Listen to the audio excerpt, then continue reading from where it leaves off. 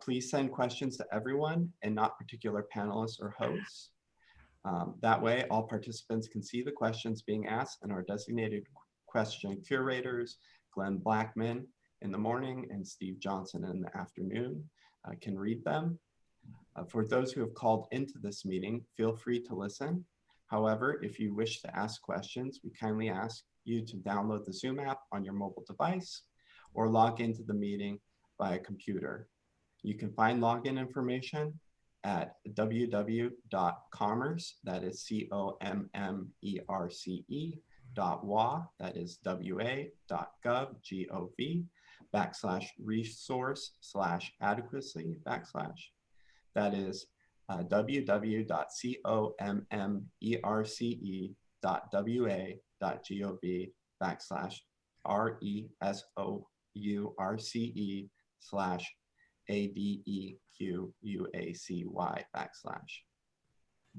With all questions being handled through the chat, there should be no need for audience members to use the raise your hand function or unmute their microphones.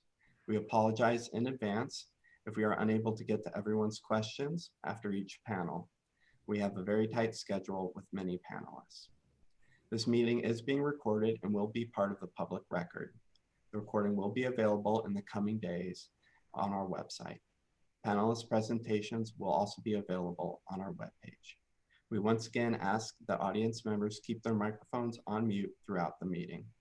With that, I will turn it over to Chair Danner and Michael Furze for opening remarks. Thank you very much, Austin. So good morning, everyone. As Austin said, I'm Dave Danner, and I'm chair of the Washington Utilities and Transportation Commission. I'm joined by my colleagues, Commissioner Ann Rendall and Commissioner Jay Belazbas. I want to thank you all for being here today to discuss what has been an elephant in the room for several years, and that is resource adequacy in the Pacific Northwest. Is the existing power supply adequate to serve the needs of citizens, industries, and businesses in the Northwest? And if not, what actions must we in the region take to minimize the risk of inadequate capacity and the risk of service interruptions? Those of us who lived through the Western energy crisis of 2000 and 2001 know how serious the lack of reliable energy service can be. We've also seen the recent problems in Texas and California, and know that we in the Northwest must be confident that we'll avoid similar problems here. I look forward to the conversation today. I want to thank those who are joining us, the Northwest Power and Conservation Council, the California Independent System Operator, the Western Electricity Coordinating Council, Northwest Grid, Bonneville Power Administration, and the investor-owned and consumer-owned utilities. And I especially want to thank the members of the public who are sharing their views with us today. I also want to thank Senator Tim Sheldon, whose focus on the issue of resource adequacy led to the passage of the state law that directed the Utilities and Transportation Commission and the Department of Commerce to convene this meeting today. This is the first of what will be annual meetings to discuss the issues related to electric power, resource adequacy, and the current short-term and long-term adequacy of energy resources to serve Washington's electric needs. The meeting will also address the specific steps that utilities can take to coordinate planning.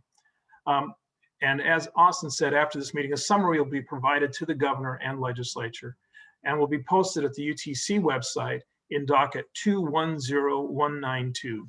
So let me turn it over to Michael Furze at the Energy Office of the Department of Commerce. And thank you all again for being here today. Michael? Thanks, Chair Danner. Thanks, Austin, and thanks everyone for being here. As Chair Danner said, we're here today to discuss the role that resource adequacy plays in Washington's clean, affordable, and just energy future. It is really exciting to have so many stakeholders in the virtual room today to bring your expertise, to share ongoing work, and to help build out a common understanding of where we are and what conversations we'll need to have as we move towards milestones in the next decade. It'll be exciting to explore whether or not there are specific steps that we can take to coordinate planning or to broaden and deepen our understanding of these issues. So thanks again for taking time to talk with us about resource adequacy. In addition to Senator Sheldon's leadership, there are a number of other legislators that are here with us today. Thank you for taking the time out and bringing your focus and expertise to the discussion. As Chair Danner said, we're going to take the information that we learn here and provide a summary to legislators and to the governor. This is a really important topic, and I look forward to the conversation and where the next steps lead. Thank you.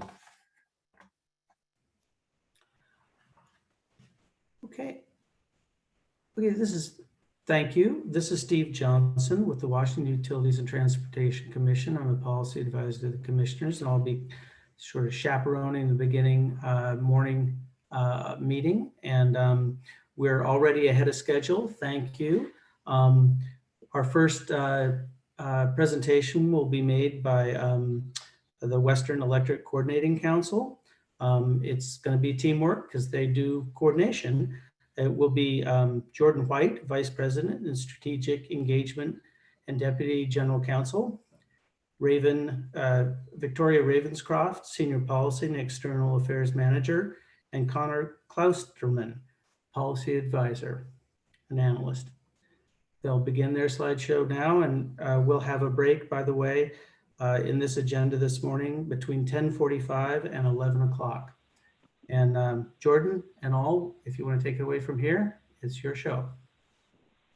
Great. Thanks so much, Steve. And thank you to the state of Washington for putting on this very important conversation today. We're looking forward to hearing this dialogue to address resource adequacy going forward. I am Jordan White, Vice President of Strategic Engagement and Deputy General Counsel at the Western Electricity Coordinating Council, or WEC as we're known. And as Steve mentioned, I have Victoria Ravenscroft and Connor Klosterman with me today. Also, what we're planning to do is I'm going to go ahead and take a couple of minutes just and discuss briefly, who WEC is and why we exist and what we do. And then Victoria and I are going to go ahead and provide an overview of the Western Assessment of Resource Adequacy, or WERA, that WEC recently completed, and discuss some of our key findings and takeaways and recommendations. Let's see here. Why don't I go ahead and let's see here, go to the next slide.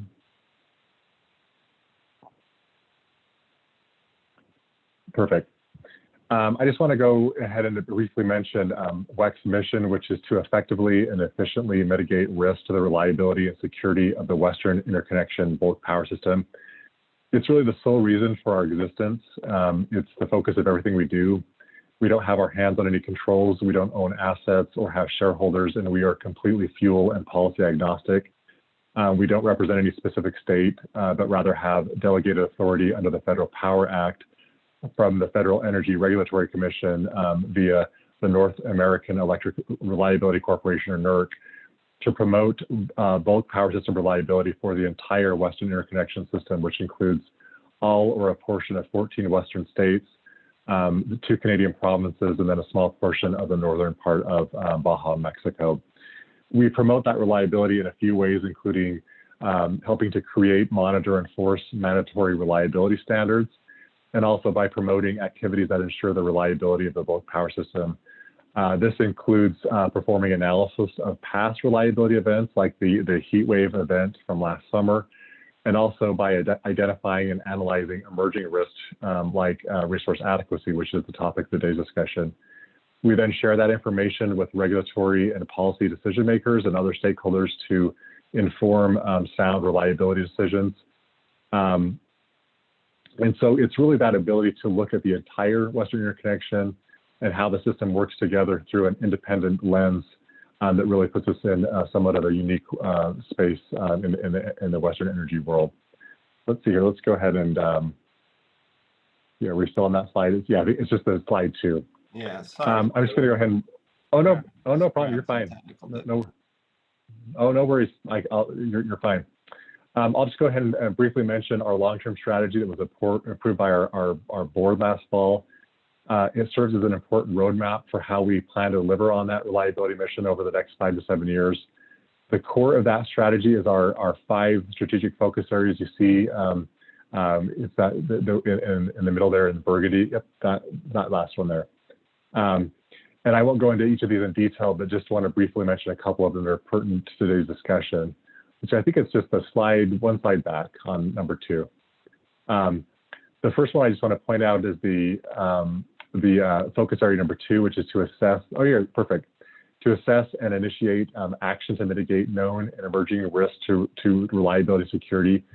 And that's really important because the heart of that, number 2, is our reliability risk priority process, whereby we gather folks from around the interconnection every other year to discuss what we see as the near-term reliability risks. We did that last time in Seattle in February 2020, and you can see that resource adequacy was identified as the top risk we see in the near term.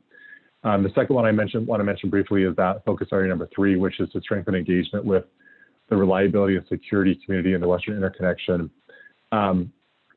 We recognize we have literally thousands of stakeholders, but we also recognize that policymakers, elected officials, and certainly public service commissions play a very unique and important role in the resource adequacy discussion. You folks at the end of the day have the very challenging and difficult task of balancing a lot of priorities, costs, policy considerations, and then making those tough decisions about how to actually keep the lights on to keep everything moving at the same time. So we really do appreciate this initiative and your willingness to let us be a part of that. Let's go ahead and go to the next slide. I'll just go ahead and briefly mention that WEC has been doing work in the resource adequacy space for some time, but that work has in the past was largely done to support NERC's long-term reliability assessment, which is an assessment that looks at resource adequacy for the bulk power system over the next 10 years, but it really takes more of a 30,000-foot level resource adequacy across the entire continent. It includes a brief breakdown for each of the 6 regions across North America, including WEC. Last year, WEC developed a new Western-focused resource adequacy assessment we call the Western Assessment of Resource Adequacy, or the WERA, that we'll spend the rest of the time talking about today. The WERA does complement NERC's LTRA, but it really looks at resource adequacy in the context of the unique Western interconnection challenges and conditions. Next slide. It's important to note that the WERA was developed in response to stakeholder feedback and a request to really see an analysis that's focused more on some of the unique considerations of the West, including potential variations of resource assumptions, meaning builds and retirements, and also looking at more constrained import scenarios than what was included in the LTRA. Next slide. So the assessment breaks down the West into 5 subregions based on factors like their peak season and existing operational and planning relationships. As you can see from the map, we divided the Northwest Power Pool footprint, which of course includes Washington State, into 3 subregions. The reason why we did that is because we didn't want the summer peaking central subregion to mask the winter peaking northern regions or vice versa. The assessment starts by looking at demand and resource projections at the balancing authority area level for each year for the next 10 years.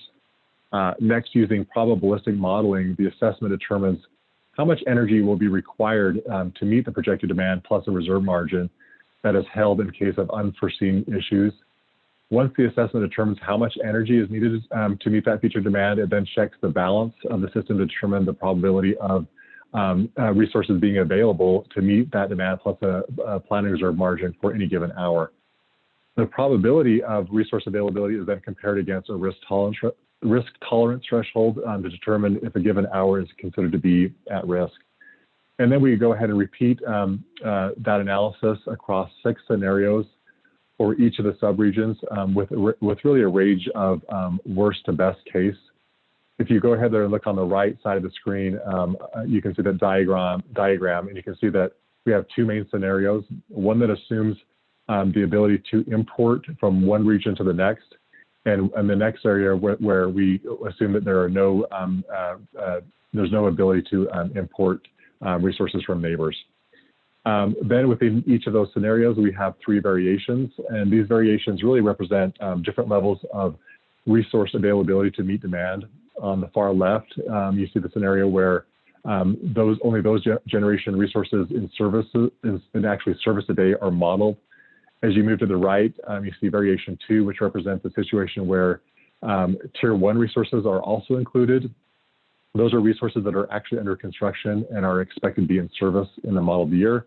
And then finally, on the far right, we add Tier 2 resources to the picture, which are resources that are those that are in licensing and siting phase, but are not yet under construction. Looking across the scenarios is important because it allows us to see the implications for resource adequacy given different assumptions about the ability to import and also whether resources that are planned are actually going to be built. We realize that the Western Interconnection was designed to operate such that subregions depend on one another for imports.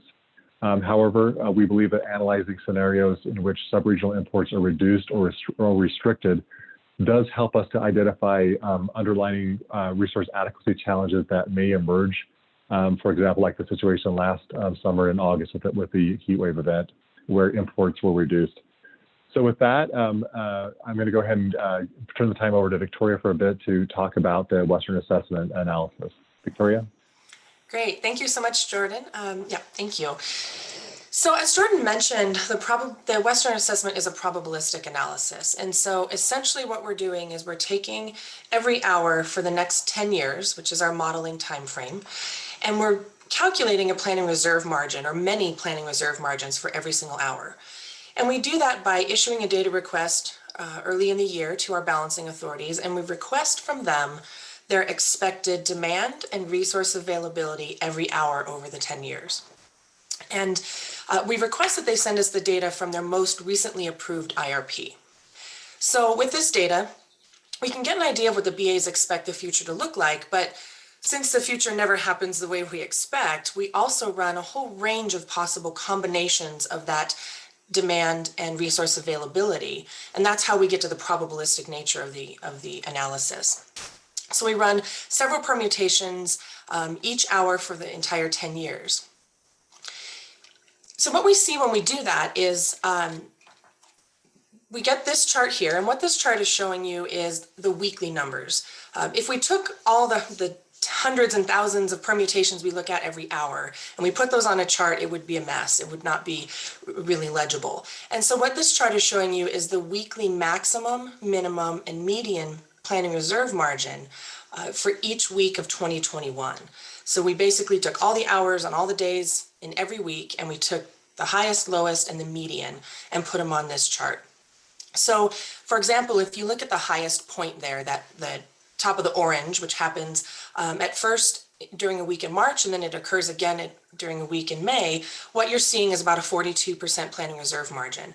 And what this means is just that in at least one of those thousands of runs, those thousands of permutations, a 42% planning reserve margin was necessary to remain adequate.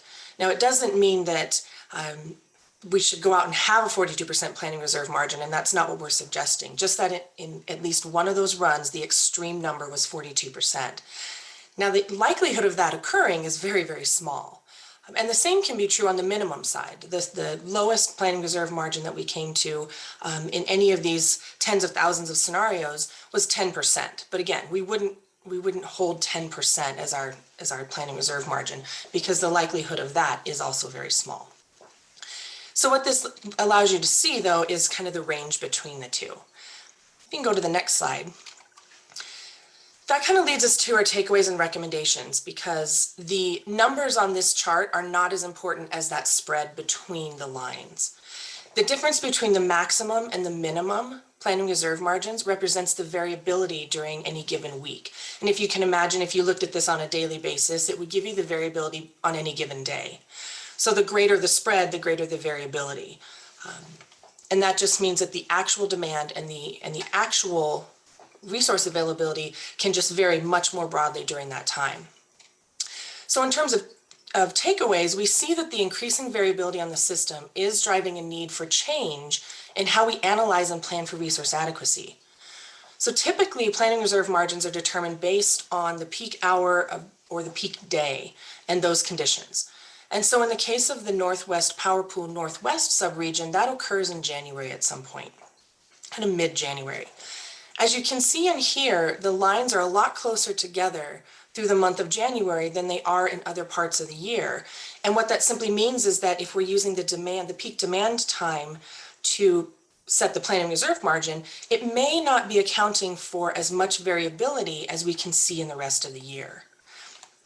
So we recommend that entities consider methods to account for variability at different times of the year, both in determining planning reserve margins, but also in other planning for contingencies, for example.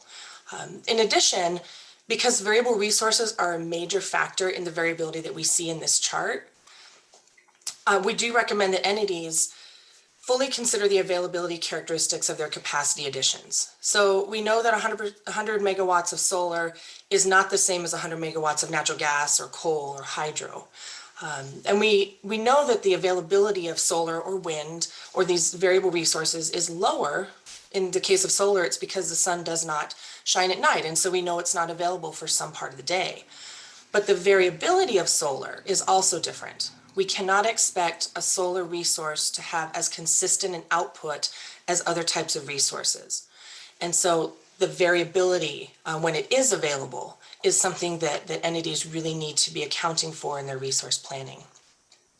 Now, we're not saying that entities need to necessarily increase their planning reserve margins to cover all possible variability, but they should have a plan to cover any variability above and beyond their planning reserve margin. So for example, if an entity in this region is holding a 15% planning reserve margin, they should have some idea how they're going to cover up to maybe 20 or 30% in the operational hours. So they should have that idea in mind, that plan in place. And one common way to cover that is through imports. And that's done across the Western interconnection. However, entities need to recognize that at the same time they might be covering their variability with imports, other entities across the interconnection might be covering their own variability as well. So if you go to the next slide, we can take a quick little snapshot of the rest of the West. These are the same charts I just showed you, except they're for the other 4 subregions in the West. And the blue shading there just represents the times that variability is high in the Northwest, Power Pool Northwest region. Just to give you an idea of how the variability in your region coincides with the variability in other regions. And as you can see here, the variability, there's quite a bit of it.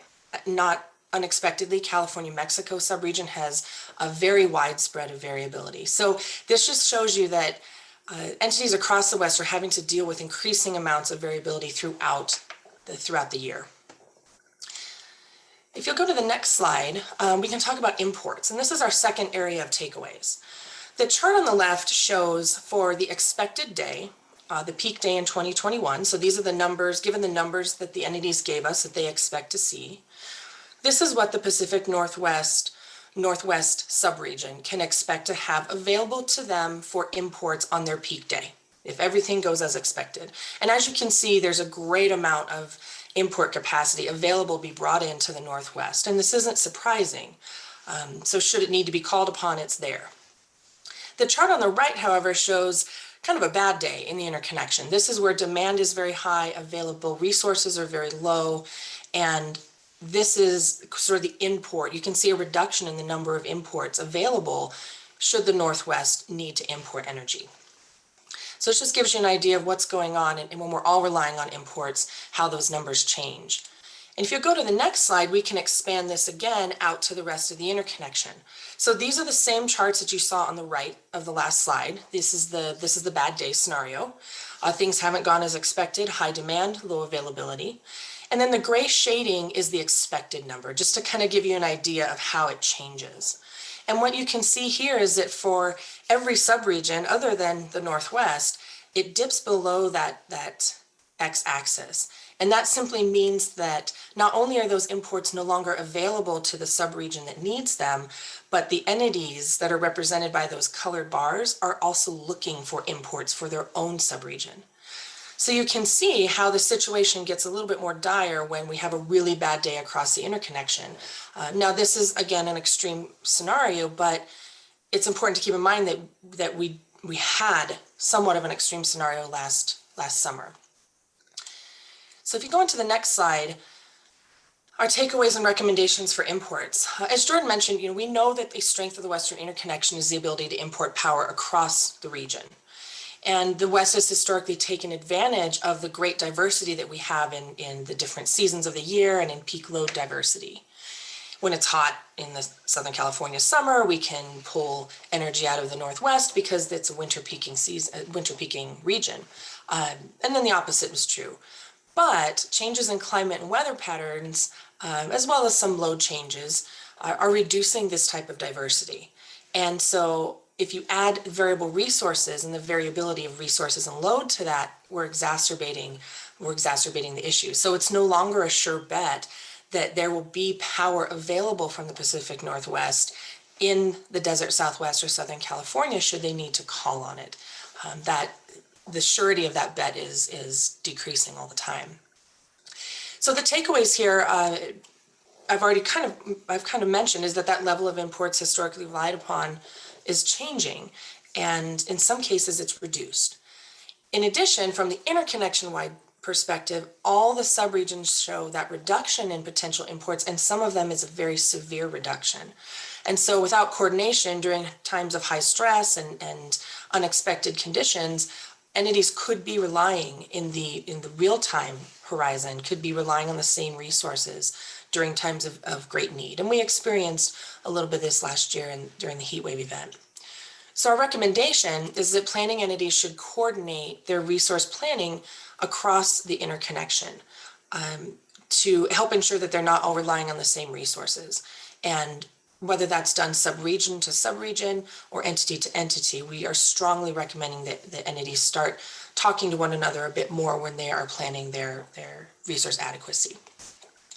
So with that, that's just a quick coverage of the high-level takeaways and recommendations. I'm going to turn it back over to Jordan to talk a little bit about where we're going for summer 2021.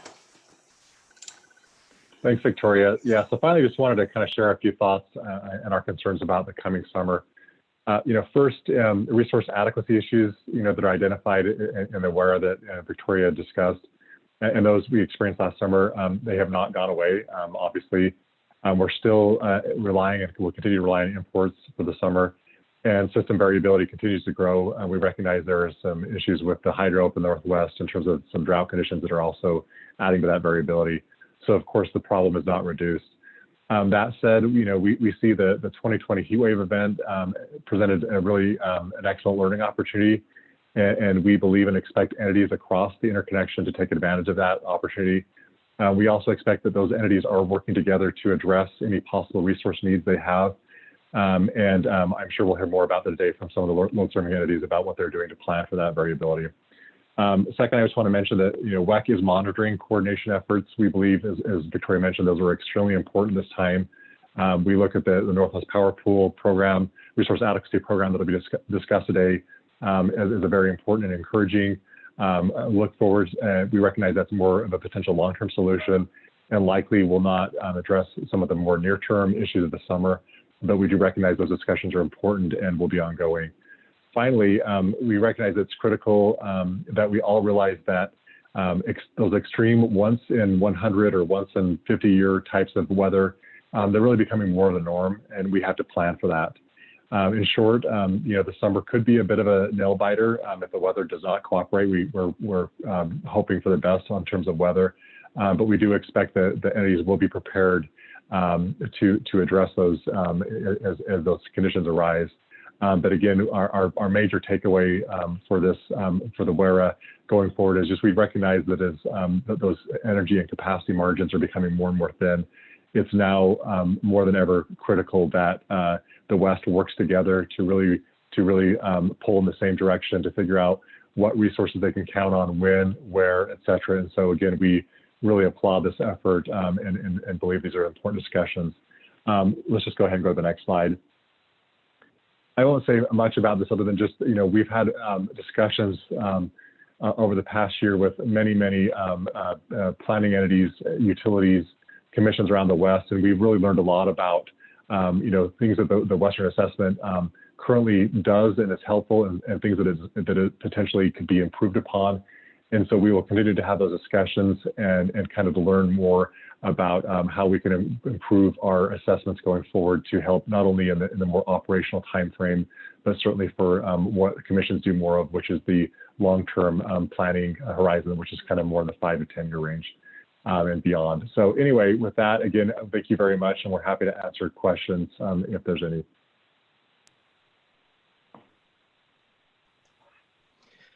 So this is, oh, go ahead, Glenn. Okay, thanks. Yeah, this is Glenn Blackman with the Department of Commerce, and I'll be sort of curating the questions in the morning session, including this one.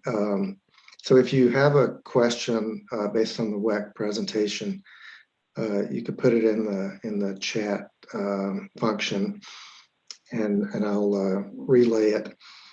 And in the meantime, I'll take the liberty of asking a question. And what question I had in listening to this was how much of a factor the transmission system is in terms of inter-regional adequacy. I know you said that you looked at the what the BAs were telling you about level of imports. Are they the ones that decide what the transmission constraints are, or do you, in your analysis, look at transmission limits in terms of assessing the adequacy of each of these subregions? Yeah, that's a great question, Glenn. I mean, first of all, let me just say that, from our perspective, transmission is certainly critical and key to that availability question, because even if you have resources, ultimately you've got to get those resources to load, and we recognize that there is a real issue with congestions and constraints around the interconnection, and certainly in some of those major paths, certainly going down from Washington to California is an issue. The Western assessment does look at transmission, but we recognize that we don't have quite the level of granular information in terms of the capacity, whether they're contract constraints, et cetera. We use more of a higher level pipe and bubble model, and it's not a production cost model. So we don't have all the pieces. And so what we recognize is that when folks look at the Western assessment, if they see an area or an hour of potential risk, that's especially when you're going into the operational time frame at the BA level, that's the time to kind of look more closely at what specific information they have, which they do have more information than we do, to really see not only if those resources are available and if other subregions are counting on them, but certainly if there's capacity to get that resource to load. So yes, we absolutely agree that transmission is a key component of resource adequacy going forward. Thanks. And I think I'll also take a minute here to decode some acronyms, or ask you to actually, but because I think we're going to say a lot today. We're going to refer to BAs, and another one that I've heard is load serving entities. And if one of you could explain those two terms real quickly, that might help us for the whole day. Yeah, sure. And we apologize. I'm going to let Victoria maybe talk about it, but I'll talk about the load serving entities. Those are the actual folks who have the obligation to serve. Those are the utilities a lot of them have on panels today. And so I'll turn it to Victoria to maybe talk a little bit about their relationship with the BAs and how that functions and what the distinction is, because that's a great question we need to clarify.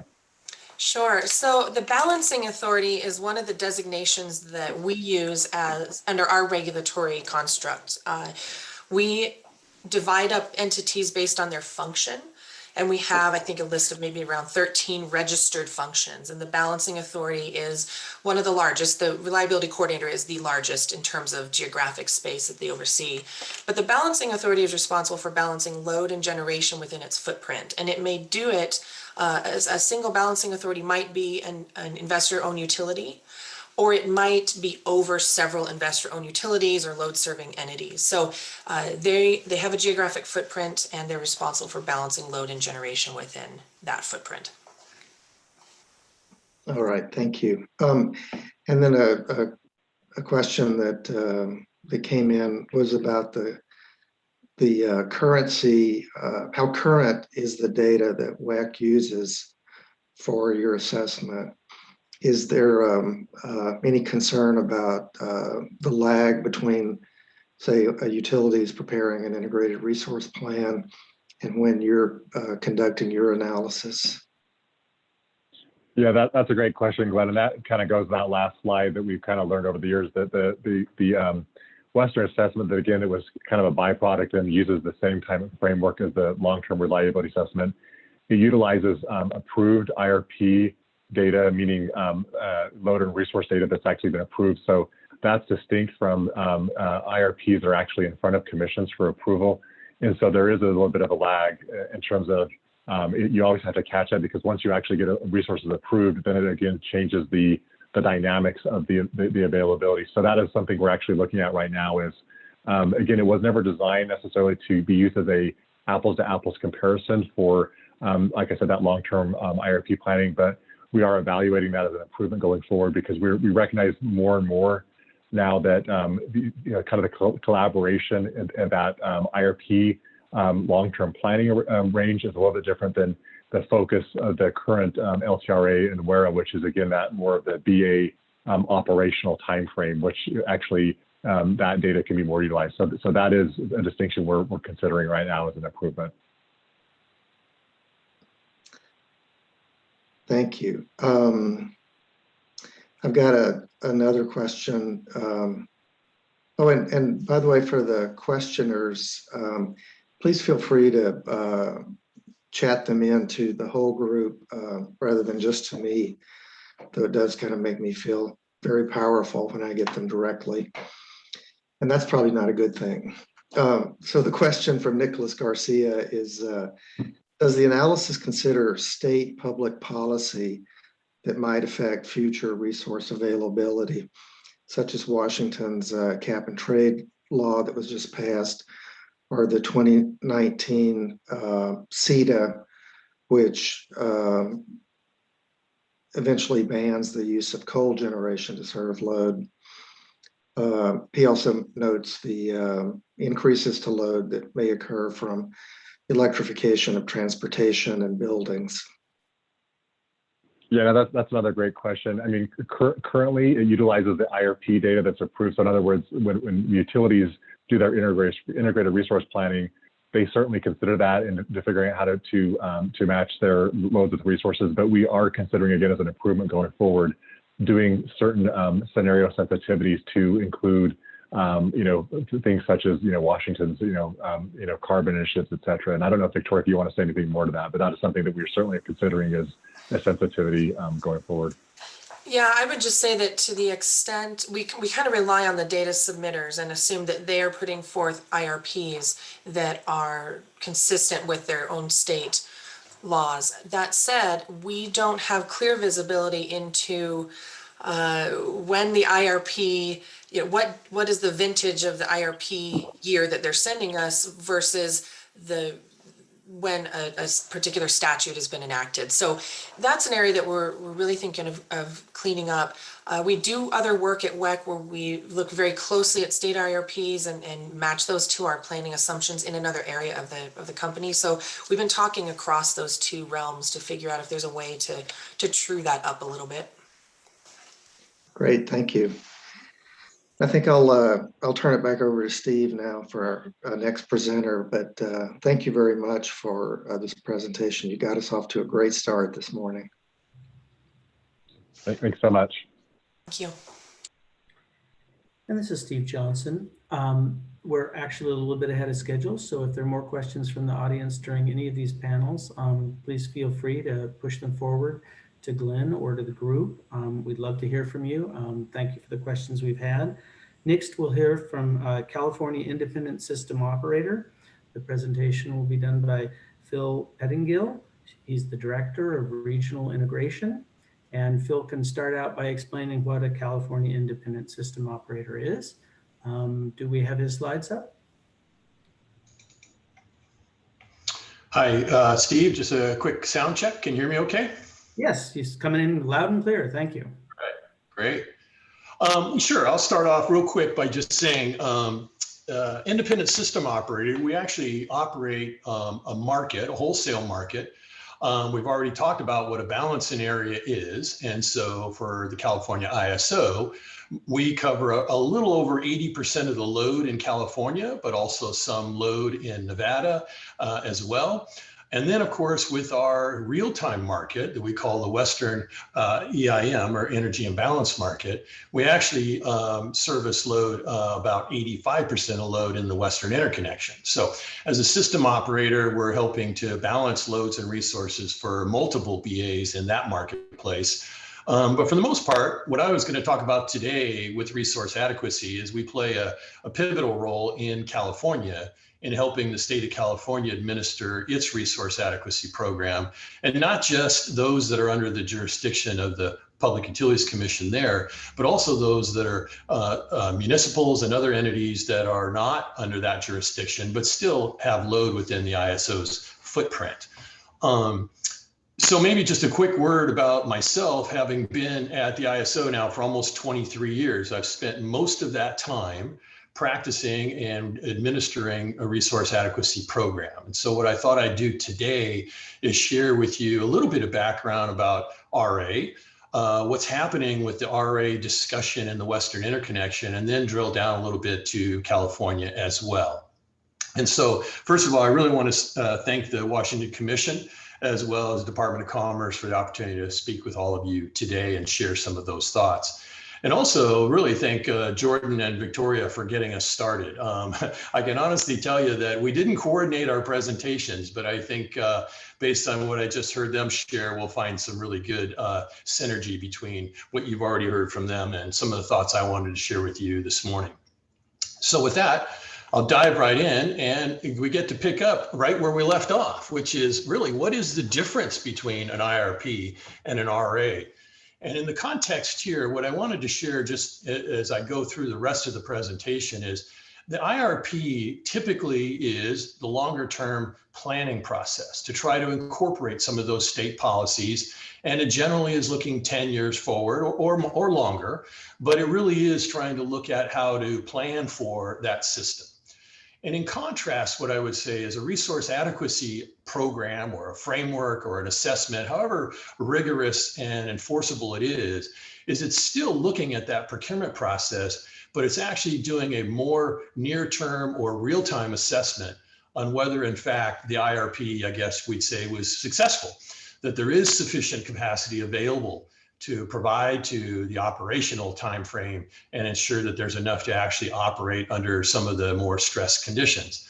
And just as an example, in California, there's an overlay of both annual and monthly process. So a year and ahead, most of the capacity needs to be reflected in the supply plans that come from those load serving entities that we just spoke about a few minutes ago. But on a monthly basis, and basically 45 days prior to the RA month, then all of the RA capacity, which is generally a 15% margin above the peak load for that month, all of that capacity needs to be reflected. And now there is a clear showing that sufficient capacity should be available to operate the system. So with those definitions in mind, we can move on a little bit and sort of talk a little bit more and broaden where Jordan and Victoria were about what are some of the drivers that are driving this more regional conversation. Because I can assure you, as the Cal ISO, we are actually talking with many entities across the West and doing some of the coordination that Jordan mentioned we should all be doing. But what we found is, most importantly, the bulk electric system is clearly in transition. And many, if not most, of the balancing areas in the Western interconnection are moving to lower GHG emitting resources as we all seek to decarbonize this grid. What's happening then is a need for more flexible resources. And because the dispatchable resources that we had in many cases are starting to decline and exit the system. And that's happening because some of those thermal generators that we're used to relying upon are no longer available. Now, those are being replaced by the variable energy resources, whether that be solar, wind, or many other resources, including storage. And I'll touch on storage here a little bit in the conversation. But also we're seeing more and more demand and demand response products starting to come available. And that can be helpful because not only is the resource mix becoming a variable resource, so is the demand. The load on the system is becoming much more variable. And what we really see is a need to have flexibility then in both how we manage the load as well as how we manage the resources. So both sides of that equation. But one of the things we see, and I think we'll see later today in the conversation, and we've heard a little bit from Jordan and Victoria, the region really is looking to, and very likely is increasing its risk of having capacity shortages. And what I'll just share with you is it looks to us, and what we've seen happen certainly in California, is it's important to recognize that as those carbonized resources begin to shut down and exit the market, it's important to make sure that there's sufficient resources available to operate the grid once we lose those historical resources, because that lumpiness is what can cause a loss of a fairly significant amount of capacity. And it's important to have sufficient resources to back up that loss. So if we move on to then what is in a resource adequacy program, what I thought I'd do is start to define what we've seen in California, but also, frankly, we study RA programs across the whole rest of the country. And so 4 key elements I would share with you. The first is it is a forward planning process, but it's also incorporating a planning reserve, and it's incorporating an expected level of operational risk. And what that typically means is this mean that there's 1 hour or 1 day, the potential to be unable to serve load, typically over a 10-year horizon. And we'll certainly hear some more about that from John Fazio as he talks about what you're seeing in the Northwest. A periodic showing that those load serving entities that are part of this RA program are actually reflecting that they have procured sufficient capacity. And they don't necessarily need to own it, but they've certainly got contractual commitments that that resource is available to serve their load during the RA period that we're going to be assessing. It's essential that those resources are able to, a compliance mechanism needs to be in place to just encourage that all that full procurement is being done. And then finally, it's essential that that RA capacity is made available to whomever the system operators are. And so in the case of the Northwest, where there is not an ISO or an organized wholesale market for running all of the system operations, it's certainly possible still to construct an RA program that makes the available capacity available to all of the members. And that's really what the Northwest Power Pool is doing with their RA program.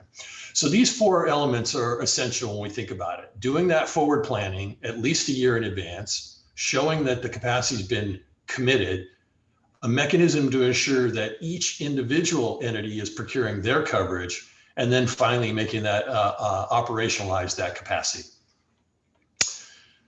So let me talk a little bit in then what's happening in the California RA program and what's the paradigm that's built up essentially over the last 15 to 20 years in California.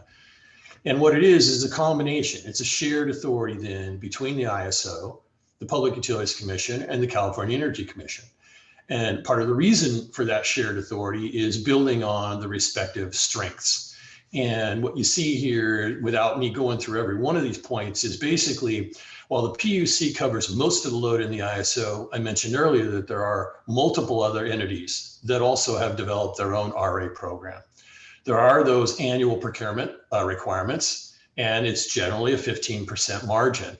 The idea is that margin is expected to achieve that 1 day risk loss of load probability on a going forward basis. The California Energy Commission has a lot of expertise in doing forecasting and load forecasting in particular.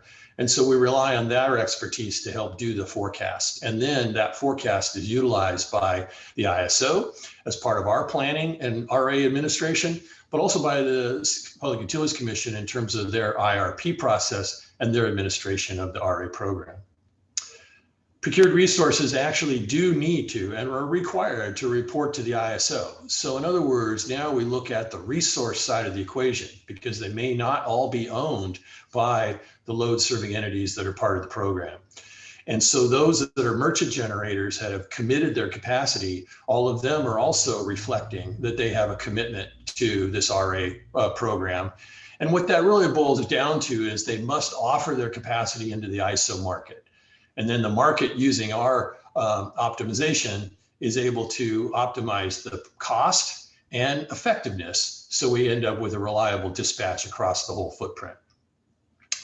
The ISO tariff does include then a backstop mechanism, and this is one of the elements that I didn't have in our list of 4 earlier, but what it boils down to is what happens when an entity is found to be short. And there's different ways to resolve that, that particular circumstance.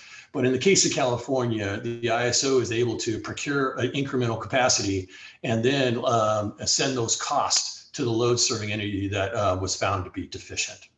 That ensures that we go into the RA month, we still have enough capacity to meet all the objectives. So what's happening now with this basic framework and structure is we're seeing a significant shift in the operational demands on the grid. And what you see here is really 2 graphs. The blue line is representing what the actual load is. And what we've done with the green line is we've created what we refer to as the net demand. What this means is when we subtract the wind and solar resources from what the actual demand is, we find out then what this net demand needs to be served by all remaining resources available to us. And what you can see here, and this was reflected in some of the graphics that Victoria just shared with you from the WEX studies, is first of all, the challenging period of time is no longer at around the hour 1700 or 4:30 or 5 p.m. where that gross load, the blue line, is. The challenging time becomes later in the day around 7 o'clock, between 7 and maybe as late as 8 p.m. And the reason for that is during this period of time, we're losing essentially all of the solar resources available to us. In California, we've got over 13,000 megawatts of utility scale solar. And so even though what we see on this graphic is the load is going down by a few thousand megawatts, what usually happens at this same period of time is we lose more solar than the load that declines. And that's what puts the stress on operations and the availability of the remaining resources on the grid. So to give you a real specific example of this, this is exactly what happened in the 2 days of outages last year that we experienced in California. So on August 14, what we see here is the blue line shows that we hit that peak around 5 p.m. It was over 46,000 megawatts. And the orange line, that net demand curve, is showing you that that peak occurred almost 2 hours later. And it was almost, well, it was over 4,000 megawatts lower in its magnitude. But what happened is while the load went down to 4,000, we lost about 6,000 megawatts of solar resources during that period of time. That put us in a deficient position. Because we had lost the resources that were serving the load. And the end result was we had to shed about 1,000 megawatts for what's reflected by the gray bar, about an hour's period of time. Now, the very next day, we experienced the same circumstance where the peak, gross peak occurred later in that day, almost an hour later, and slightly less, about 45,000 megawatts. But what you see, of course, is an hour after that is where that net peak demand curve occurred. And again, it was about 4,000 megawatts less, but we had already lost much of that solar resource that I was referring to. And the end result was needing to shed load for about 30 minutes on that particular day. So it's important to recognize that in any RA program that we're assessing the ability of resources to serve the load during the various hours of the day. And that's really what our takeaway here is. Looking at pure capacity really needs to be in combination now with its ability to serve load and produce energy. So what we're really doing now is focusing on these 3 areas, recognizing that we have more variability. And so we need to enhance the day ahead market to understand what resources we need to reserve and be prepared for in the operational time frame. But we also recognize there are whole new technologies being brought to the table. One of those is storage, and you've heard about that. And I'll just mention that one of the biggest challenges we see with storage is as storage resources have to charge up because by definition, they're not producing any energy. They need to find the hours of the day to charge. and then ensure that they're fully charged in the hours of the day when we need them to serve load. So refining the markets and refining the dispatch tools is essential for a new emerging technology like storage. And in California, we're going to see storage grow from what was about 200 megawatts at the beginning of this year to almost 10 times greater, about 2,000 megawatts by the end of this year. And we're hopeful that that will be available to us during this summer's operation. But finally, I mentioned this issue about resource sufficiency, and that is to actually look at how resources and the needs for those resources to produce energy are changing. And as a result, we are much more dependent upon them producing energy exactly when we need them. So I wanted to spend the last couple of slides here just talking about where are we going in preparation for this summer and some of the changes that the CalISO is proposing in our resource adequacy program.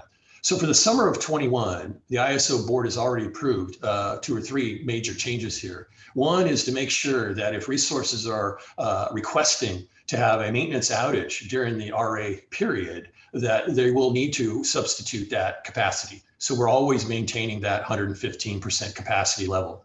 Those energy limited storages, such as batteries, are going to need to be able to be fully charged and available to service when needed. And we've got some market rules that'll go in place to do that. And then finally, we want to make sure that as we rely more and more on imports and our ability to export, that it's going to be essential that we modify our market rules to support those imports and exports. And that creates more transparency and as we work with the adjacent balancing areas across the rest of the West. So finally, one thing here that the Public Utilities Commission did is we had recommended that they increase the planning reserve margin from 15 to 17.5%. The reason for that is we're looking at that 8 p.m. timeframe on when do we really need the energy from the resources. They elected not to change the planning reserve margin, but they have increased the procurement to get to that 17.5% by this summer. So we're optimistic that will help us move through this summer. When we think about where the ISO is going, I wanted to share a few things, and I've already touched on these, but in terms of some takeaways, it's important to recognize that there is greater and greater uncertainty, not only in what we're experiencing with climate change, but also in the variability of those loads and resources. And I've talked about that. We need to understand what the impacts are on reliability as the system becomes more and more dependent on resources like storage and or hydro resources that maybe have limited availability under these weather conditions that we're experiencing. And so how do we translate those into an assessment for all hours? And that's one of the things that we are trying to do. But there's also a need to take a look at the penetration of behind the meter resources. In California, literally just a couple of years ago, we had less than 5,000 megawatts of behind the meter solar on the customer and commercial buildings. We are already in excess of 8,000 megawatts today. And in about 5 years from now, we're expecting to be in excess of 10,000 megawatts on this grid. So the amount of behind the meter resource is a continually growing asset and also challenge. So I'll wrap with a couple of slides here by basically saying where we're going in the short-term horizon with our stakeholder processes and working with stakeholders in California is to deal with that planned outage process I mentioned. How do we make sure that planned outages can occur, but we also know that capacity is available? We want to deal with that minimum charge requirement on those resources, especially the storage assets. And I want to point out that this is going to become a bigger issue, not only for a 3 or 4 hour time frame of each day, but as more and more storage gets added to the system, it's going to be really important to be able to know that the storage resource can actually operate for multiple days.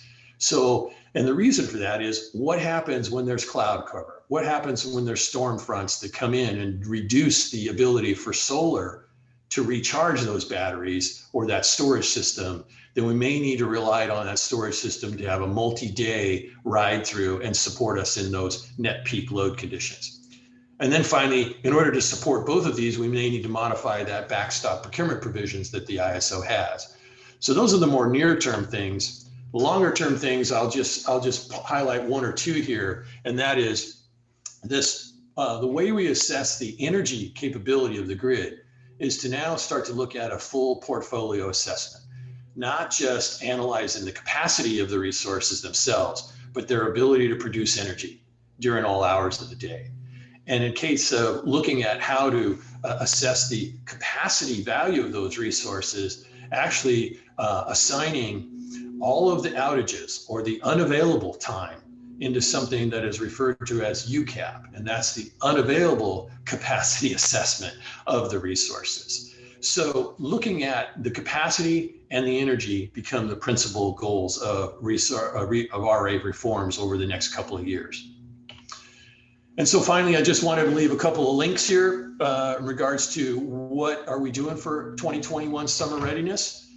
More importantly, we've got a nice fact sheet that highlights some of the reliability actions that we're working on with the PUC and the Energy Commission. And finally, if you'd like to drill down into some more details on the root causes and the things we found that were contributing to the outages of last year, I've got a linkage here for you for August 2020 outages. And so I will now stop there. And Glenn, I guess it's you and I. We can handle some Q&A here with the audience. So thank you for listening and opportunity to answer some of your questions. Thank you, Phil. That was very helpful and informative. And we would invite questions from our audience. And once again, I'll step into the void and ask you, Phil, about how you see interregional coordination and cooperation helping to kind of support our resource adequacy needs individually, in particular between California and the Northwest. I know that sometimes in a period of stress, we tend to turn inward and say, well, we're not going to count on anybody but ourselves. And I just wondered whether, sort of what attitude you feel like CAISO takes in terms of that,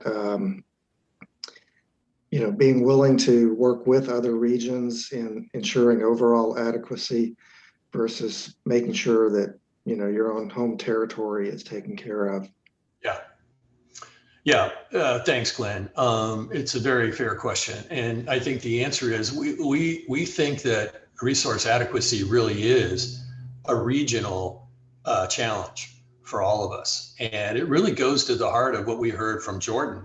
Most of the balancing areas in the Western interconnection do rely on imports in some form or another. Last year, during those hours of where we were shedding load, we were dependent upon thousands of megawatts of imports. It wasn't all coming from the Pacific Northwest, but it was coming from throughout the Western interconnection. And if we were not receiving those, and frankly, we received those RA commitments very close to what those commitments were. So having those long-term contracts and that transparency, as I mentioned, is essential in supporting resource adequacy across the rest of the West. So we see ourselves as a partner in working with the other balancing areas. And, we've certainly been open and supportive to the Northwest Power Pool's efforts to build, and design an RA program for the Northwest. So I think it's a very fair question and one in which we look for those opportunities to engage and talk about resource adequacy wherever we can. Thank you. Another question that we have for you is how CAISO and the California Energy Commission and Public Utilities Commission have reflected the current drought conditions in California and the Northwest in your assumptions for this summer, in particular about the availability of Northwest hydro imports to California. Yeah, it's a great question, and I appreciate, Ann, you asking that one.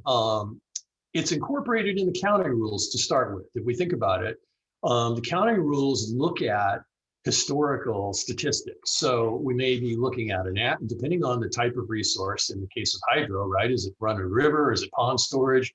So we may be looking at historical averages, or we may be looking at things like a 1 in 5 or 1 in 10 year worst case scenario, drought type conditions.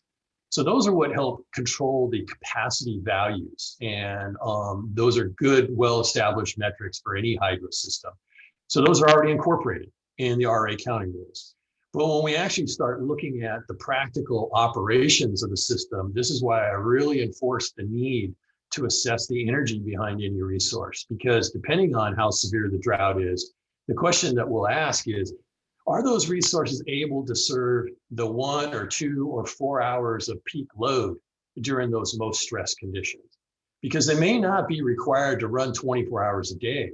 But what we do want to know, we do want to assess where they can serve the energy over those top 4 or 5 hours of the day, and do that over maybe multiple days in a row as they try to recharge, or if they can't refill because it's run of the river, then those are places that we look for.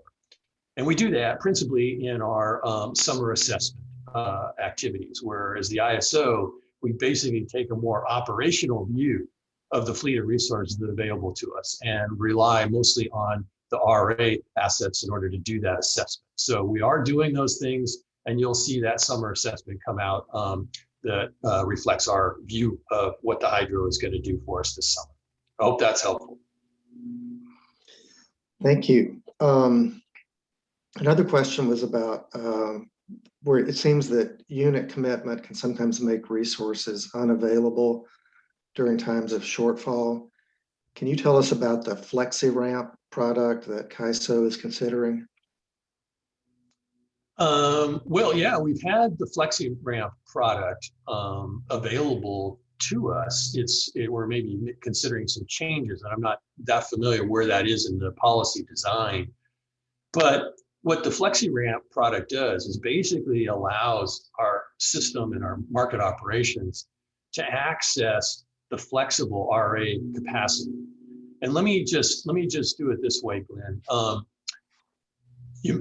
When everybody was looking at those gross and net load curves I was showing, you could see a very steep climb from the middle of the day, let's say from noon until that peak, that net peak that's occurring about 7 p.m. We recognized that this was a problem, I think, about 5 years or so ago, because in some cases, we may have to get over 30% of the resources to come online in 3 hours to serve whatever that net peak load is. That ramp is a significant challenge for any operating entity.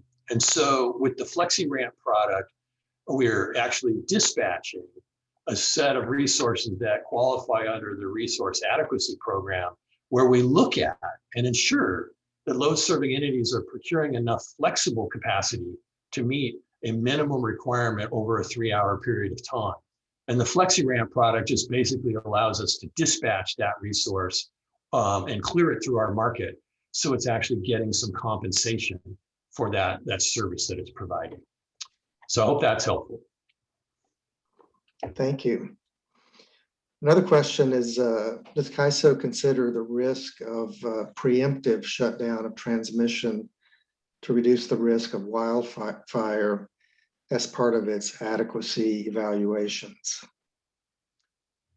Well, no, because again, if we go back to where I started, an integrated resource plan is looking 10 years in advance. So we don't really know when or where any potential shutdown of transmission would occur because of that. We are incorporating forced outage rates on the transmission grid that give us some reasonable approximation.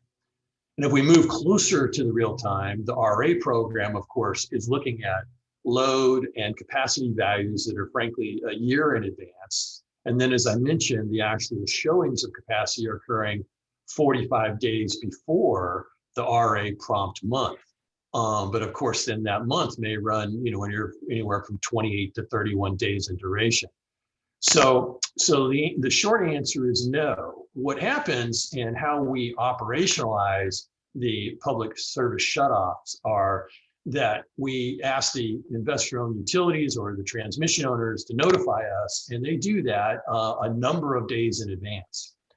When they do that, we can incorporate those expected outages into the market operations. And the market then will assume that there's an outage or curtailment on the transmission And as a result, we then dispatch around what may be a shutoff. If the shutoff occurs, we're already prepared. If the shutoff doesn't occur, then we've taken a more conservative approach and we have some more leeway in operating the grid for that particular day. So it really is a matter of the time horizon. And in terms of the public safety power shutoffs, those are not really explicitly incorporated in these forward processes. It sounds like, if I understood you right, that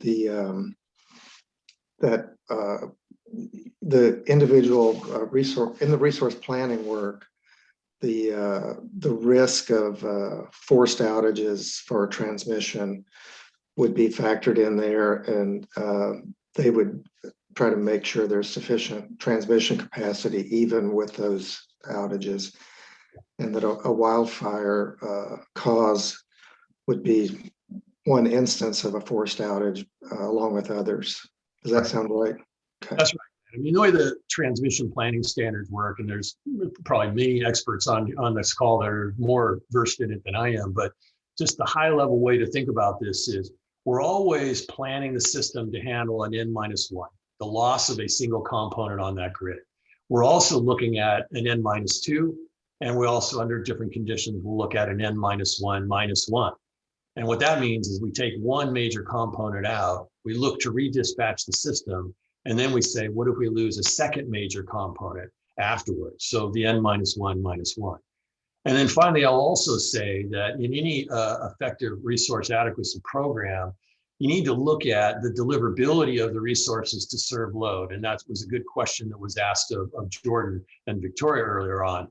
Because in our case, we know we have load pockets or areas of the California system where they are dependent on transmission in order to have reliable load service. There may be some generation in that approximate area, but they really need sufficient transmission. And at that point, what we do is we plan around that to make sure that we're not overly relying on the transmission, and we may have to actually procure those generators within the load pocket to create a good balance of reliability for those loads in those areas. So again, different ways to look at this, but as Jordan said, transmission is a fundamental element of resource adequacy, and as we all know, just long-term system planning. All right, I've got the final question here, which is from our moderator, Steve Johnson. So I better ask it. Could you discuss how rules on wheeling of power from and through balancing areas affect resource adequacy in the Western Interconnect? Yeah, Steve, I think that, and for everybody, the way to think about this is the actual wheel through is not part of at least the California's resource adequacy design. What is part of that design is the imports, as I mentioned before, and how many imports can be potentially used in compliance of the RA program. So what we do is a series of transmission studies to look at what the simultaneous import is that our grid could handle into California. And that's a number, let's say, in the range of 16,000 megawatts. But then the load serving entities go out and do their procurement. And historically, what we've seen is a range of about half of that capacity is being procured and shown as part of the resource adequacy program. That takes 1/2 of the wheel. So we know what is the import because loads in California are relying upon that energy. Now, it is possible that entities are wanting to move energy through the balancing area. And so that's what a wheel is, right? A simultaneous import and export occurring at the same time. So what really happens there is it's a competition for the transmission available to them. And this is exactly what we're working on in our current stakeholder process at the ISO to look at how to create equity in regards to the loads in California relying on transmission to serve them from an import, but also, reasonable and appropriate market transaction where entities are trying to maybe, for example, move energy from the Northwest to the Southwest and need to be able to use some transmission capacity through California to do that. And what we need to do then is put those uses on a level playing field. So those are consistent and the priority of that transmission service is consistent as well. So not explicitly built into an RA program, but certainly understanding that transmission is important so that RA purposes are being met, whether it's load inside California or actually load that's maybe on the other side of California looking to use the transmission system. Well, Phil, thank you for that incredible presentation. I hope the discussion of droughts in the West has made people thirsty for more resource adequacy discussions. Sorry that we're having you drink from a fire hose. These presentations are extremely well done and well organized. I thank you so much. We'll be running on time except for my last question. So thank you, Phil, for keeping the train running on time. And again, please post questions to the chat box, and maybe we can catch up with them. We've heard from WEC, which was the Western Interconnect broad look, and now we've heard from CAISO. Thank you, Phil, about about California mostly. And now we're going to turn to the Pacific Northwest and hear from the Northwest Power and Conservation Council, namely John Fazio, Senior System Analyst, who does, well, he'll tell you what he does, but they do a resource adequacy study for the Pacific Northwest, and he's up next. And the good news is, after John, there will be a 15-minute break beginning at approximately 10:45. So I'll let you take it away, John. Thank you, Steve. I'm assuming you can hear me. Yes, I can. Thank you. Excellent. Now, should I don't have control of my slides, I should just ask when the next one can be. Yes, that is how we'll work it. Great. Okay. Why don't we step back one slide then quickly? I just want to provide a little bit of an introduction for those of you who don't know. The Northwest Power and Conservation Council was created 1980. As part of what we do is to create a power plan for the region every 5 years. We also assess the adequacy of the power supply. And we can go to the next slide, actually. I could have stayed there, I guess. The adequacy assessment and the adequacy standard is used really in two ways.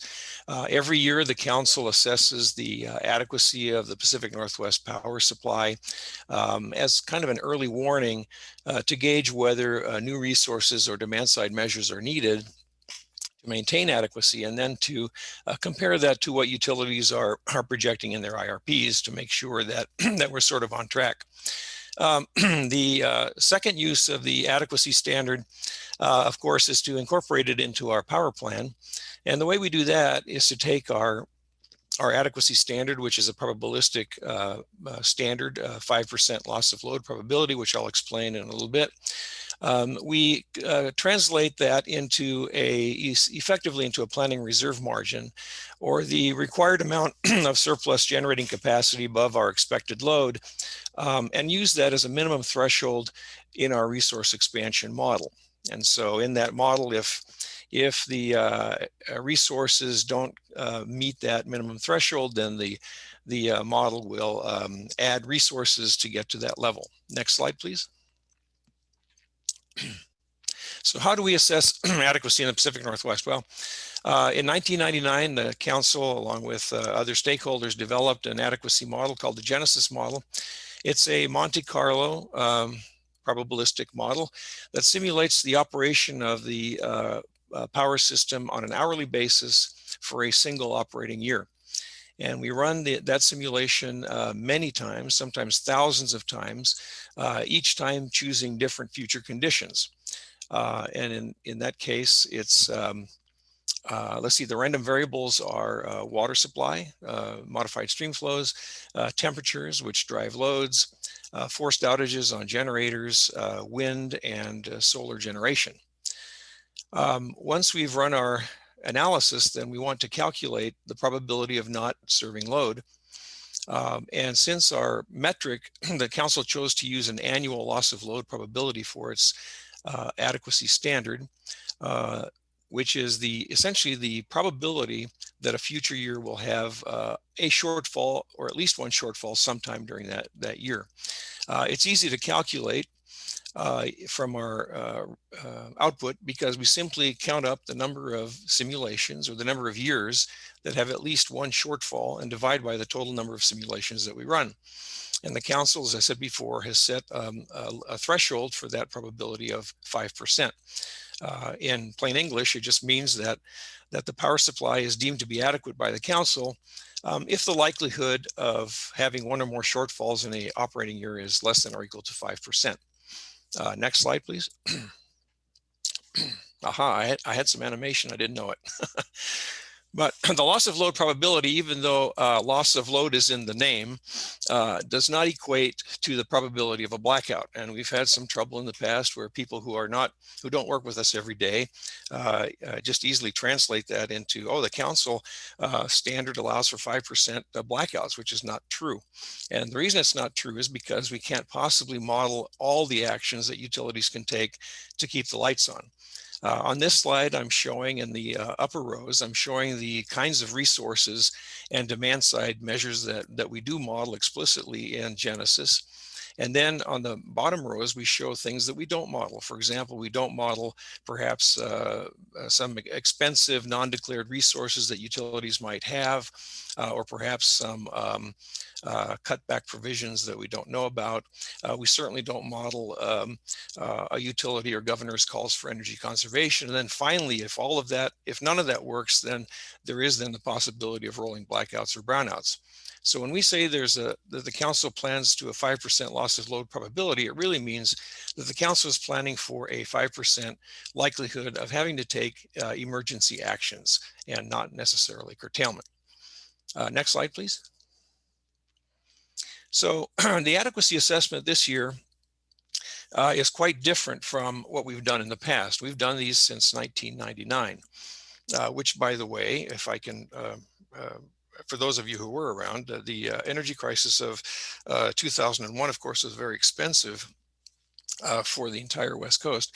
In 1999, there was some concern about the adequacy of the system. We created Genesis, we ran our first LOLP study, and we projected that the LOLP was 24%, meaning that there was roughly a 1 in 4 chance that the system could face a shortfall. And then 2 years later, we had the 2001 energy crisis. And so after that, all of a sudden, people got very excited about our metric and wanted to participate, and we've improved it quite a bit since then. But it's different this year for 3 reasons. One, this year we're using climate change data. We're using downscaled general circulation model results from several GCMs to project future temperatures and precipitation, which translate into river flows. And we believe this is a better representation of expected future conditions because we have seen, even in the historical record, trends that show a general shift in loads and in hydrogeneration.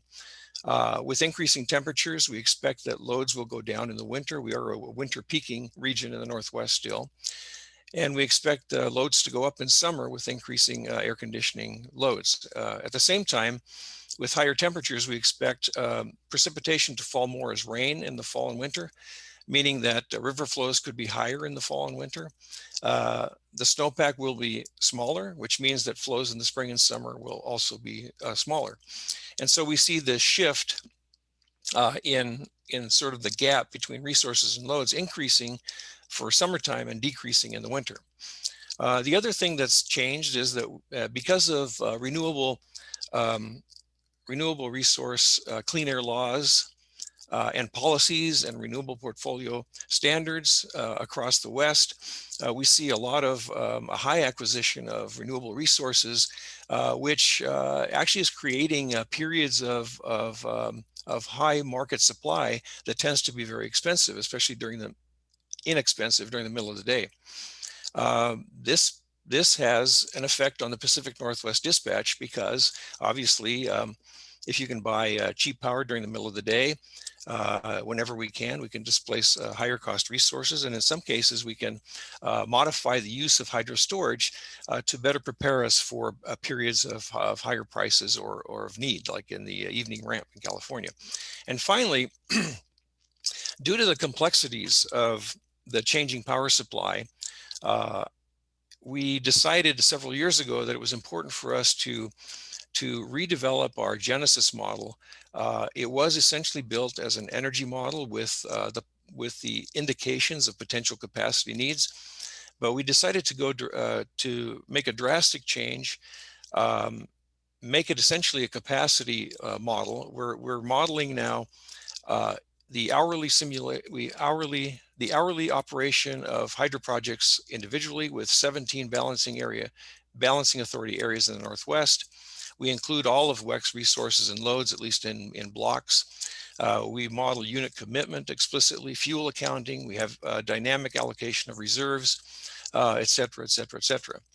And we've seen that the new model obviously looks at things that the old model can't, and so it gives us slightly different results, but all for the good. We think it's a much better representation of how the power supply in the Northwest is actually operated. Next slide, please. Okay, before we move on to the actual assessment, I just want to point out there are some expected retirements in the Northwest. Between now and 2025, we anticipate 657 megawatts of coal-fired generation to be retired. And then after that, we see other planned retirements, Centralia 2 later in 2025, North Valmy 2 at the end of 2025, and then Bridget 2 in 2028. And then with additional coal retirements in the next decade after 2028. So we're losing capacity, and this was of great concern to a number of people. And so we go on to the adequacy assessment. Next slide, please. So I have to say that these are preliminary results.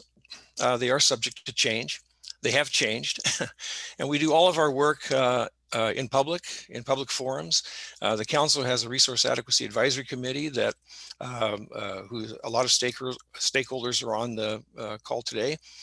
And so the good news is that, you know, we're very transparent. We try to be, but the bad news is that people see all of the good things and all the bad things too. And so these numbers are still preliminary, but we think that they're getting more and more robust as we move forward. So the answer to the question of is the power supply in the Northwest adequate? The answer is no. This is not a surprise, given that we're the direction that we're going in, and with anticipated retirement of coal plants. Utilities know this, and they are planning accordingly in their IRPs. If you look at those draft IRPs. Next slide, please. The important question perhaps might not be what the LOLP is, but rather how much capacity do we anticipate is needed to maintain adequacy? And so we estimate that. And it looks from our preliminary results, it looks like we need 1,600 megawatts of what we call pure or firm capacity by 2023 in order to maintain an adequate supply, to maintain a 5% loss of load probability. That's pretty quick. That's a year and a half. So now I think things get a little bit counterintuitive. And so I want to spend just a little bit more time. If we go to the next slide, we also did the assessment for 2025, and the loss of load probability drops significantly down to 1.7%, to the point where essentially we deem that power supply to be adequate. Now, I have not added any resources. I did not add 1,600 megawatts of capacity in 2023. And so the question is, well, what's going on between 2023 and 2025 to make the power supply go from an inadequate supply to an adequate supply? And there's a number of things that are happening. Now, keep in mind, we're still reviewing this, but we think we understand why the model is giving us these results. So for one thing, excuse me, the anticipated build out in the WEC between 2023 and 2025 is significant. And so we have more resources which increase the market supply for the Northwest. But in our model, we cap the amount of import that's available in any given hour. But what we see when we move from 2023 to 2025 is that we can import over more hours, and not just from California, but from all of our neighbors, Canada and also the Mountain West, during times when the prices allow for those imports. The other thing that's going on is that we noticed that in 2023, there seemed to be a lot of resources that were existing resources that were not dispatched because they weren't committed. What happens between 2023 and 2025 also is that prices change in a way so that more thermal units in the Northwest are committed. If they are committed, then they are available perhaps during times when unexpected things happen and a shortfall might occur. And so to test some of this, we decided to go back to 2023 and to add additional balancing reserves to the thermal system. We added 1,600 megawatts of additional balancing reserves and reran the study, and the LOLP dropped to 9% from 16%. So what we gathered from these results were that by requiring a higher level of balancing reserves, it forced other thermal units to be committed, which made them available during times of potential shortfall. Now, one more test that we're doing, but it hasn't finished yet, is to go back and force all thermal resources in the Northwest to be fully committed all the time. I anticipate the answer to that, to the LOLP then in 2023, to fall somewhere around the 1 or 2% range. If that's true, then what that means is, is that if we force thermal units to be committed in 2023, then essentially we have an adequate supply. But that obviously is not the solution, because if you, by increasing balancing reserves or by forcing units to be committed, there's a cost to pay for that. If you commit a resource, units aren't committed for obvious reasons, for price reasons and revenues. If we force units to be committed, then most of the time they may be operating out of the money and they'll be losing money. And the trade-off, of course, that if they're all available and all committed, then during a time of shortfall, then we might be able to avoid a curtailment. So we're not suggesting that a solution would be to force units to be committed, but it just gives us some insight into how the system operates and under what conditions we might find ourselves short, and that perhaps increasing balancing reserves or creating some other product where we pay resources somehow to stay effectively to stay committed might be at least a temporary solution to get us over the hump in 2023. Next slide. Yeah, I think I already did that one. So, and we're still exploring this. Okay, next slide, please. As I mentioned before, the council works with advisory committees, and we had our last meeting a couple of weeks ago, and they came up with 5 sort of key comments and questions that I'd like to briefly mention and respond to today. There's more information in the next few slides. But I don't want to spend a lot of time on this so that we have time for questions. So the first question that they had was, it appears that the capacity that is being retired is greater than the expected capacity needed to maintain adequacy. Well, first of all, we have to emphasize that nameplate capacity is not the same as pure or firm capacity. The 1,600 megawatts of required capacity to maintain adequacy for 2023 is what we call firm or pure capacity. If we wanted to acquire that much firm capacity from, say, a solar resource, we might have to build 4 times that much in terms of nameplate. And also, I think that well, why don't you go to the next slide? I think I have some numbers here. So between 2019 and 2025, about a little under 2,300 megawatts of nameplate capacity is expected to be retired, yet we only need 1,600 megawatts of pure or firm capacity. And as I mentioned before, firm capacity is not the same as nameplate. The power system started out adequate with an LOLP probably less than 5%. And so we had a little bit to spare. Plus the increase in the WEC-wide market can help. And it looks like we're understanding that a better utilization of hydro storage and perhaps a better utilization of thermal resources can certainly help. Next slide, please. there was a concern about just having renewable resources to fill in the gap. The concern was that since they can't be dispatched, that it might lead to other problems. And the question was whether we can maintain an adequate supply with adding only renewable resources. Well, it turns out that that from the studies that we've run for the Pacific Northwest, at least for now, the existing system has sufficient flexibility to cover the increased risk, even though adding additional renewable resources will require us to increase the balancing reserves to cover their within our variation and uncertainty. Plus, not all retirements are going to occur soon. They're scheduled to be retired over the next decade, so that should give us some time to better, to produce better storage technologies, etc. And the power plant is likely to have some batteries in the resource strategy, so it's not all renewables that we're thinking of. Next slide. So we talked about this a little bit already, but this slide and the next slide talk about reutilization of the thermal resources and also of the hydro.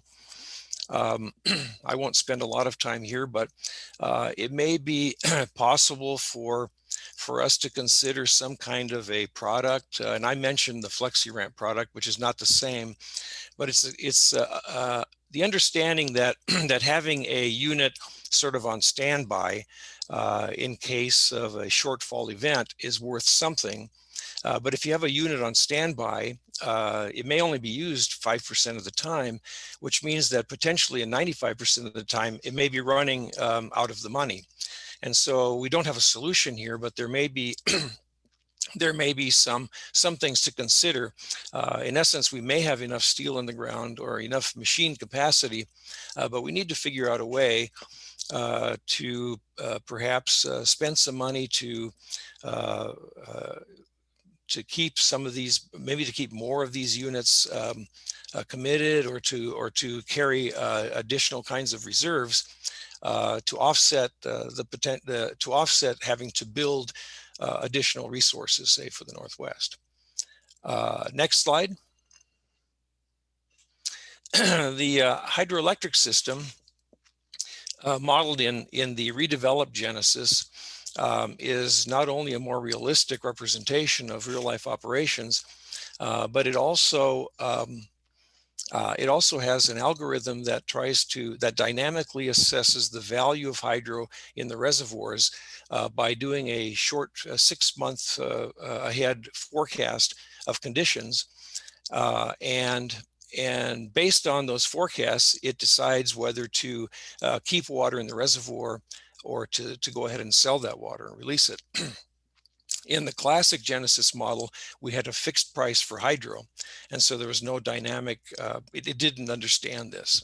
And what we've found in current studies is that because of this dynamic assessment of the value of water, the hydro system tends to position itself better in terms of hydro storage and having more water in the reservoirs in anticipation of potential problems that come up. Of course, this is based on a forecast, and we do model forecasting error, so we don't have a perfect knowledge of what's coming, but we do use that, and it helps quite a bit.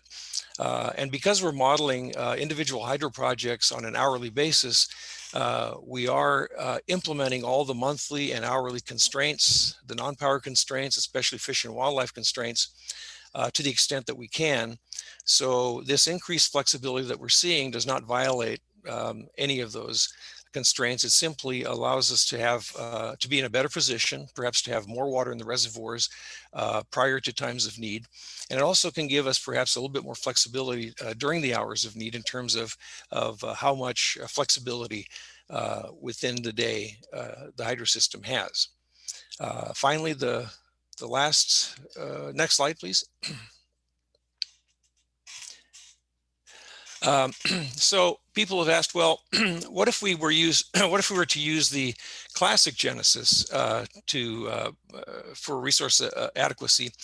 and compare it to what we what we see with the new Genesis. And these are those results.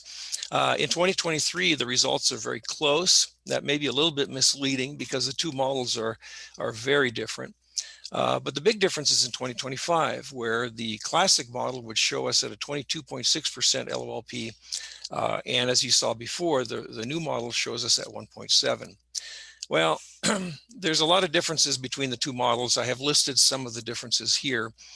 But in 2025, there are two main reasons that we see that big difference. One is that even though we cap the imports to fixed amounts in the winter and the summer, 2,500 megawatts in any hour during the winter and 1,250 megawatts in any hour during the summer, the new model tends to import over more hours because it calculates prices dynamically, and whenever the prices are such that it's cost effective to import, it will.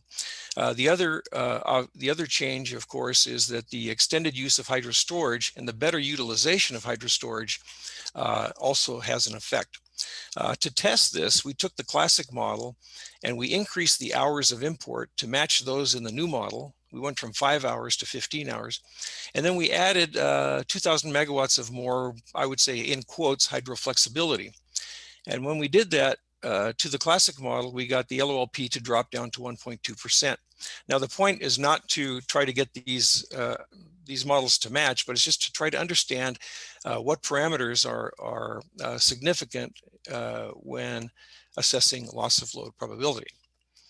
And so next slide, and I think it's my last slide, and then I hope I have time for questions.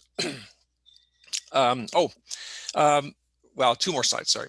So again, LOLP is kind of a gross metric, and the council is considering moving to the NERC recommended metrics, EUE, expected unserved load energy, loss of load hours, and perhaps loss of load events.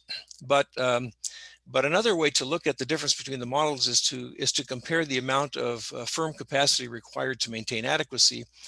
And if you look at that, the difference is perhaps not as great as might be implied by the difference in LOLP.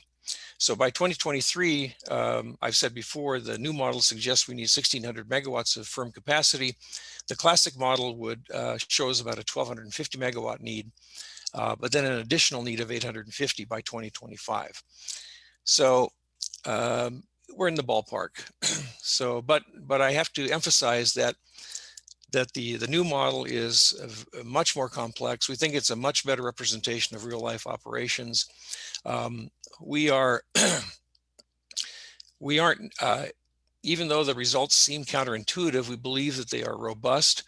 But that doesn't mean that part of our solution is to simply say that we need to commit all thermal resources all the time. Obviously, that may not be the most cost-effective way to maintain adequacy going into the future. So in summary, next slide. And I apologize for the speed here. I was trying to keep within the time frame here. So these results are preliminary. Just want to emphasize that. We clearly see that the Northwest Power System is not adequate. We seem to have a pretty immediate need over the next year and a half.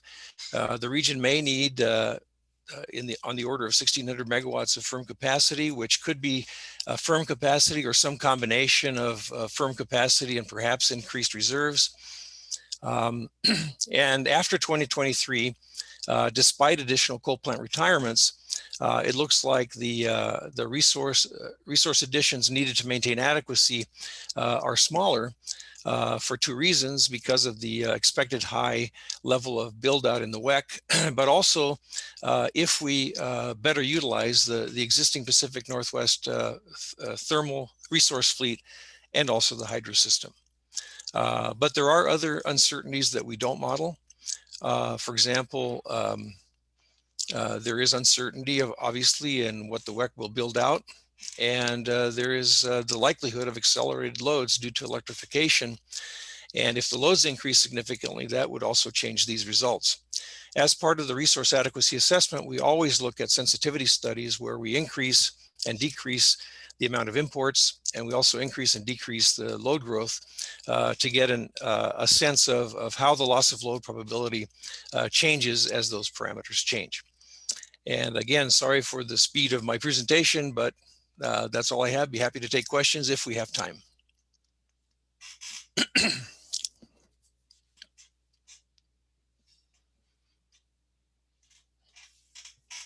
Would that be okay? Sorry, Glenn, you were on mute there for a moment. Oh, I asked about whether we could run into our break a little bit and maybe Yeah, take let's a have couple of question questions. too, and then we'll move on. Thanks. Okay. So John, one thing that I think it'd be helpful if you could maybe untangle a bit for us is this issue about thermal resources and commitment of those. And it sounds like the Power Council is modeling this where basically it takes energy prices to induce plant operators to come to the market. And that it almost sounds like there's no mechanism available, like say a capacity contract to have that same effect. And I wondered if you could explain to us a little bit more about the kind of what the council is assuming in the way of contractual or market mechanisms to bring thermal resources to the market, say for 2023, in order to produce the 1,600 megawatts that you identified. Well, we don't model any kind of a organized market. We simply the model calculates prices at each node dynamically, and so it will transfer energy whenever the prices show that it's cost effective, and so as we've seen, the prices are such in 2023 that certain resources are not brought to market, and so they're unavailable during conditions where we might see a shortfall. And those prices change between 2023 and 2025, so that more units are available, more units are committed, and it reduces the loss of load probability. But we don't model an explicit market. We do have I think we use the EIM reserves, and we assume that everyone is going to share them. The only constraint is the transmission between the balancing areas. And Steve, did you say you had a question? No, I think we're good. If you have one more, that's great. Okay. If you want to skip. So it's kind of on the same line. This is from the chat, but could you speak to any examples where, in actual history where we had plants that were offline during a critical load period? And if so, would these be independently owned plants or utility plants? What have we seen in history that would be like this? I think there's an example from California last year, if I'm not mistaken, and I know we have a California ISO representative. I think last year there was at least one plant, if not more than one plant in California that was not committed and not available to help out during the problem last August. Is it Phil or is it? Yeah, Phil. Yeah, please, if you can address, is that true or am I mistaken on that?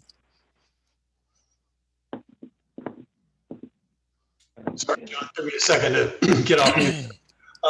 I'm not aware of any units not being committed because our process looks out a day or two in advance and tries to get all the units online.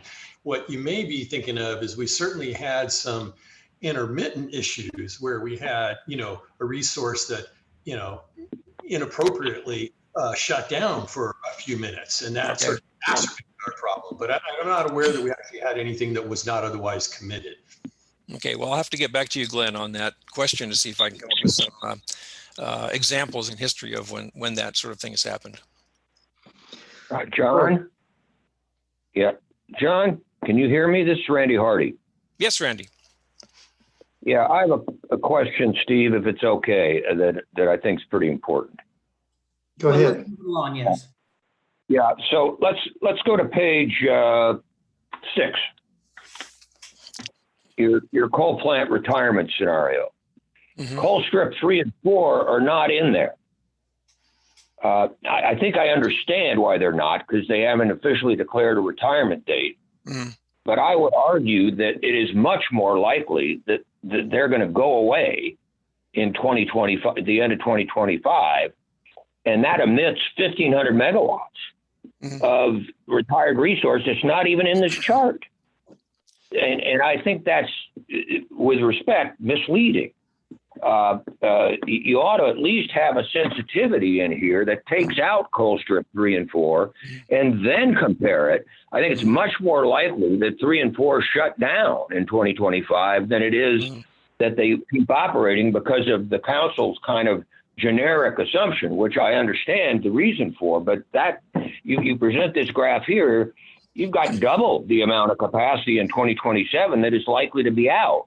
And, that changes your 1.7. Yeah, Maybe not in absolutely. 2025, but in 2026, it sure as hell does. Right. Well, So can you explain that? I mean, can't you fix that by having a parallel slide that takes 3 and 4 out, which I think is a much more realistic picture of what we're looking at here? Sure. No, we understand that, and actually our power plan goes over the next 20 years, and we look at those retirements when they're scheduled. We also do a sensitivity study where we take everything out early, and we look at the needs not only for the next 5 years but over the next 20 years. And so this is a very narrow look by design. The resource adequacy was designed to look out 5 years only.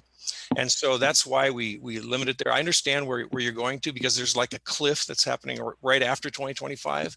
I understand that. Yeah. And it's a good thing to know. We should note that the LOLP is expected to rise later because of additional retirements. But we do, in our power plan, we do consider not just the scheduled retirements, but also an early retirement of all coal plants. So we do take that into consideration for the power plan. I understand that, John, but for presentations like this, to 100 plus folks about RA, it's too narrow. You should have a second slide in here that takes 3 and 4 out and then see what it is, because that, frankly, I think most people would agree is the much more likely scenario. And so you're limiting it by kind of arbitrary, if you will, council assumptions about what you do and don't do. And while those are understandable, you're presenting a picture that, in my view, is not accurate relative. Now, anybody can guess, but it's much more likely those plants are going to retire. And that's what we need to look at. Sure. I appreciate the comment. I think we will make that change. I think it's a very important point. I agree. Okay, well, thank you, Randy, and thank you, John. Obviously there are retirements. Obviously there are plans to build, and those plans are changing, and different opinions about what will be built and what won't be built, and what will retire and what will not retire. Thank you for introducing that idea. It's always good to look at those footnotes in studies, but I'm going to try to move to our break. I'm unfortunately going to have to stick to the reconvening time of 11 o'clock. So it looks like the fire engine pumps will remain ready, and the fire hose will be back at 11. We have some really good presentations to do before lunch. So please return at 11. I'm sorry to shorten the break. We'll take a pause until 11. Thank you very much. And thank you, John, for that presentation.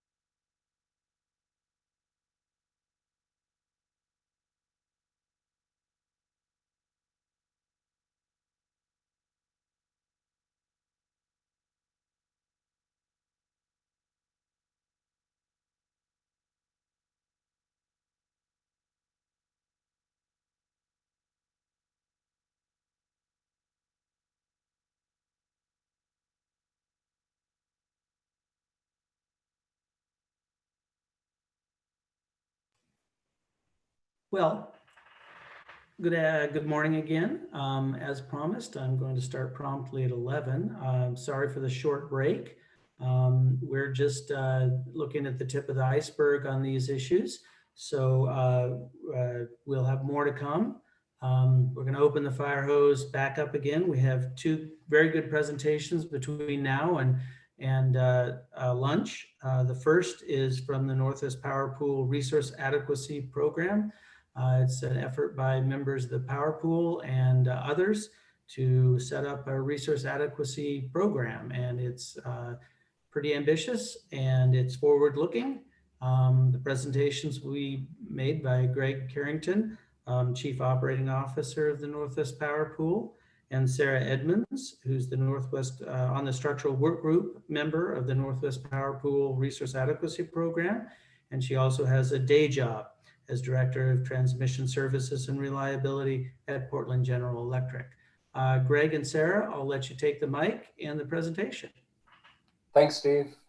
Thank you. Well, first of all, thanks for inviting us. We're happy to be here to give you an update as to where we're at on our resource adequacy. Before I get going, I wanted to provide you a little bit of background about where we've been and where we're going. So right now we're in the design phase of the program itself. And if the program gets approved for implementation, probably in the June, July timeframe, we have a lot of work to do. We have to actually go in to change the governance structure of the entire Northwest Power Pool in order to implement this program. And Sarah's going to highlight that for you. Of particular interest in that is we also have to figure out how to include all of the load serving entities within the Northwest Power Pool footprint. And we need to do that and protect the nonprofit status of the Northwest Power Pool. So there's a lot of work that needs to be done, and I'll describe that into you in more detail. The program itself was designed in 3 phases. The first phase was the information gathering phase, which was completed in October of 2019. The second phase is the design phase. It was broken up into conceptual design and final design. Conceptual design was completed in June of 2020. We're now in the middle of the final design. It is scheduled to be completed in June of 2021, and then we get into the implementation after that. The program itself is only going to be addressing capacity. It does not address energy issues. And what I mean by capacity, it's the capacity critical hours. It's those time periods when the resources and the loads are closest together. And we do the assessment based on a reliability standard that I will describe. And then the last thing you should know is we know that the program's not perfect. We know that we're going to need to learn as we go, but the program is being set up to be dynamic. It's being set up to be flexible. It's being designed to learn as we go. We also are learning from other regions. We've watched what happened in CAISO and the August events. We've taken a look at SPP and ERCOT, and we're learning from observations in other regions as well. But the one thing I can promise you that is if we implement the resource adequacy program, I think we're going to be a lot better off than we are today, and I'll explain that throughout the presentation. So can we move on to the next slide, please? I'm going to provide you a little background as to who we are, why we are doing this. We'll describe to you kind of the program benefits and concepts. The governance and the timeline are going to be covered by Sarah Edmonds. She is in the structural working group, which is code word for the legal group that's evaluating how this needs to be governed and who needs to be involved in the process. Next slide, please. So a little bit about the Northwest Power Pool. We're a nonprofit organization that was established in 1941. We currently operate a contingency reserve sharing group that operates across our footprint. We basically are the vehicle for coordination across the region. We've been doing this for a number of years.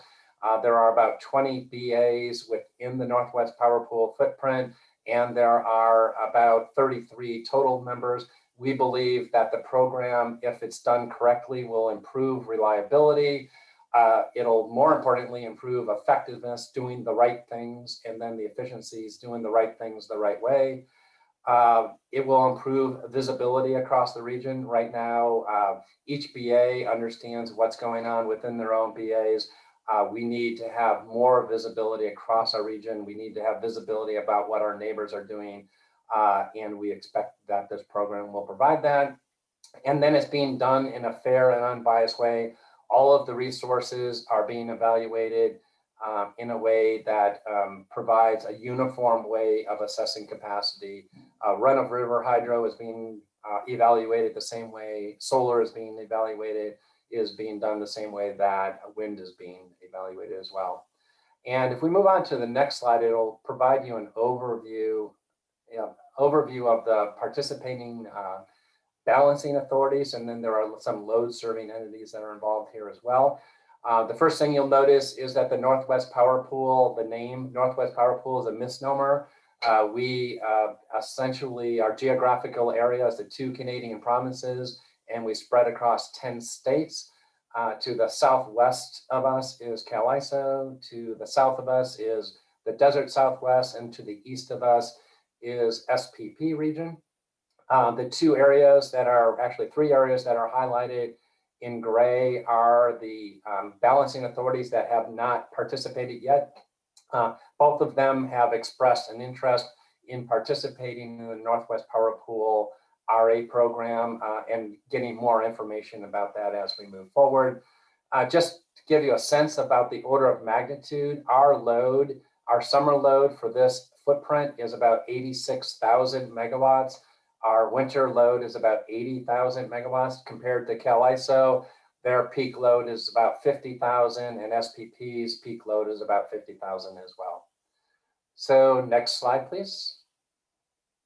So what is resource adequacy? In its most basic form, it's making sure you have enough resources to serve your load with a high degree of reliability.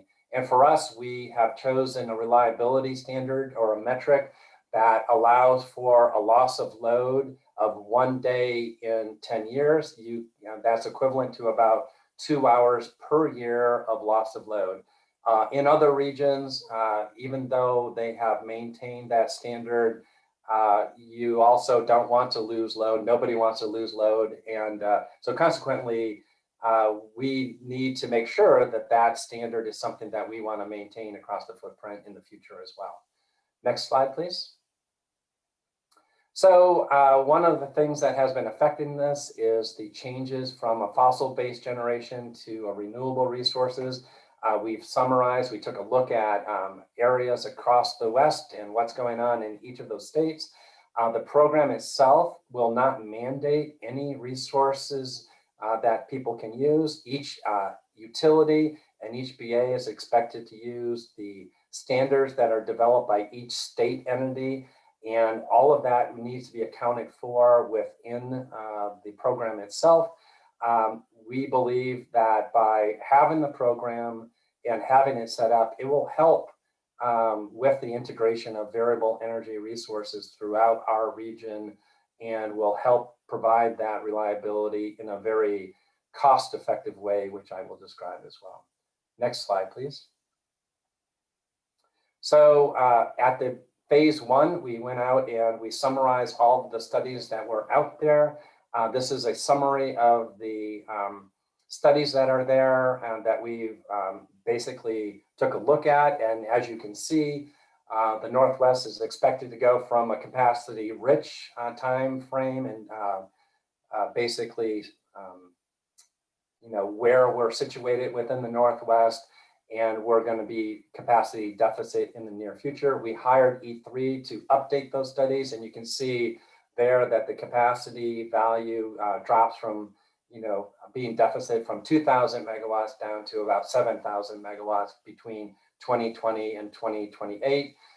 Randy, just for your information, we did consider the coal retirements that were occurring throughout our region, and that's one of the reasons why we took a look at these studies and made sure we're in need of a capacity program, and we came to the conclusion we are. The other thing that we've done is, as I mentioned at the very beginning, we took a look at all of the other events that are occurring throughout the Western region. We took a look at the Cal ISO events in August of last year, and then we also took a look at SPP and ERCOT, and we are using those as learning opportunities, and we're making adjustments to our program design based on the experiences in other regions as well. Next slide, please. One of the other things that we did is we did a survey of all of the BAs in our region. We quickly came to the conclusion that everybody does it differently. Different people evaluate their capacity contributions of their resources differently. Everybody is using different load forecasting methods. How much a contract counts is done differently by each entity as well. And then how much entities rely on market purchases varies from entity to entity. Some entities, participants could rely on the day-ahead market for hundreds of megawatts and expect to pick up that capacity in the real time or in the day-ahead market. Bottom line is there's no common planning standard in our region and in our footprint, and our program is set up to address that need. Next slide, please. So benefits of a regional program, obviously our number one priority is reliability. Having a uniform reliability metric and ways of measuring that is greatly going to improve the way that the region assesses reliability. We expect that there will be cost savings, both associated with load diversity and resource diversity. We know because of the great geographical diversity that one entity's peak load in the north is not going to be the same as somebody's peak load in the south. As a result of that, we expect that we could save between 4,000 and 6,000 megawatts in regional load diversity. And then finally, because the resources are different from region to region and area to area, we expect that we could probably pick up another 2,000 megawatts in savings associated with resource diversity. So in all, we believe that just in the diversity of our footprint, there could be a great savings of between 4,000 and 6,000 megawatts of capacity. And then finally, visibility. Right now, I mentioned to you that each of the BAs and the load serving service areas are looking at their own loads and looking at their, basically their ability to serve their load, and sometimes in isolation. And this program, if we hire a program operator, will have visibility and situational awareness across the region. We will be able to see as events are occurring, either in an individual BA or in a zone within the BA, or if there is a huge event like what occurred in the Midwest recently, we will be able to see that occurring, and we'll be able to take actions based on what we're seeing, based on the visibility when we get to the operational program. Next slide, please. So some of the challenges, this program is set up to be voluntary. It's not mandatory. Once you join, it will be mandatory, and you're expected to show up to the program with the resources you need in order to meet your reliability metric. Other programs throughout the US and in Europe and in Australia have a program operator. We do not have a program operator, so we need to hire one in order to implement this program.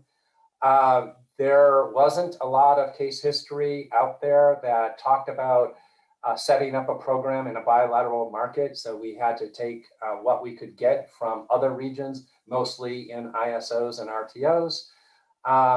We also have within our area both FERC jurisdictional and FERC non-jurisdictional participants. The one thing I can tell you is anybody that is not jurisdictional does not want to become jurisdictional as a result of this program and the implementation of this program. Next slide, please. The other thing that is important to us, I mentioned to you that we are neighbors with Cal ISO, SPP, the Desert Southwest, and ERCOT in some instances. And we need to take into account alignment with the other area efforts that are going on. For example, Cal ISO, EIM, and potentially the future EDAM as a consideration as well. And then one of the big issues for us is transmission availability across our region. We know that there are constraints in transmission from one area to the other. And, you know, we're going from Canada down to Nevada and Colorado. We need to take into account the transmission constraints and take that into account. And then finally, large amounts of hydropower. We took a look at other regions, and they did a really good job, or did an evaluation of run-of-river hydro. We did not see very many areas where they actually took a look at large hydro. And these are the projects that have maybe more than 1 hour of storage. And what is the capacity contribution associated with large hydro? And in the Northwest, in particular, we have a lot of large hydro that we needed to consider. Next slide, please.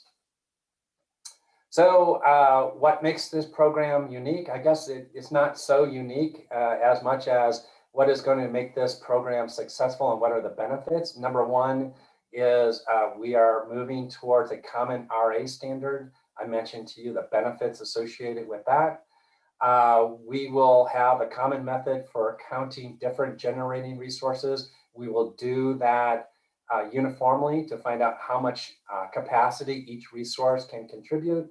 Because of the geographical diversity, we do expect that some of the variable energy resources will be able to contribute more efficiently because of the fact that maybe the wind's not blowing in one area, but it could be blowing in another area, as an example.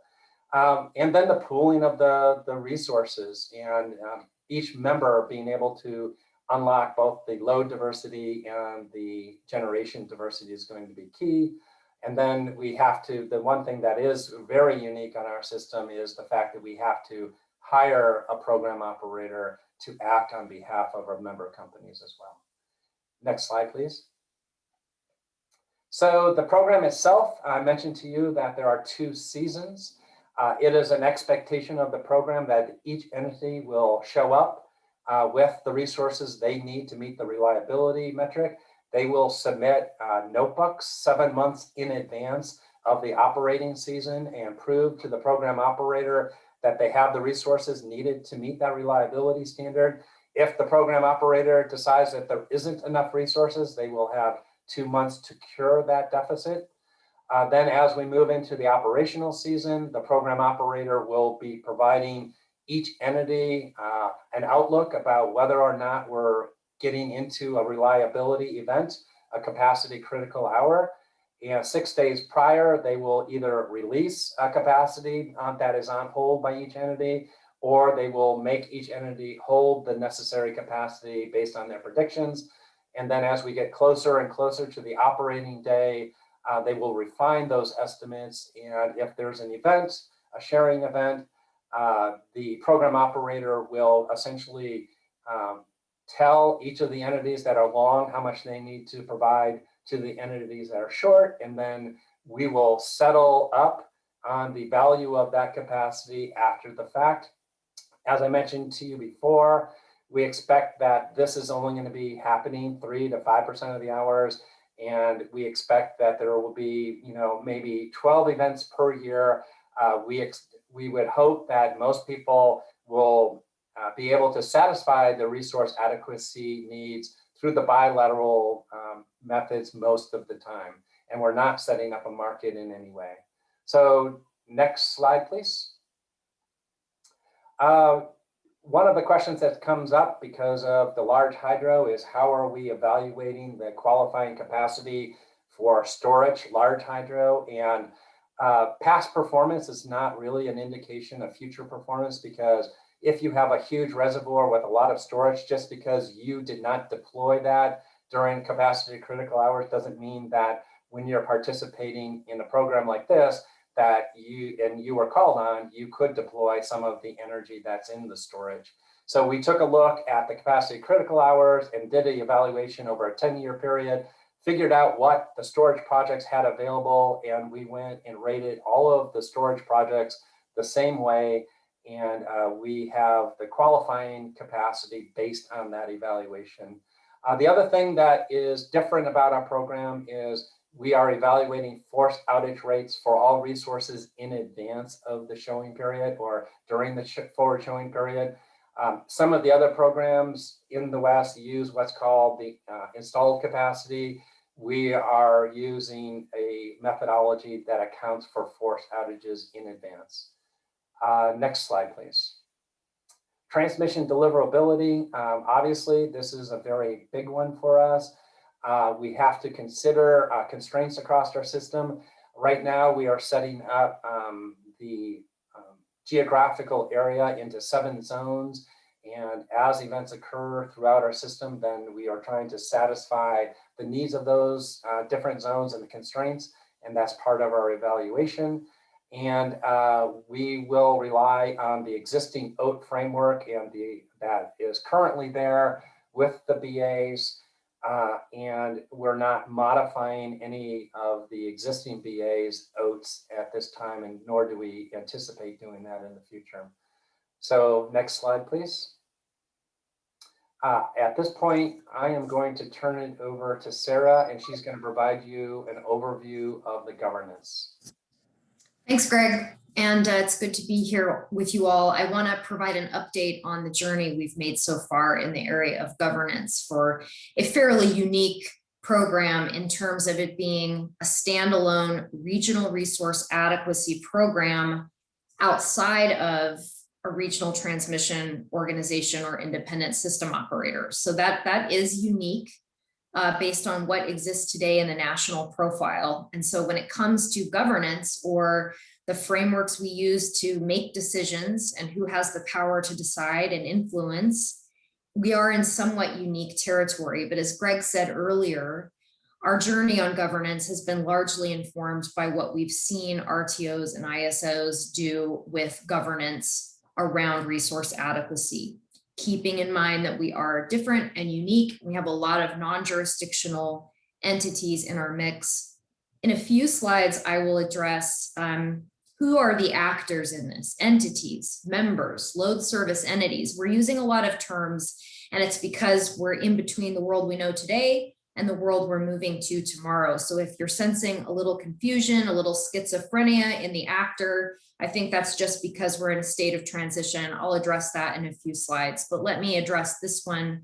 First and foremost, we've made a lot of progress, and it should be noted, and I think many of you are familiar, that the region has struggled when it comes to regionally integrating on our grid, coordinating and creating these kinds of regional frameworks and programs, and governance has been among the chief challenges and constraints to making progress in this area. I'm really proud of the work that the member companies of the Northwest Power Pool who have signed up to help design the regional RA program, the progress we've made in governance, the places we've landed so far. These are preliminary conclusions, but getting here has been a lot of work. We honestly started this work about a year ago, a little bit more than a year ago. It takes a lot to get where we've come, and it should be appreciated that it's a big step. It's a big step for the Northwest Power Pool. It's a big step culturally for this group that has comprised that membership. Where we have landed is because we see some of the functionality, not every aspect, but some of the functions of the regional resource adequacy program that Greg went over, having to do with compliance, penalties for non-compliance, the pooling of resource, both on a planning horizon and in an operational timeframe. All of these put us in a land where we would be in an area of cooperative federalism, roles for states, roles for the Federal Energy Regulatory Commission. So there's a crossover here, and in anticipation of that relationship and that crossover with the future stages of our program, we're thinking about governance in terms of what is FERC going to want to see for some of these aspects, so that we don't mess around and waste a lot of time at the federal government putting proposals forward and then having to redo them.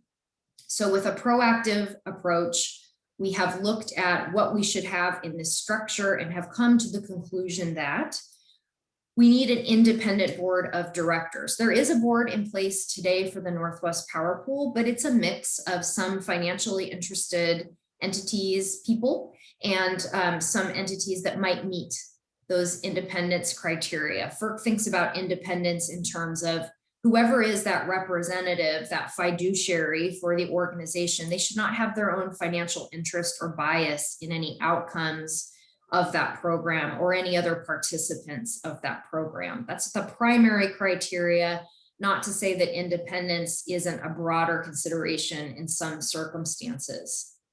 We've also taken a very close look at some recent decisions out of the Federal Energy Regulatory Commission, including an order that we got in December on the Southwest Power Pool's Western Energy Imbalance Service, or WISE, proposal for the Mountain States.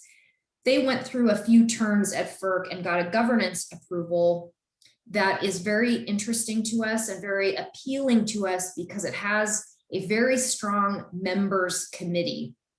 A members committee would have a relationship to the board of directors, but the members committee would be quite strong. They would have a certain amount of influence and substantive control over getting the first cut at rules affecting the program. Essentially the design elements of the resource adequacy program.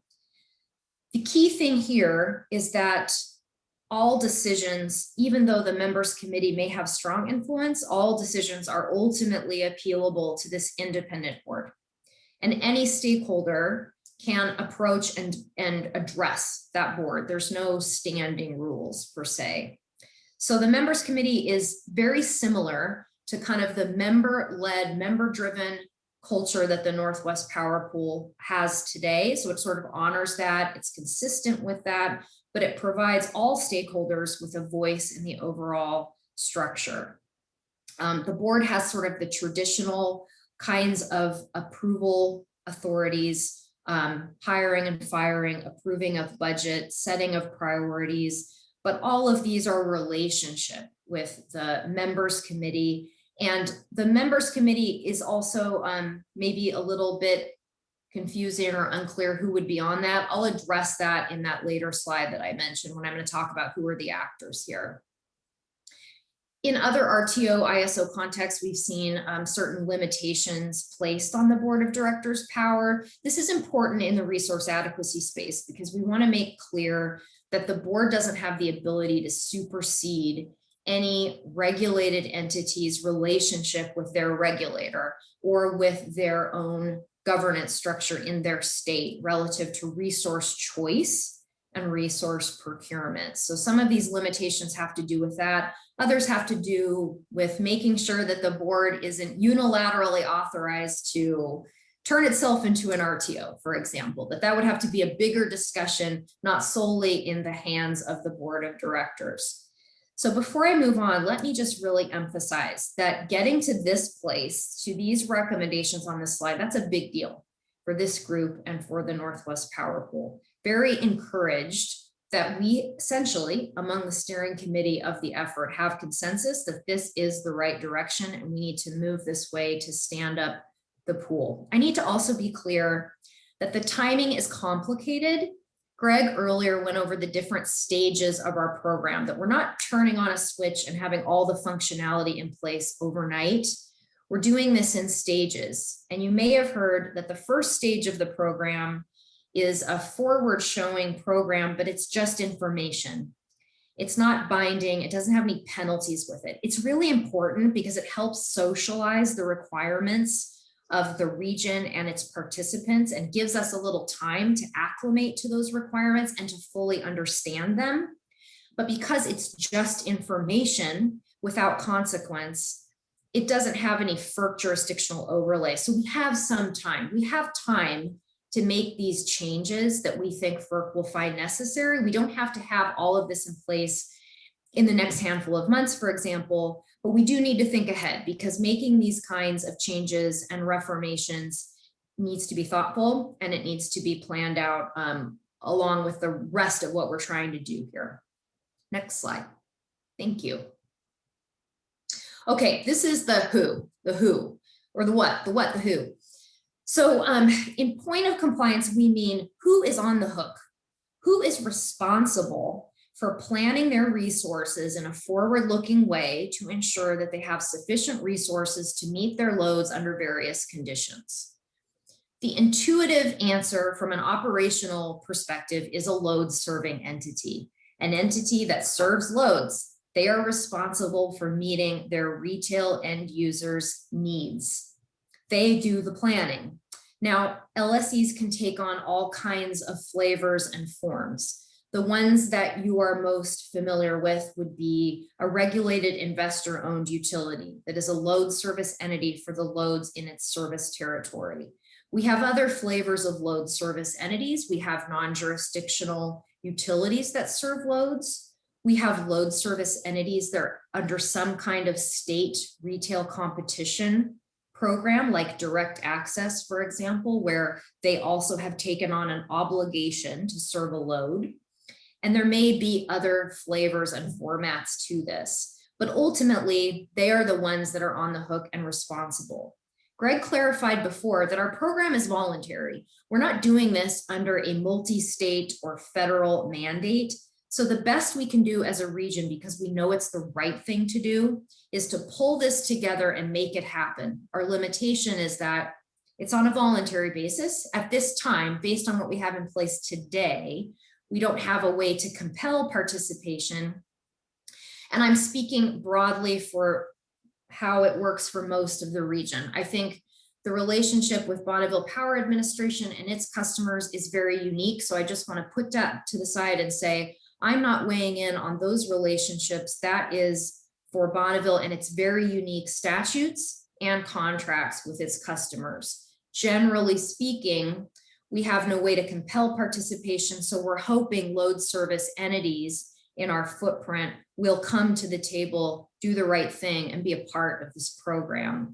And again, there are some benefits that come along with this. So we believe there's an incentive to do so, other than just ensuring that the lights are on and that we're all planning to similar assumptions and metrics.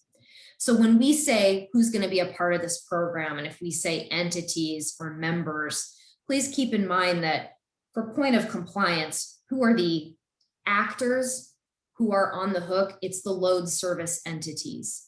So it can get a little confusing because today, under the Northwest Power Pool, we don't have this program in place, and we deal with members of the program. In the future, we'll probably come up with a new term for these entities. They may be called Resource Adequacy Program members, for example. It's going to get confusing. There'll be new acronyms for us all to get used to. This is the way it works in this industry. But just know that it's load service entities that we're focused on in terms of who should be on the hook for the compliance requirement. Okay, I'm going to move on, and I'm excited for the question part. Okay, the role of regulators. Obviously, for this audience, also super critical and important, and an issue that we've been thinking about for a long time. We recognize that although this is a voluntary framework, it still has the potential for some practical relationships with the way that regulated utilities plan their systems. If you haven't already seen it, and I'm sure you have, but if you haven't, the YRAB and Lawrence Berkeley National Labs paper that was put out late last year is a great paper, white paper, that talks about some of these areas where IRP planning and a regional RA framework can have a relationship. Specifically, the paper highlights the potential for a high degree of interrelationship between any planning reserve margin that the regional program might establish, and how the regional program would propose to count resources. These are areas where what happens in the local context and the regional context, our best outcome, if we can, is to try to harmonize those outcomes and try to get them on similar pages, so we don't have big differences that can present risks to utilities and customers who want to be a part of this program because of the important regional benefits it provides that you just can't get when you're acting on your own. So in light of those relationships, we have proposed that there would be a regulators committee.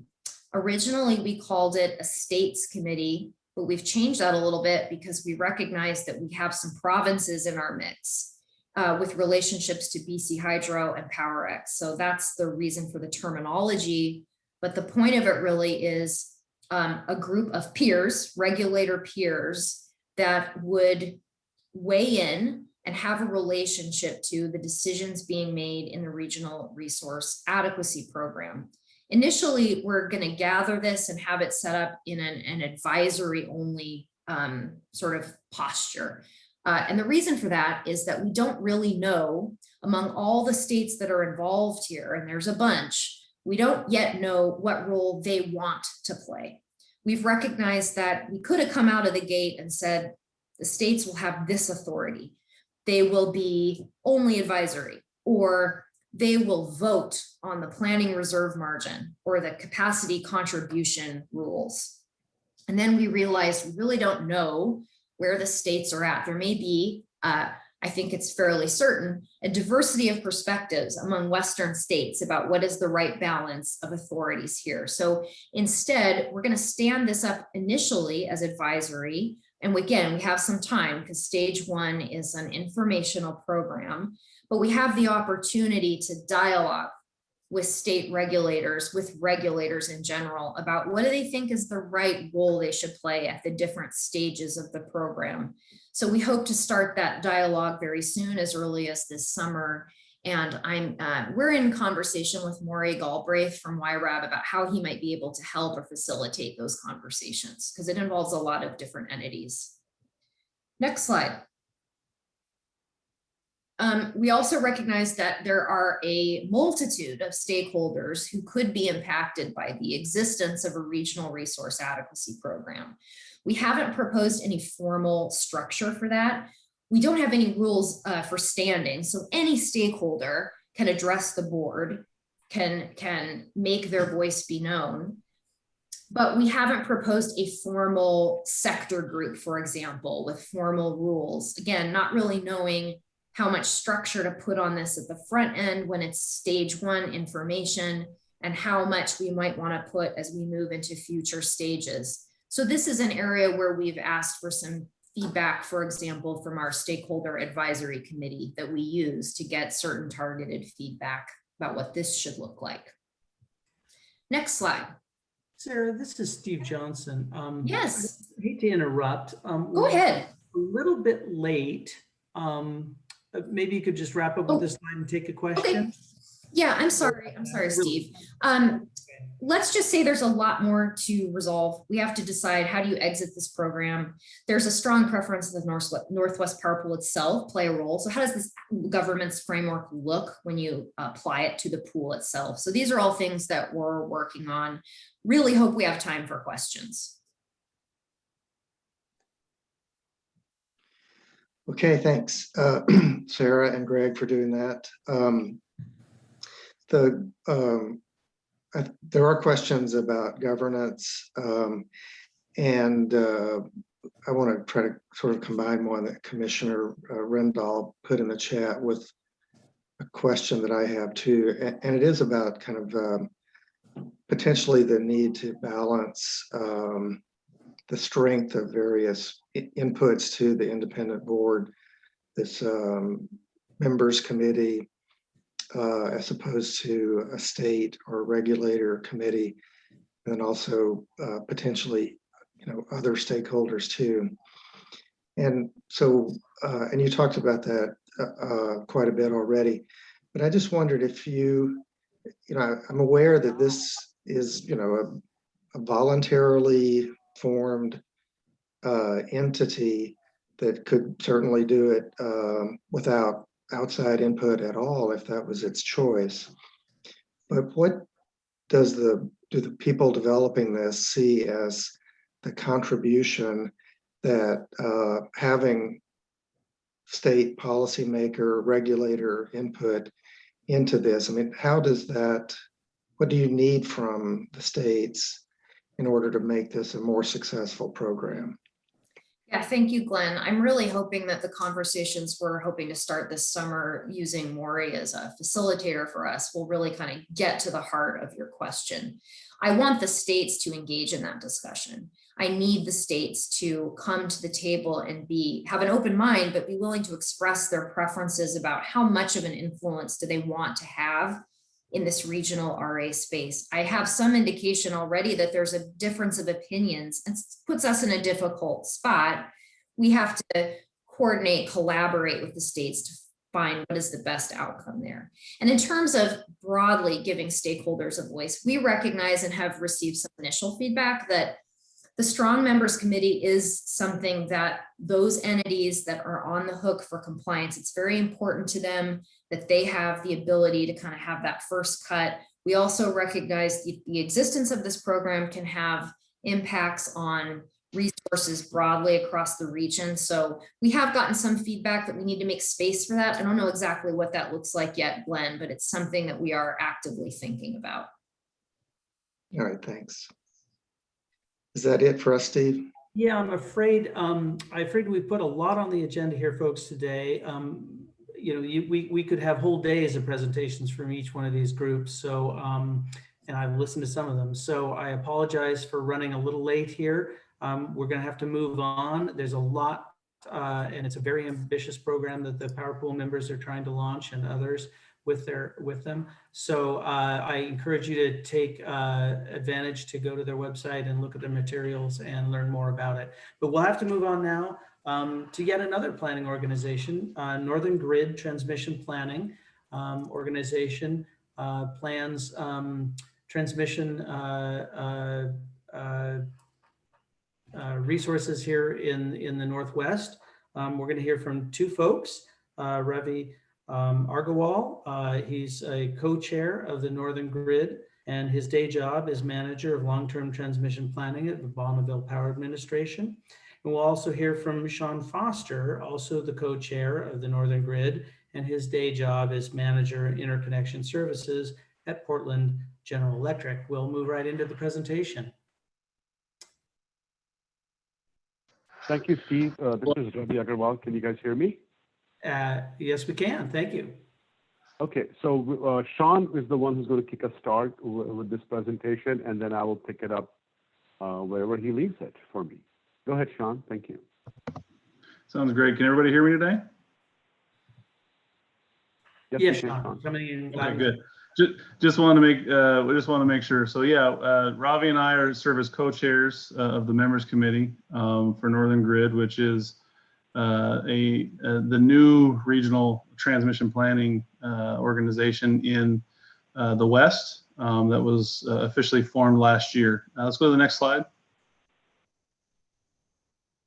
So topics today, we're going to give a brief introduction about Northern Grid, what its makeup looks like, who are the members, and then Ravi will take over and talk about what sort of data is submitted, what does that data look like, and then what do the preliminary study results look like, as we are developing our draft transmission plan. Next slide, please. And so here what you're seeing obviously a map and a list of all of the members. There are 13 members of Northern Grid. It is a compilation of IOUs, of municipal and co-op, non-jurisdictional entities, and then also a federal power entity as well, who I don't think we need to name. And then in the map here, you see a close representation of the various balancing authorities for each of the members. And then that brown line that you see that sort of starts in Southern Oregon and ends up in Northwestern Montana, that's essentially sort of the dividing line that we've given ourselves to divide between the Northwestern section and the Intermountain section of Northern Grid. And as you can see, we extend from Washington over to Montana, down to Utah, even into New Mexico, and over through Nevada and Northern California as well, and of course Oregon. Next slide, please. So for the committees that you have at Northern Grid, the member committee is essentially the steering level committee for Northern Grid, and it is comprised of one member, or excuse me, one representative from each member. And the member committee primarily focuses on the business decisions for Northern Grid. So it's not about the planning. It is more about, you know, the business decisions, finances, you know, if new members want to join, et cetera. And then you have the member planning committee, which is actually comprised of two sub committees, which is the members enrolled parties planning committee, and then the non-enrolled parties committee. And so that way we can make sure that everybody's understanding what we mean by enrolled parties. Enrolled parties are those entities who are subject to FERC jurisdiction. And so those are typically the IOUs that you would recall. And so providing input to the planning committee is the enrolled party and states committee. And this is where the regulators and state agency representatives from the various states that we have a presence in participate with the IOU members. And so there's the enrolled party and states committee is comprised of a representative from each of the IOUs, and then up to 2 representatives from each of the states. And the purpose of the committee is to review the draft plan and suggest potential scenarios or other things that should be considered as part of the regional planning analysis. And then that feeds up through into the member planning committee and gets incorporated into the study plan. And then if and when a project seeks cost allocation and is successfully able to meet the metrics to qualify it for cost allocation, this cost allocation task force would then be stood up, comprised of members of the IOUs, to conduct initial analysis to validate whether or not a project does meet the requirements for cost allocation. And if it does, then that also would then get incorporated into the plan. Next slide, please. And so what does the process look like? So in the early stages, we're really looking to try and develop a study scope. And so that's a matter of gathering data from all of the members and all non-member participants like merchant transmission developers and others. It's also the time when stakeholders can submit requests for economic study. It's also the time where if a project is seeking cost allocation, they submit the information that is necessary to qualify them to potentially achieve cost allocation. And it's also the point in time in which interregional coordination happens with the other regional transmission planning organizations in the West, California ISO and West Connect. And then, broadly speaking, in about Q5, or up through and including Q5, analysis is happening to develop a study scope. And then we update that data in Q5. There's an additional opportunity for economic study or other analysis. And then if projects do appear to qualify for cost allocation, that is where that process will kick off, is generally a Q5 of the process. And I should back up and say, I don't think I expressed that it's a biennial process. This is a 2-year planning process. And so we refer to things in terms of when they happen in the process by the quarter 1 through 8. And so I apologize. I realize I didn't make that clear. And then again in Q5, we also coordinate again with the other regional planning organizations, West Connect and California ISO. And then after Q5, that's where the final draft plan is developed and will be presented in the 2nd year of the process, allow for comments. And then if projects do qualify for cost allocation, that gets finalized along with the final report. And that would be published at the end of the 2nd year. We are currently in the 2nd year of the process. And I'll offer that we're working on a bit of a compressed timeline for this first cycle, because normally it runs from January 1 of the 1st year through December 31 of the 2nd year. In this particular case, because we were trying to stand up the new organization, we had to go through a series of filings with FERC in order to get them to approve the regional planning organization and plan. And that took a couple of iterations, and it was finally approved and made effective on April 1st of last year of 2020. And so it shortened our timeline by about 3 months. And so thankfully the timeline that we built in is flexible enough to allow for that, to allow for these sorts of events to happen. And we're making good progress on being able to deliver the final report by the end of this year. Next slide, please. And so here is more of a breakdown of what those deliverables would typically look like. Recognizing, starting last year, April 1 is when the process actually kicked off. The members had to have their data in before that happened on March 31st. And you can see each of these dates as we flow through here are dates that we either hit or dates that we're looking forward to with respect to being able to deliver that final plan. I'm not going to go through all of them, but this is put up there for illustrative purposes for folks to realize that there's a lot that goes into this, and that it takes time to be able to do all the analysis, conduct all the analysis for such a wide area, and also with such a broad set of stakeholders. Next slide, please. And I mentioned it before, just internally for the sake of discussion, we divide Northern Grid into 2 different subregions. In the green on the left is the Northwest region, the Pacific Northwest region, and in the brown you see the Intermountain region. And again, that brown line that runs from essentially northern Nevada, southern Oregon up through and to Canada is essentially the dividing line of the 2 subregions. Next slide, please. When thinking about regional planning, it's important to remember what it is and what it isn't.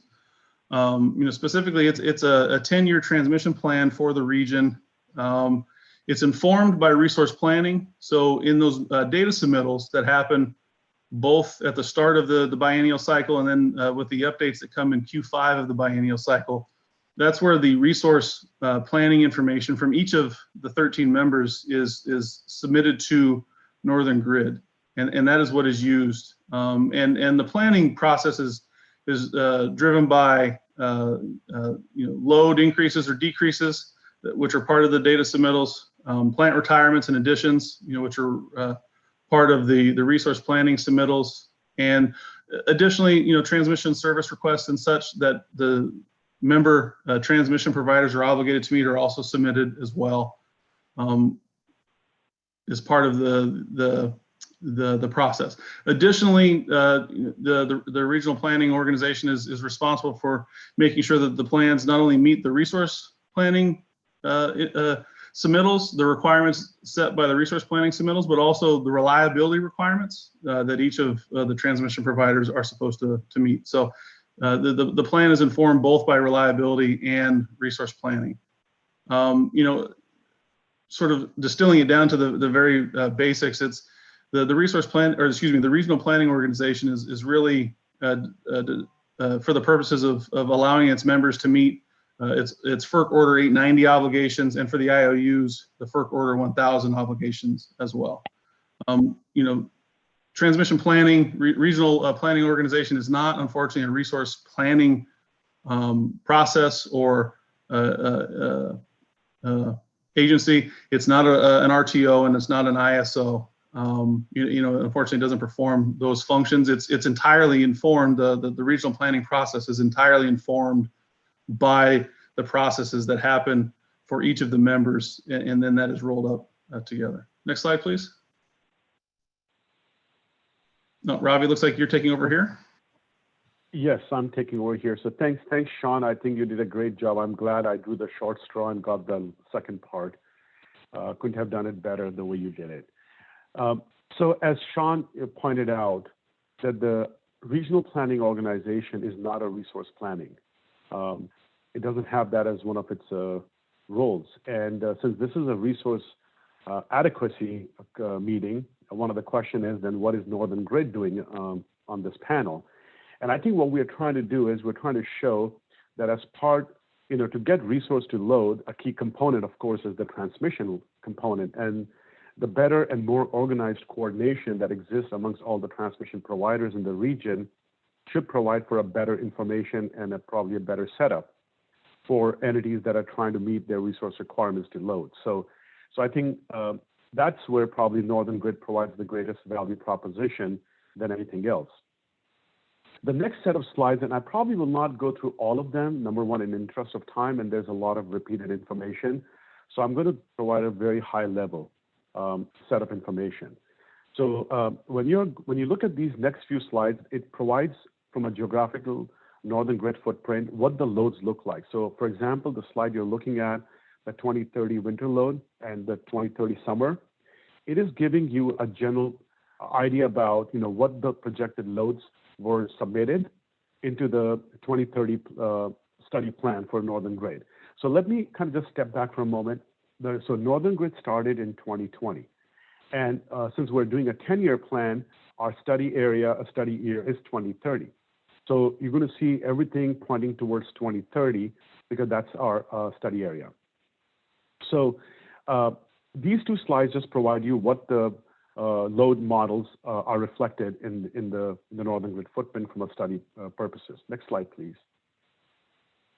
This particular slide talks about the 2030 resource retirements, and the retirement schedule and the amount is based on utility data that is submitted. So as Sean pointed out earlier, Northern Grid works off from the data that is supplied by the utilities, whether it's from a load standpoint, resource retirement, or addition standpoint. So this one gives you what has been provided to us from a retirement schedule, and that's been modeled in 2030.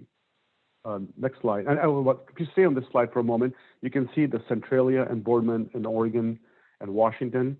You know that Boardman and one unit of Centralia closed last year on December 31st. They ceased operation, and the next one, I believe, is slated for December 31st, 2025. So given a 2030 study plan, it will reflect both Centralia units offline, including Boardman, plus other resources as indicated. Next slide, please. This slide, although looks a little busy, but these are the various resource additions that have been considered. And I'm not going to go through any specific points here, but it's pretty self-explanatory in terms of the footprint that we're talking about. There's a lot of solar and storage and wind that has been included. There is one modular nuclear that has been submitted in the Idaho system, and there is a small amount of natural gas that's reflected in Wyoming. I'm not too familiar with that particular project, but that's really the resource additions that are being considered in the study. Next slide, please. Okay, this slide shows some of the member transmission projects that have been considered in the study cases, and mostly at this point in 2030, it's reflecting the three 500 kV lines to our Gateway South and Gateway West. They're basically the expansion of Gateway projects, Pacific Coast project, and then there's Boardman to Hemingway, which is the Idaho PAC, and Bonneville is currently a funding member for the permitting process only at this point. And it's those are three, and then there's a 345 kV Antelope, which is, I believe, is to connect the modular nuclear facility to the system. So those are the four projects currently in the member transmission project submittals. Next slide, please. This one gives a little bit more in terms of the interregional. So as Sean pointed out, the RPO, Regional Planning Organization's purposes is just not a regional coordination. It also looks into interregional coordination. And these are some of the projects that have been considered and modeled based on the data submittal that we have received and from the outside region, and that is connected to the Northern Grid footprint. So it's pretty self-explanatory, so I probably will not go into details here. Next slide, please. So this particular set of slides, again, is a huge number of slides here that I won't go through specifically, but these are example hours that were pulled out from our analysis, and these are production cost models. So a 2330 production cost model, which for some that may not know, it's a security constrained economic dispatch model. It does an 87, 60-hour simulation. And we have taken some of the key hours out of that simulation and then compared it to a 2020, same date and a timestamp. And that gives a little bit of representation of about how well our models are, tracking what we're seeing today and how it should be, given how the system is changing in terms of resource retirements, additions, and the load profile changes. So next slide, please. Ravi, this is Steve Johnson. Pardon me to interrupt. Yes, Steve. We're right up on the noon hour. If you could work through these slides a little quicker, we might still be able to get a question in. Sorry to interrupt. I know your time got cut short. I just wanted to give you a time check. Yeah, I have 2 minutes and I should be able to take questions. Thank you. I'm just going to explain this one slide so that way people can follow. But this slide is showing you that we studied July 30th, hour ending 4. And the parentheses are what the actual flows are, 2020. And the one number below it is 2030. And this is how you would read these slides. And if you go through these slides, and if you, let's just go through the slides down. And maybe there's one interesting slide that I want to show. Right here, number 3 slide. In the number 3 slide, you'll see that we had roughly about 6,000 megawatt flow on the COI PDCI on February 1st, hour ending 1 a.m. But we see a much lower number in the simulated model. And what really is happening is that you're importing very high from Montana and Wyoming during those peak overnight production conditions. And the flow is more into the Northwest, which is offsetting some of the generation that may have been running if the Wyoming and Montana generation was not on. So what's really happening in the system is it is not producing enough power in the Northwest to create an export condition. So that's how you would read these cases or these charts. So if you could just go all the way to slide 24. Okay, right there. So one slide back. So yeah, right there. That's perfect. So this basically is what the studies are demonstrating that our 2030 power transfers are going to be very similar to today, except that there's going to be variances depending on how much of resources have been added or removed. And remember, this is a production cost model, so it is definitely giving you a little bit of a better forecasting than we really have. Remember, we work in a bilateral market in the Northwest Power Pool footprint area. So SCED is a single system dispatch model. So the single system dispatch will definitely show a little better and a more optimistic results than what you do see in the reality. Off-peak season, you can look at the hours on the chart. Midday energy demand is increasingly supplied by California solar, and you'll see the flows are coming in from California in 2030 rather than going to them.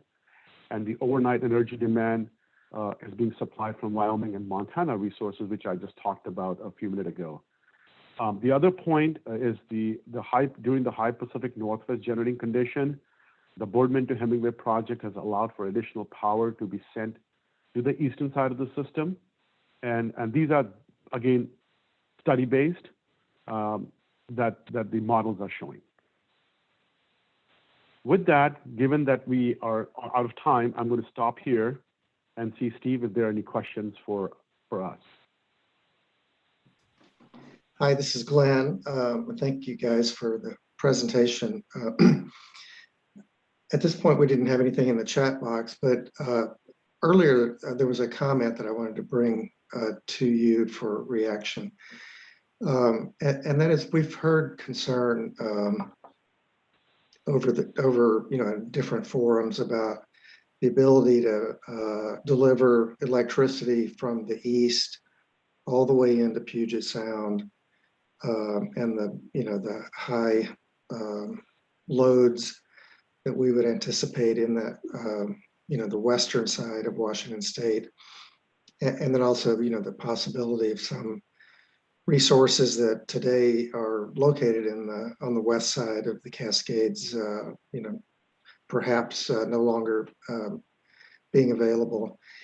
Is the transmission planning that Northern Grid does, looking at that particular part of the transmission network?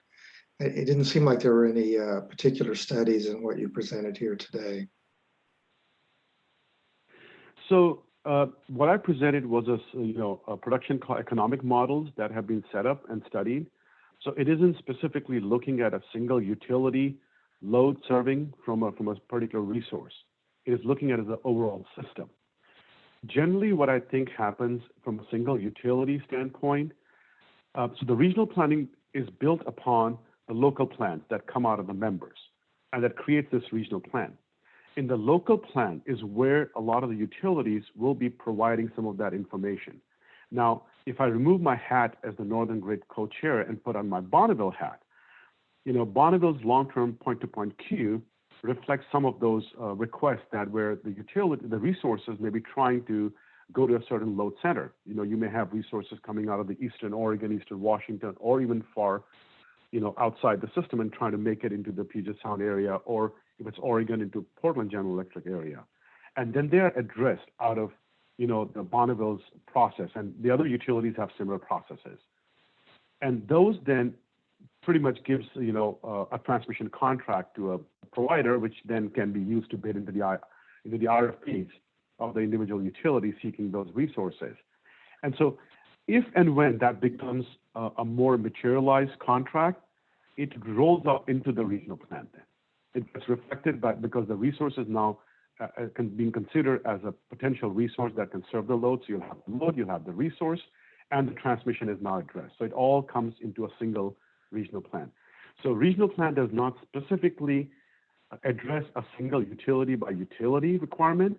It looks at it from a regional requirement, and the utility by utility are done more at the local level. And as Bonneville being the central grid operator, it provides a lot of that information and support. I don't know if that is answering your question. Sean, you can add anything else if you want to. Yeah, the only thing I would add is, like Ravi's saying, for each transmission provider, we're obligated to first create a local transmission plan. And as part of that local transmission planning process, we have to account for any transmission service requests or resource additions that are going to utilize our transmission system, and plan for those and ensure that the plan will allow us as a transmission provider to provide safe and reliable service. And those individual plans get rolled up, as Ravi described, to the regional to the regional planning organization. And it's at that regional planning organization where the mandate is to identify if A, all the needs are actually being met, and then B, if there's a more efficient or cost-effective way to do it than what's already been proposed. But like Ravi describes, at the end of the day, each of us transmission providers are obligated to meet whatever economic requests in terms of new transmission service or new interconnections that we're presented with, and also do so in a safe and reliable way. And so if that ultimately ends up resulting in some sort of increased transmission or upgrades to the system, then that's what the final determination would be, and that would result in a project like Ravi's describing, that may potentially flow up and be considered a regional project like those few that we saw on that slide. Sean and Ravi, is it all right if Dave provides a comment? Just go ahead, Dave. Yeah, sure, yeah. Go ahead. So I'm Dave Angel with the Northwest Power Pool, and Northwest Power Pool contracts with the Northern Grid Association to provide the services for planning for them, with them. If you go to slide 22 of the slide deck, it indicates a particular case of this production cost model, which was concerned with flows across the Cascades into the the west of the Cascades. And so for this simulation for 2030, with the Centralia plant out of service, we do see a significant amount of additional flow across those transmission paths.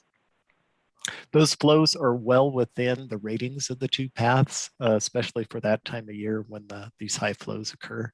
The high flows across those paths occur in the springtime when there's high wind and potentially hydro generation, depending on how late in the season it is.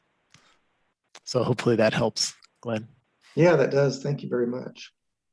Well, I'm going to have to interrupt this very good conversation to adjourn for lunch. We will be back at 1 o'clock.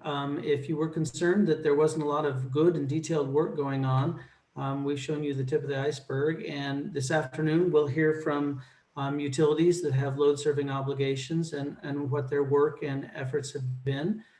So I hope you can all join us back here at 1. And we'll see you then. Austin, do you have any details you need to tell people about? No, that sounds good. We'll see you guys at 1. All right, we'll see you at 1. Thank you.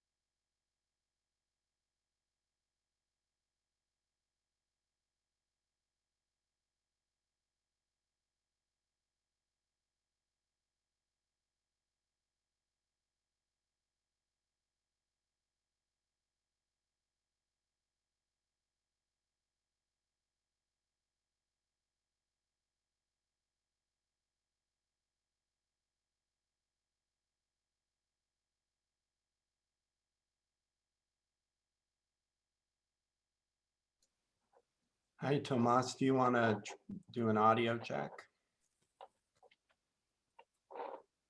Sure. Can you hear me okay? Yeah, you're just great. Great. And then I can share the slides on my end. Let's see if that pops up okay. Sure.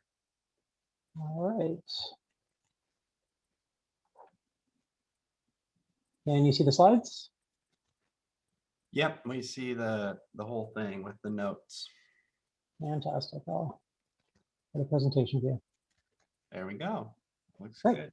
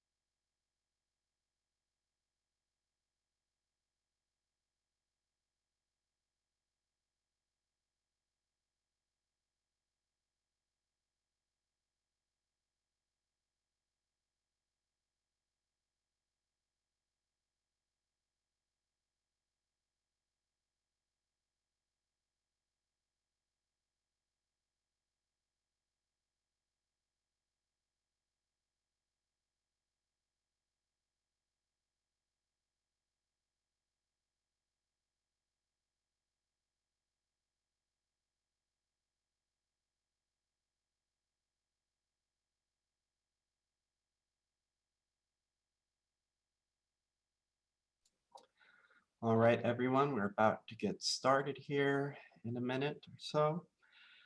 Just a friendly reminder that we are using the chat function, which is located on the toolbar at the bottom of your screen to facilitate questions today. This afternoon, Steve Johnson will be doing the curating of the questions. And Glenn Blackman will be doing introductions for our different panelists. So we'll get started here in just a minute.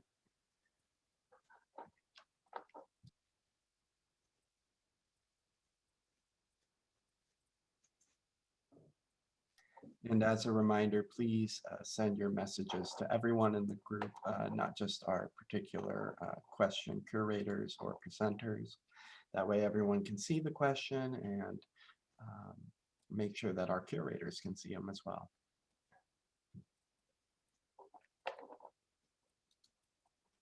So Glenn, are you ready to take it away here? I am ready to call us to order. I know we want to get as much information as possible this afternoon, so I think we ought to just jump right in. I do, however, want to take just a second and express my appreciation for a couple of Commerce staff who helped put this thing together and are help running it today.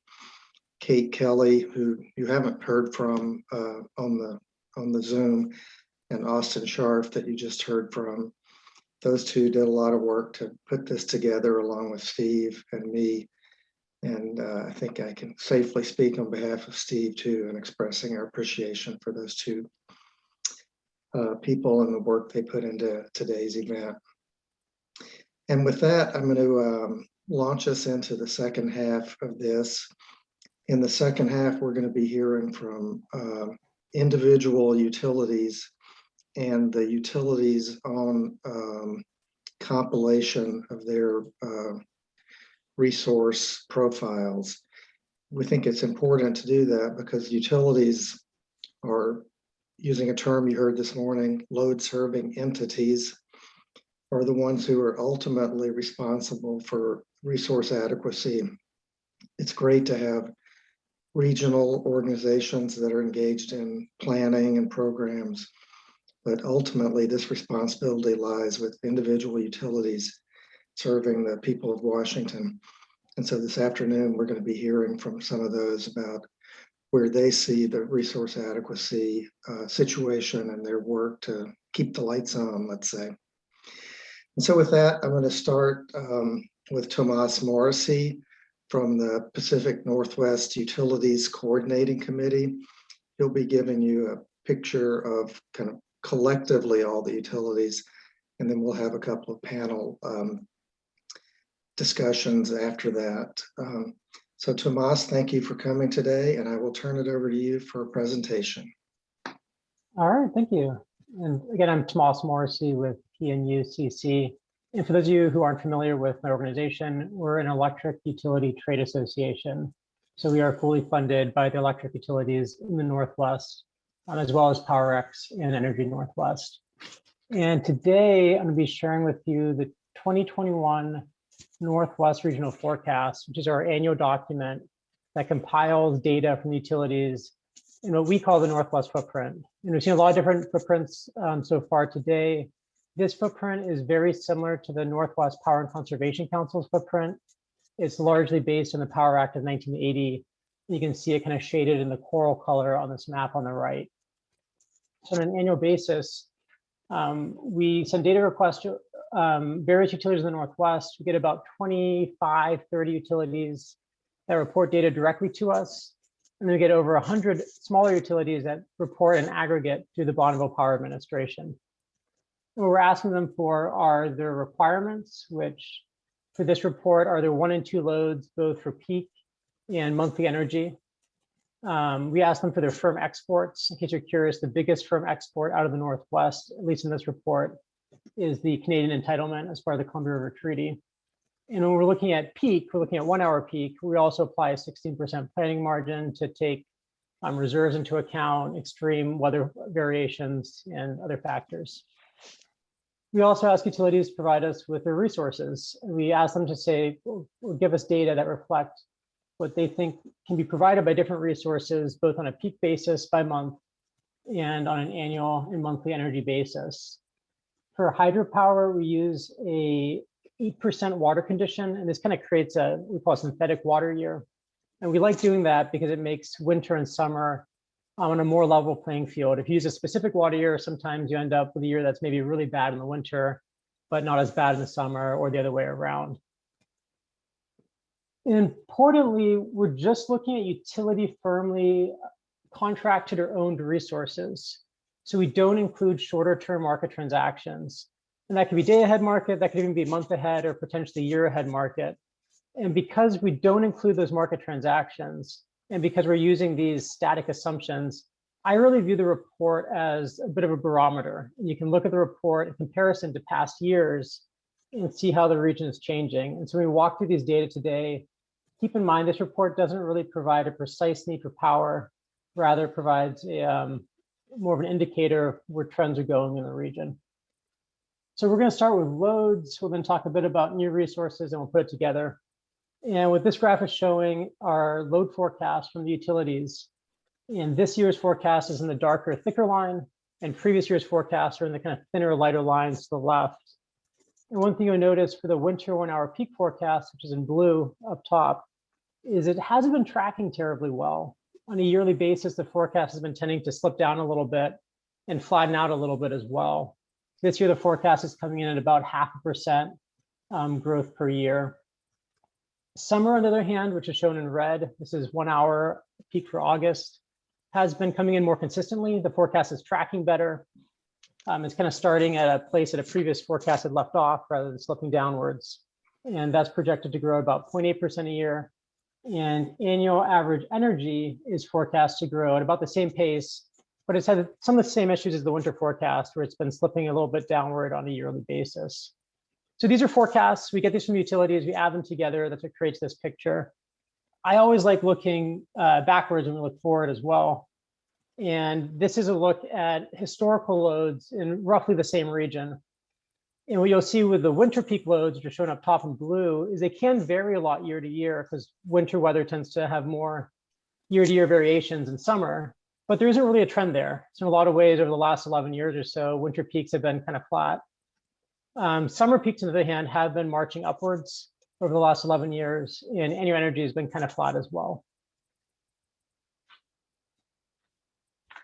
One thing we try to emphasize with this report is that we are aggregating utility data. So this report shows the region as a whole, but the individual utility picture might be very different. And this graph is hopefully showing that for loads. This is looking at annual energy load forecasts. We've taken the 130 some utilities and we've binned them into 5 different categories, with the utilities on top growing at over 1.5% a year in their forecasts, and the utilities in the bottom, including some larger Washington utilities, forecasting load decay over the next decade. And so while the report is showing 0.8% annual energy growth at a regional level, if you were to look at the median utility, it's somewhere in that light blue bin of about 0 to 0.5% growth forecasted over the next 10 years. So those lows, we'll talk a little bit about resources, starting with demand-side resources. This is a look at the 10-year cumulative energy efficiency savings out of this year's report in that kind of navy bar on the far right, compared to the past 5 reports shown in gray.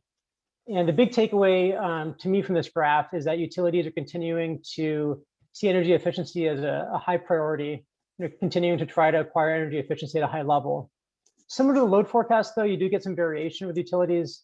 And we are hearing from some utilities that some of the lower hanging fruit programs like lighting are getting saturated. On the other hand, other utilities are seeing maybe a little bit more energy efficiency in the next 10 years because they're now using the social cost of carbon in their planning, and that's increasing the value of energy efficiency to them. We have another graph that I'm not showing in the interest of time that shows demand response. And we're seeing about 300 megawatts of new demand response coming into the Northwest over the next 10 years. So moving to supply side resources, this is a story you've heard of already today, and this is looking at coal in the Northwest. And starting back in 2019, there's about 7,000 megawatts of coal in the region. If you fast forward to around 2029, that number is closer to, I think, 2,700 megawatts. And that's coming from just 4 coal units, Colstrip 3 and 4, and Bridger 3 and 4. One thing we're seeing in this year's report, and it's shown in that pink band in the middle of that graph there, is that there are utilities that are indicating that although Colstrip 3 and 4 and Bridger 3 and 4 don't have a firm retirement date, they no longer want to be taking power from those units. So what we do for this report is we're using this lower value down here in the brown as the utility firm coal that goes into the load resource balance you'll see later. So in some ways, we're kind of hedging our bets a bit with those remaining 4 coal units. On the utilities that say that they still will be getting power from them, we include that. And if a utility says that they no longer want to be receiving power from one of those units, we take it out of the report. Because again, our report only looks at utility firm resources. So that's what's leaving. This is what we see coming in the next couple of years and also recently acquired. So these are resources that were either built in 2020 or early 2021, or we see as firmly committed to the Northwest over the next couple of years. So we're really confident that these resources will be around. And so we do include these when we look at the load resource balance picture in the next slide. And perhaps not surprisingly, it's a lot of wind and solar. Later on, we'll see what we call potential resources, which are resources that are maybe not as far along in the siting and licensing process. And it's a similar trend. We're seeing a lot of renewables coming to the Northwest.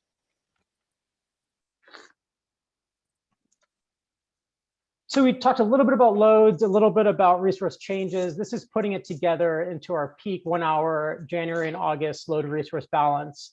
Again, as I mentioned earlier, since this does not include any shorter term market transactions, and it's looking at critical water conditions, I wouldn't take these values as a direct need for power.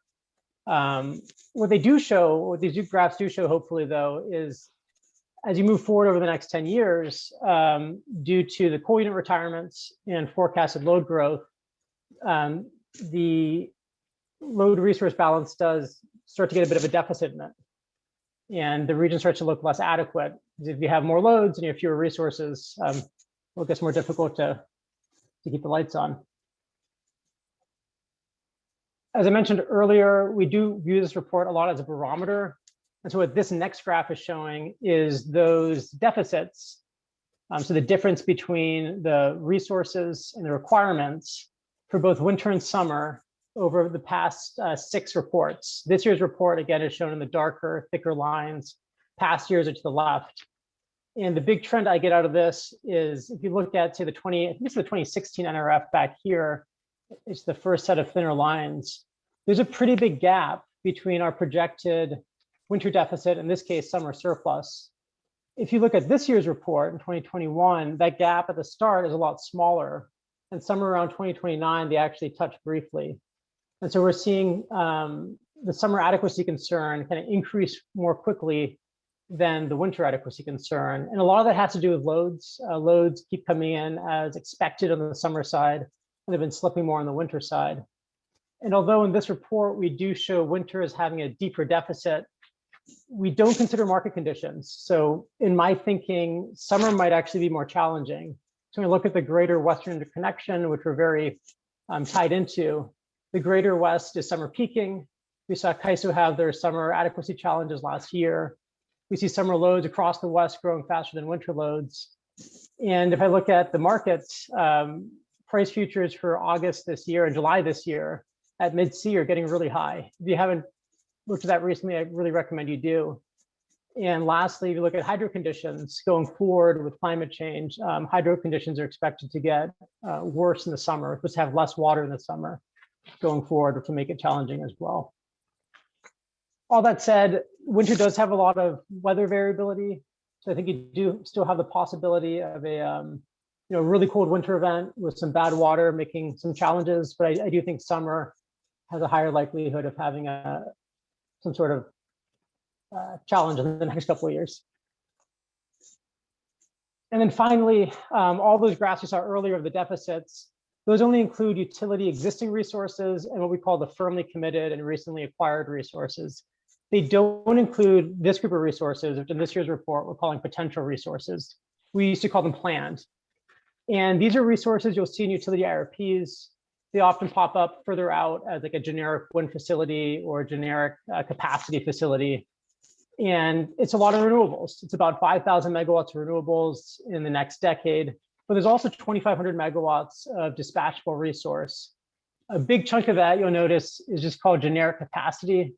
That could be pumped hydro. We've heard that could be a combustion turbine running on a renewable blend. It could be a mix of different items, but the utility hasn't done an RFP yet and hasn't really selected that fuel type yet. If you add these resources into those load resource deficit graphs you saw earlier, the picture gets a lot better. But I just want to stress that the majority of these resources still have to go through a lot of process before they get built. So to wrap up, the big takeaways from our report this year are that peak loads are projected to grow more rapidly in the summer than the winter. We see energy efficiency remaining a big priority for utilities. The coal retirements and exits are continuing in the Northwest. That's also a trend happening in the greater Western interconnection. There's a lot of renewables coming to the Northwest, and this is also a trend occurring in the greater Western interconnection. And then lastly, the Northwest Regional Forecast load resource deficit does grow quickly. If you add in those potential resources, it grows a lot slower. But again, those resources still have to go through licensing and siting before they get built. So with that, I think we have a little time left over for questions, and I'll turn it back over to you. Yeah, thank you, Tomas. I really appreciate that overview. And Steve will be curating questions. So if you have them, put them in the chat. He can sort through them. Yeah, Glenn, thank you. I don't see any in the chat yet, but if I may, I'll just go ahead and ask what I was thinking of when I looked at slide 10. You showed a 1 hour peak. There you go, 1 hour peak surplus deficit comparison. Has your studies looked at the sustaining through the evening peak, sometimes starting around 4 through 6 or 7 o'clock? rather than a single peak hour in that summer afternoon pinch? That's a good question. In not really. No, the 1 hour peak value that we do get from, at least on the hydro side, hydro gets difficult sometimes in these days. So you really wanted to push hydro as hard as you could for an hour. You could probably get more. The hydro data we collect are from Bonneville. It's what comes out of largely the White Book process. And the way I understand it, it's hydro running to a certain load. But no, we haven't looked at what would happen if you're trying to meet, a 4 hour peak in the summer or in the winter. Sometimes you get these double peaks where you might have a challenging 4 hours in the morning and a 4 hour gap in the afternoon as well. But no, we haven't done that level of detail in this report. Well, that's understandable. I know quite a few utilities that are facing this challenge across the West, looking at those hours all the way from Arizona all the way back up to the Northwest. One other question, still not seeing anything in the chat box. Back on slide 3, you showed, I think I got my number correct. Slide 3, the one with the projections of there you go. Slide. So I assume these look backs and projections of the previous accuracy were adjusted for heating degree days for temperature in evaluating the prediction. So, but whenever I see a load projection that's off consistently in one direction, I kind of want to ask, well, why? Do we have any theories about why the winter months are just coming out not quite right? That's a good question. We haven't really studied that. My guesses include better than expected energy efficiency savings. And it also might be utilities starting to adjust their forecast to include either a shorter weather window or even to start thinking about climate change. So if you're doing a 1 and 2 forecast and you change your the years you're selecting to kind of create your average weather, given current trends, which will continue, you'll likely get a lower winter load forecast. But we haven't really explored that in depth. Well, I'll certainly say that the summer peak forecasts are looking pretty tight. Load forecasting is a mystery. I mean, if you want to predict a pandemic, go ahead. So they are difficult to do. Let's see, we have a question that's popped up. Is small nuclear reactors too far away for deployment to be considered as a potential reliable dispatchable resource for load in these projections? We haven't seen, so we looked 10 years out, and to the best of my knowledge, in the IRPs that reported into this year's report, there weren't any small modular nuclear reactors. We do have a bunch of generic capacity resources that do pop up. I think those are usually have been discussed as either pumped hydro or, again, maybe a turbine running some sort of renewable fuel. I do know Grant, I believe, or the Chelan, I think it was Grant, recently signed an MOU with a small modular reactor project. And so I'm really curious to see where that goes, but I don't think we're seeing that in this report yet. Well, thank you. I'm going to keep the show on the road and timely. So thank you, Tomas. I'm going to hand it back to Glenn to introduce the next group of panel utilities. Okay, thank you. And Tomas, we appreciate that overview, looking at all the utilities at once. And so now what we're going to do is hear from the 3 investor-owned utilities that serve customers in Washington. And I'll start with Mike Wilding, who's Vice President for Energy Supply Management at PacifiCorp. And we'll do questions after we've had all 3 of them do their presentations, just so you know how we run this. So go ahead, Mike. Okay, well, thank you. I appreciate you having me today. Like Glenn said, my name is Mike Wilding, and I am the Vice President of Energy Supply Management at PacifiCorp.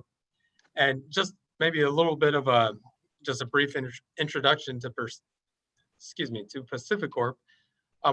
We have service territory throughout the Western United States, spanning 6 states of Washington, of course, Oregon, California, Idaho, Wyoming, and Utah. And that includes in Washington about 140,000 of our 2 million customers. And then we connect that single system with generation, transmission, distribution that connects the West throughout 10 states. And so within our service territory and within our system, we see great diversity in generation and also diversity in the load that we serve. But as many of the speakers, and I haven't been able to sit through and listen to all of them today, but the ones that I heard, I mean, we definitely agree. We're seeing a change in what the grid looks like going into the future. Some of the things that we're seeing change in this, of course, isn't an all-inclusive list, but we're seeing a greater penetration of solar and wind generation as we look out, and as those become more economic and cost less than thermal generation has traditionally. Of course, we're seeing, and we agree that there is and will be a shortage of capacity throughout the region, and we, as we look out into the future. And then, of course, we're seeing energy policy take effect and start over the next couple of years that will further reduce carbon in that deep decarbonation initiative that's underway. And then EIM, for example, we're seeing also a greater push for regionalization and coordination. We're seeing more entities join the EIM, and that continues to grow every year. And then further discussions about perhaps a regional day-ahead market. And then we heard, of course, from the Regional Resource Adequacy Program that's underway and the efforts that are going on there. And Pacific Corp is right in the thick of that transformation. When we look at just our system and just look at the 2019 IRP, which is our most recently published IRP, and we'll have another one coming out later this year. But the preferred portfolio, it contains wind, solar, and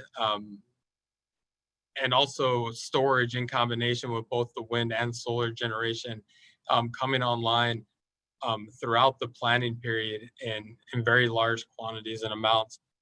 And then we're also seeing at Pacific Corp's fleet a transformation and retirement of our coal facilities. The 2019 IRP accelerated or moved up the closure or the end of life date for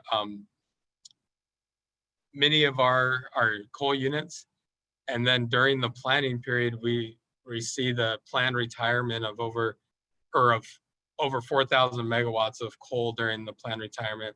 And then we've also added transmission.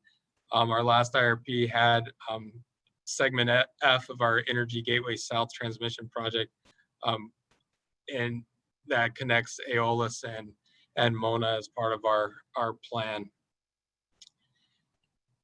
And so, but addressing that change and what Pacific Corp is doing, we are taking part, and in those regional discussions, we're supporting and taking part in the Northwest Power Pool Resource Adequacy Program, and fully supporting that and working on that. We're taking part in discussions in the potential EDAM, and those have kind of been put on hold, but we are an active participant in all of those efforts and initiatives to further that regionalization and that coordination amongst the region that will just benefit customers for all of us. But a big part of that, and what we see is really important, is the transmission piece. So, and as we have greater interconnectedness, that will unlock both the resource diversity and the load diversity in the region. And so as we see that greater penetration of wind and solar and storage, we need the transmission to interconnect all of that. We need to connect the wind in Wyoming and Montana with the hydro in the northwest with the solar in the southwest. And as we do that, we can really take advantage of the diversity of the resources that the West has to offer, and also the peak load differences throughout the West. And we can increase our grid reliability and resiliency through adding that transmission. I touched a little bit on Pacific Corp's Energy Gateway project and how that will be a building block to achieving that greater connectivity for Pacific Corp. And we did just add a segment of that just last year. And then, like I said, our IRP shows the Gateway South or the Aeolus to Mona line for 2023. So with that, I really appreciate the opportunity here. And I know we have others on the panel, so I'll turn it back over to you, Glenn, but thank you. Thanks, Mike. That's great to hear. And now James Gall from Avista is going to tell us what's going on with their utility. Good afternoon. This is James Gall. Can you hear me okay, Glenn? Yep, I can hear you. All right. Well, again, my name is James Gall. I'm the IRP manager of Avista. Just to give you a quick overview of what Avista is, we are a natural gas and electric utility in Eastern Washington and Northern Idaho. We also serve natural gas in different parts of Oregon. My presentation is really going to be split up between 4 different parts. The first part is going to be talking about our resource adequacy planning at Avista. We'll talk a little bit about risk, resource requirements, and then have a few comments and other considerations to consider as we talk about these issues. So currently Avista has enough resources through the fall of 2026 to meet all of our resource adequacy metrics that we've internally planned for. What that metric is a 16% planning margin for our winter peak and a 7% planning margin for the summer. So what that means is we forecast that winter peak based on an average coldest or hottest day for the Spokane area. And whatever that load forecast is, we plan for an additional 16% of generation above that. In addition to that, we also plan for operating reserves and flexibility. All of this comes down to is based on a probability analysis of we call 5% loss of load probability. That's similar to what John Fazio talked about earlier today. We're taking risk analysis to help us identify how much additional resources we need to plan for. So it really takes into account both a peak capacity need and also short-term energy needs. At Avista, we actually have one of the highest levels of planning margins in the area. This is really due to the large single contingency resources that we have. Avista is actually a fairly small utility, but we have a couple very large resources. If one of those units fail in a forced outage event, we have a higher, more load that we have to rely on from other resources or our existing resources. So that creates risk. So that is my next topic. There's first risk I like to talk about is market risk. We don't think there's adequate regional reserves to meet a peak planning event. As far as a regional perspective, we've heard from Tomas talk about both winter and summer conditions.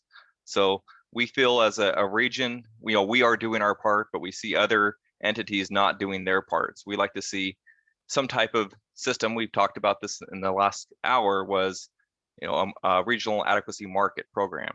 So that's one way to solve some of those risks. Another risk that I like to talk about is extreme weather conditions.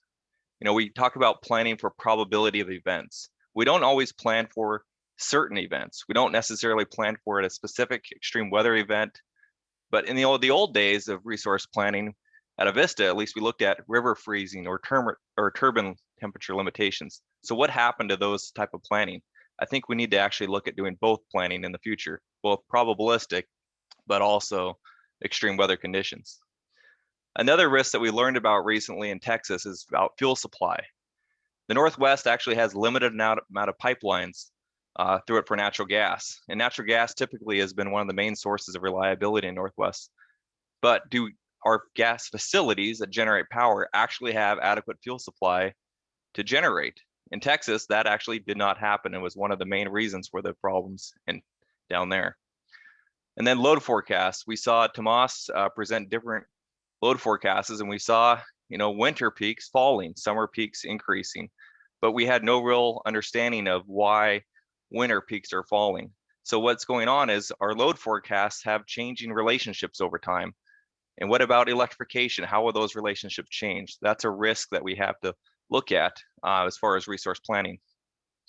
And then what about new resources? We see deficits in the future. Are we able to actually build new resources?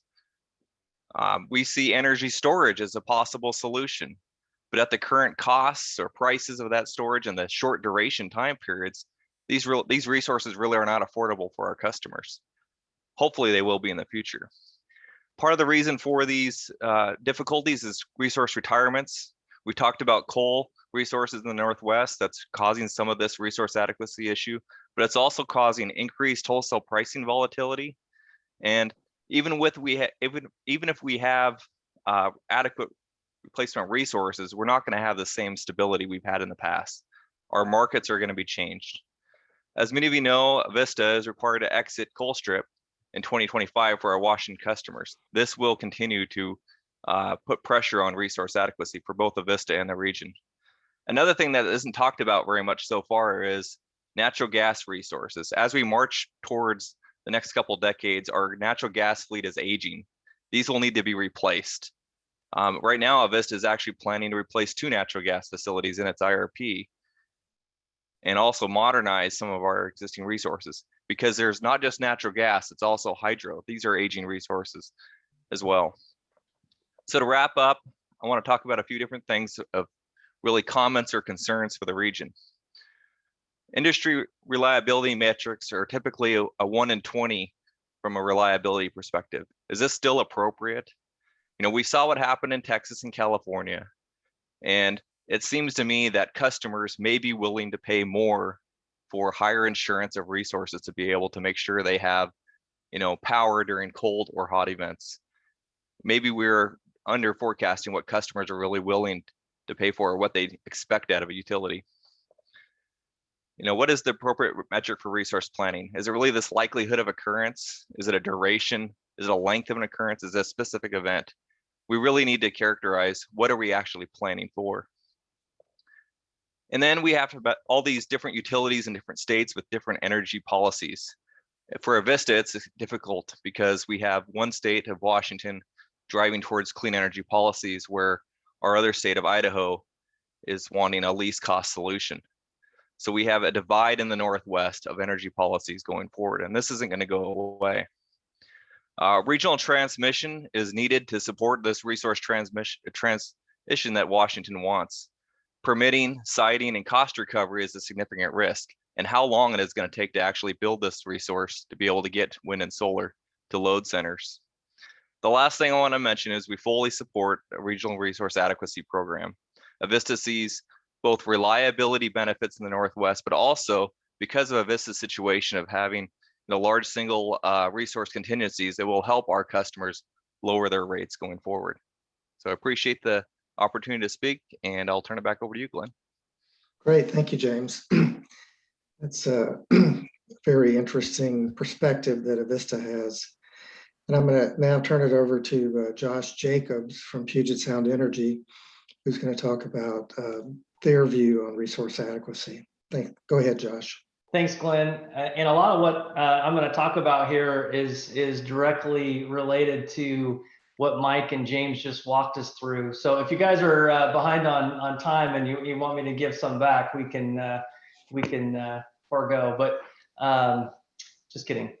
Anyway, I appreciate the conversation today. This is a really important conversation on resource adequacy. And at PSC, you know, as we think about the transformation of our energy supply portfolio, and certainly as it relates to our own CETA implementation, we're really focused on striking the right balance between sustainability, affordability, and reliability. And that's important for our customers, and that's important for the entire region as a whole. Certainly, PSC is committed to the transition to a clean energy future, but we also acknowledge that there are significant challenges ahead. The reliability of the system and ensuring that we can meet the needs of our customers under all operating conditions is something that we spend a lot of time thinking about at the company. As PSE and the rest of the region pivots our supply portfolios to remove large baseload carbon emitting resources and replace those resources with a diversified mix of renewables, we can't lose sight of the challenges that utilities and operators will face to meet the needs of our customers. Certainly as utilities, we understand the real life challenges that we face as system planners, as market participants, as control room dispatchers to meet the needs of the region over a whole host of different operating characteristics. And that's why today's discussion is quite frankly so important. I wanted to spend a little bit of time just hitting some of the highlights of our own planning process and what the transformation is going to look like for PSE. A lot of the same themes that that you've already heard from PAC and Avista. And I also wanted to share some thoughts on the regional coordination and the Northwest Power Pool market development that Greg and Sarah walked us through earlier. So a little bit about PSE's most recent integrated resource plan. We filed it on April 1st. Certainly this IRP cycle was the first cycle to incorporate the CETA elements, and this plan incorporated the first 10-year clean energy action plan, which will certainly become the feedstock for the next 4-year plan associated with CETA implementation. The plan that we delivered, it does a number of different things. And I apologize, I have construction going on around me, so if you hear some contractors, I apologize. But the plan itself, it does a number of things. It removes baseload coal resources from our portfolio by 2025. It accelerates investments in conservation and increases the use of demand response. It shows a significant investment in renewable resources, utility scale resources such as wind and solar. And for the first time, really shows a leveraging of distributed energy resources, which are local resources in the communities that we serve. It goes further by reducing market reliance for PSE, and this has been an issue that we have been focused on for many years as we watch the supply and demand dynamics change in the region. And it also includes a novel concept, which is to backstop reliability for our customers through new peaking thermal capacity that's backed by biodiesel fuels, a CETA compliant fuel. So to highlight the depth of some of the utility scale renewables that we see in the forecast over this 24-year planning horizon, the numbers are significant. By 2031, we're forecasting 1,500 megawatts of new renewables on our system. And by 2045, an incremental 2,500 megawatts of renewables. In addition to utility scale renewables, we also are forecasting over 3,200 megawatts of distributed energy resources on our local system, the bulk of which is comprised of conservation. Also important to highlight that we take into account resource retirements. We've talked a little bit about Colstrip 3 and 4 retiring and other retirements in the region. When we layer that on top of our load forecast and our reduction of market reliance in the future, PSE is forecasting over 1,800 megawatts of peak hour capacity need beyond 2027. PSE is certainly committed to making progress on our clean energy transition, but there are certain challenges ahead, and we're definitely aware and working these challenges. The comments from the California ISO this morning, I felt were spot on. And it simply is the balance of transitioning from dispatchable, controllable resources to a mix of variable resources in the future, which will increase risk for how we integrate those renewable resources. For instance, the fact that wind generation is the predominant intermittent renewable resource leveraged in the Pacific Northwest, we can oftentimes see a range of hours to sometimes multiple days where the system is resource deficient when renewables are not generating. So while storage capacity resources like batteries and other technologies will be critically important to meet peak customer needs, and we certainly have those types of resources in our plan as well. They're not the only capacity resources that we'll need to leverage in order to maintain reliability and, quite frankly, help us to integrate all of the renewables that we see on the system in the future. To that end, new dispatchable capacity is going to be necessary both to maintain reliability and, again, to help integrate these diversified renewable portfolios. For instance, in our plan, we focused on biofuels, but PSE is also invested in exploring new opportunities related to the use of hydrogen in power production. Just recently, we announced a joint agreement with Mitsubishi Heavy Power Systems to explore a range of hydrogen use cases in addition to battery storage projects for PSE. So as we think about alternative fuels in the future, fuels that would be compliant with the CETA legislation, we really do need support from Washington state policymakers to expand the supply chains and to help reduce costs for customers. And that's certainly something that PSE will continue to advocate for. Along the lines of what Mike shared from Pacific Corp, I also wanted to highlight the significant need the region will face with respect to new transmission capacity investments. These investments are necessary to access new renewable energy zones, which are necessary to properly diversify renewables to meet CETA requirements. Simply put, we can't cite all of the wind in the state of Washington. We really need to look outside to other locations like Montana and Wyoming to help diversify our wind portfolios. This diversification of renewables in the portfolio increases the reliability of the portfolio overall, and therefore is really an important piece to the puzzle moving forward. In PSE's plan, we're focused over the next 10 years to do our best to leverage existing transmission infrastructure, whether that's co-locating new renewables or redirecting current transmission contracts. We think we have enough in our portfolio to get us through 2030, but we are certainly seeing the need for new transmission investments beyond that time horizon. And certainly the need for transmission, it comes with a whole different set of challenges. Some of them were discussed earlier this morning. Certainly cost allocation, as we think about regional transmission planning, that is a major issue that's top of mind. But the real issue is around the siting, the permitting, and the construction, and the timeline that it takes to build these transmission facilities that will be necessary at the right time in the future to bring new renewable resources onto the grid. So switching slightly here as I look to close out, I wanted to just highlight some of the perspectives from PSC on the developments of markets, and certainly the Northwest Power Pool market that was the resource adequacy market that was described this morning. We certainly feel that regional coordination has served participants well for a very long time in the Northwest. And we see the developments in the Northwest Power Pool as really the next step for where we need to go, but not the last step in the journey. Again, we have a long history of benefiting from regional planning and through various organizations, but the one that really comes to mind is just the reserve share program that we've had with the Northwest Power Pool for decades.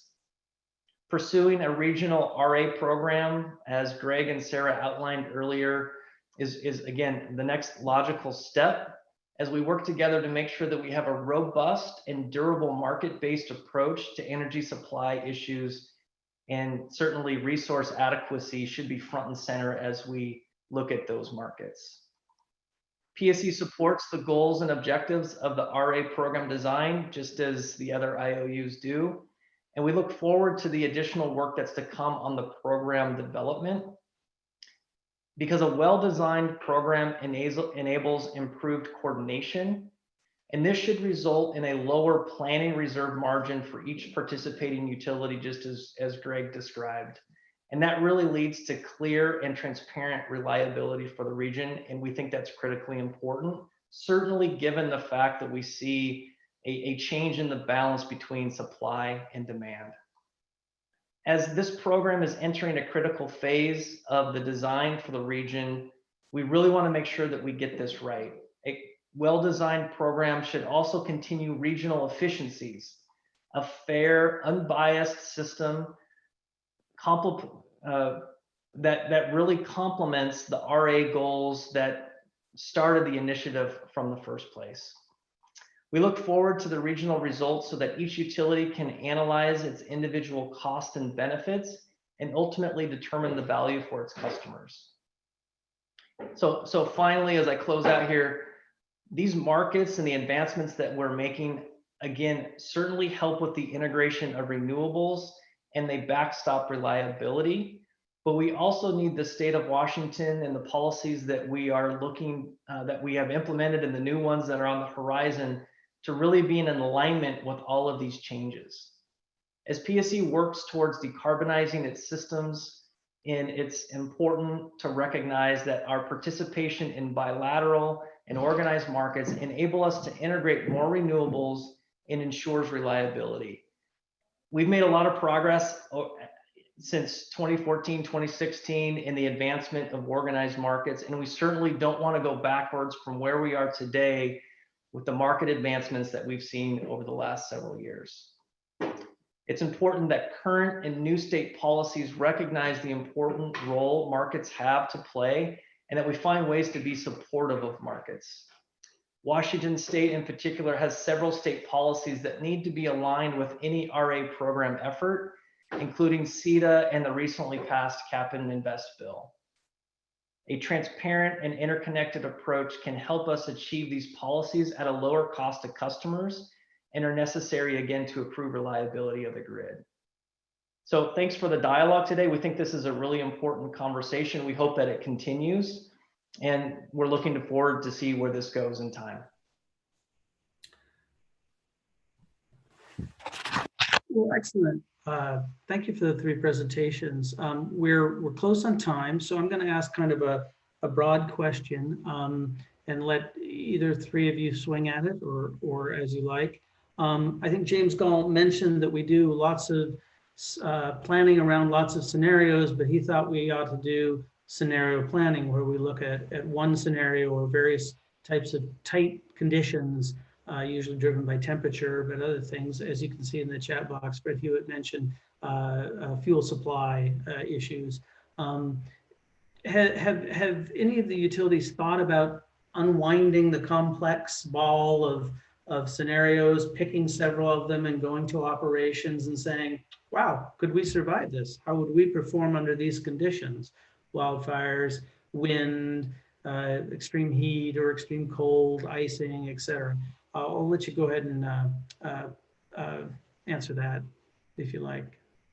James, you started it. You want to get them rolling?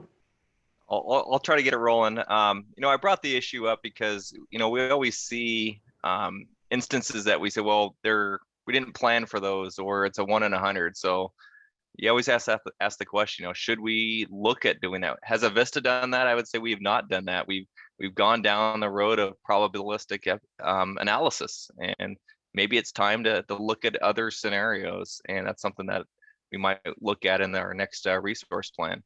I'm just asking the question. I don't have solutions, but I'd love to hear from others. Josh or Mike, do you have a follow-up on that? Yeah, I'd echo that, but I'd also add to it that there's certainly an active conversation and dialogue as we think about all of the sensitivities and scenarios that we plan for through our integrated resource planning process.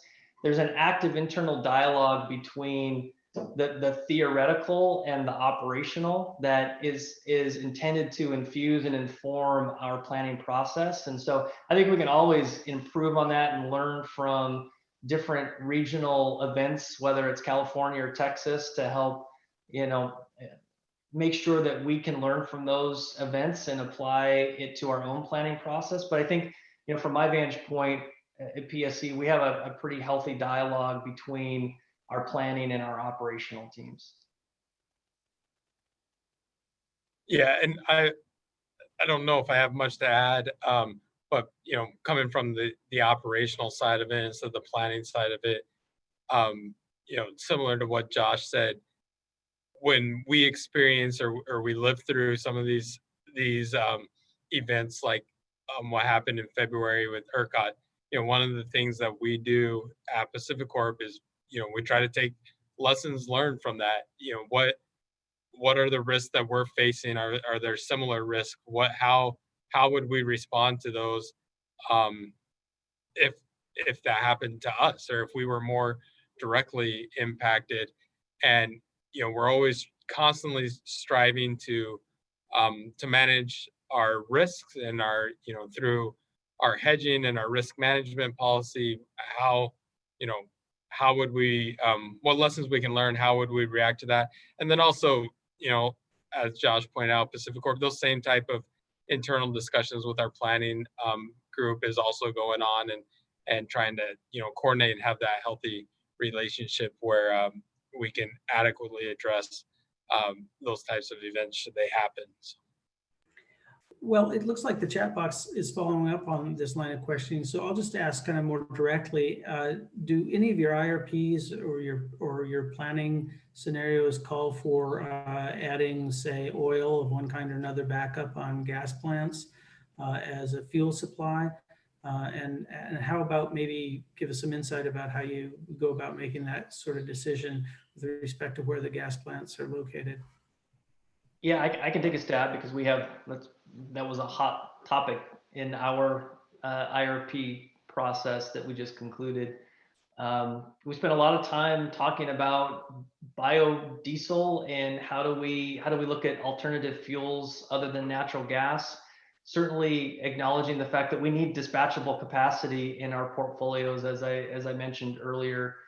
We think storage has a definite part to play, but there are limitations in whether it's duration or cost. Just for example, the various portfolios that we ran, even using biodiesel at a more expensive price, obviously, than natural gas, the portfolio ranges from a $7 billion to $23 billion incremental cost over the planning horizon if we were to just leverage storage technology, just given the sheer volume of storage resources that you'd have to bring onto the system. And so that's what really has focused us on trying to find a pathway to alternative fuels. We certainly have had conversation with producers in the region. We have a history with tanked fuels. 3 of our peaking plants today have diesel backup fuel because we use interruptible gas supply. So that's how we guarantee reliability today. And so I think given our comfort level with tanked fuels, our investigation of the depth of the supply chain in the Northwest, we do feel like there is a there for us to explore. We certainly think that state policy can help expand the market depth and lower cost for customers, but we have to start making inroads to alternative fuels if we want to be both reliable and compliant with CETA beyond 2045. We have exactly 1 minute if Mike or James wants to add anything, or we can skip ahead and stay on time. I think I would just add, from Pacific Corp's experience, our customers, and we were able to, one of the reasons why, we were able to work through some of these events is just our geographical diversity and having, being connected with our natural gas to different pipelines and different sources for that natural gas. And so even though the fuel type was the same, there's diversity in the source. And then I think that goes back to kind of what we touched on, all of us touched on a little bit, was just increasing that interconnectivity and with increased investment in transmission, that not only do we gain a diversity in the fuel resources, but also in the sources of our fuel. Well, excellent. That kind of rounds out our time. I'm going to hand it back to Glenn to keep the show on the road. Excellent. Thank you, Steve, and thank you, investor-owned utilities. Our next panel, we'll be hearing from 3 consumer-owned utilities. In one case, we'll hear from Bonneville in their role as the kind of resource adequacy provider for a number of consumer-owned utilities who've made that arrangement by contract with BPA. So we'll start today with Rick Dunn from Benton PUD. So Rick, go ahead. Good afternoon, everybody. I really appreciate this opportunity. I'm going to go ahead and share my screen.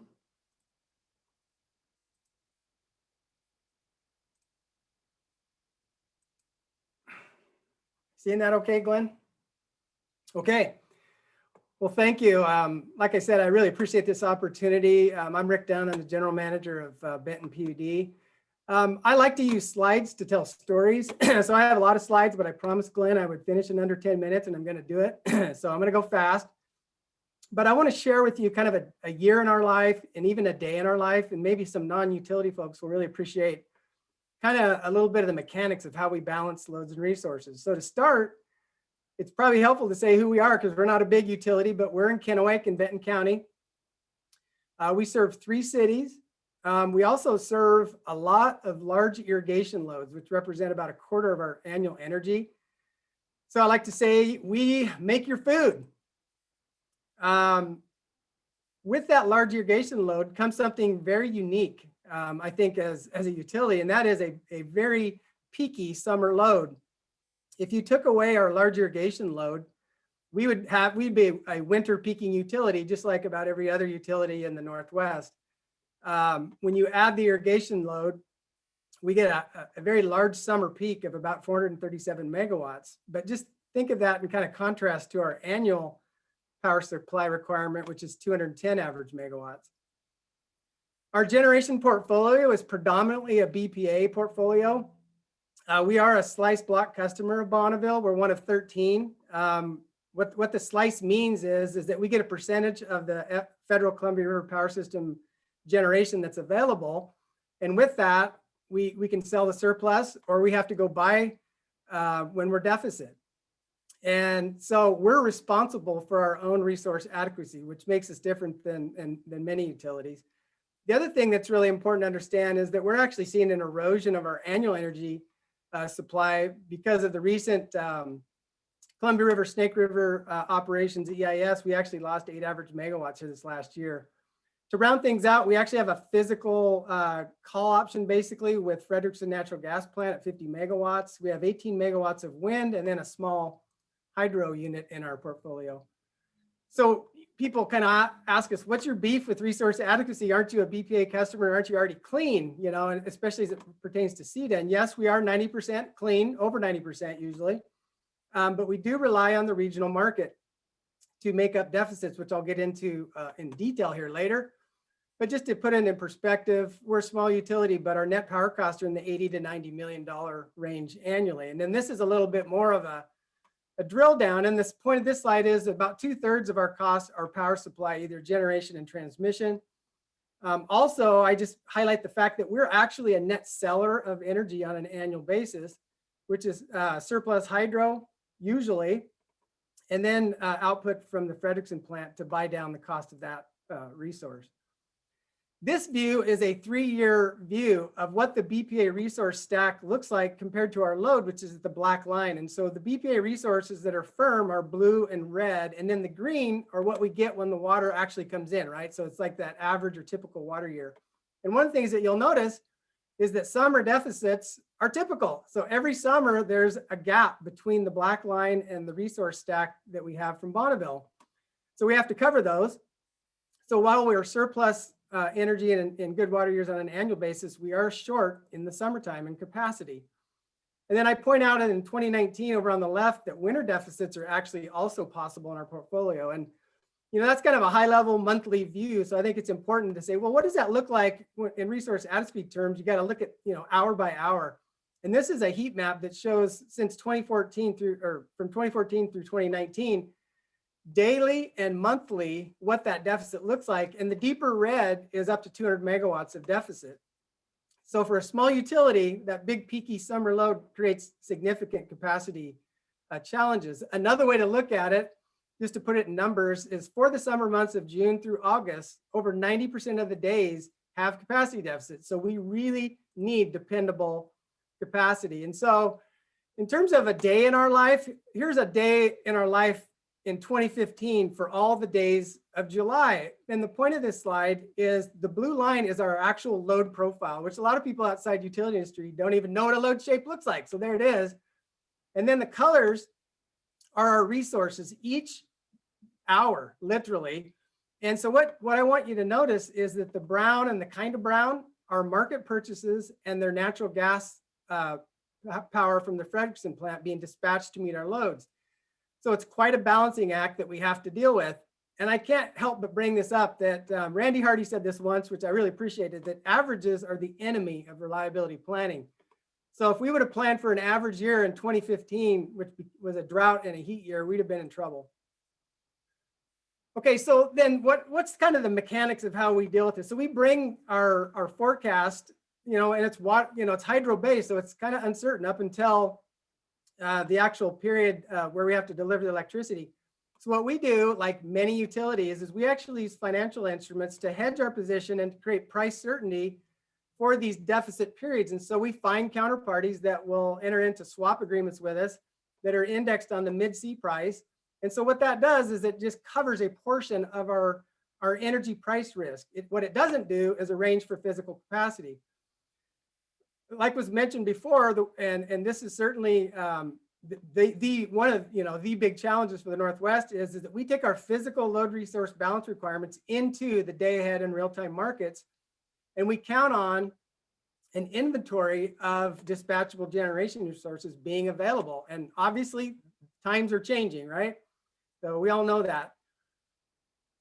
We do an integrated resource plan like every utility. And this is an important point, is that one of the factors, or one of the really key decision elements that we use, is we actually monitor the loss of load probability studies by the council. So you can imagine that I was paying close attention to John Fazio's report this morning, which is really kind of 180 degrees out of what we were hearing when we did our 2018 IRP. By the way, we did update and do a 2020 IRP here recently, but we look and see if that loss of load probability is above 5%. And so then that informs us as to whether unspecified market purchases are going to create too much risk that there won't be physical resources available. We also monitor what other regional utilities are doing with regard to dispatchable resources. And so obviously I'm paying close attention to what the IOUs have to say, and very important to us. And we've all seen this. The council's loss of load probability went above 5%. Another warning comes from Tomas and his group. We really count on that. This is particularly concerning to Benton as we see more pressure on summer, which, as you know, by the graphs that I showed you, we have a summer deficit problem, so it's not good to hear. We don't have the resources to do these regional studies, so we rely on others to do it. We participated in some studies that were done by E3 Consulting. And this slide, I just want to point out what the arrow says, which is just reinforcing what's already been talked about. Fossil units are 1/3 of the nameplate, but they're half of the effective gigawatts. And so as we see coal retiring, that's very concerning to Benton, because we need those resources to be available to cover our shorts. And then there's defining events that happen. And I think some have mentioned this, but I'm going to mention it again. This mid-C price spike in the winter was a big deal. And so to us, it's a defining event. And I'm sure to everybody, we were exposed. A summer peaking utility actually had a winter problem in that winter, and it cost us $6 million more than we expected. So this is a big deal, the whole resource adequacy issue, whether it's summer or whether it's winter. I just had to put this in there, this market spike event. I'll remember it for a lot of reasons. That's my driveway, and how often I had to shovel the snow was memorable. But I'm asking the question, what would this event look like if the coal plants aren't here? And so I summarized in that red circle there what the generation was from these power plants that are either have been retired or will be retired. And then along comes CETA.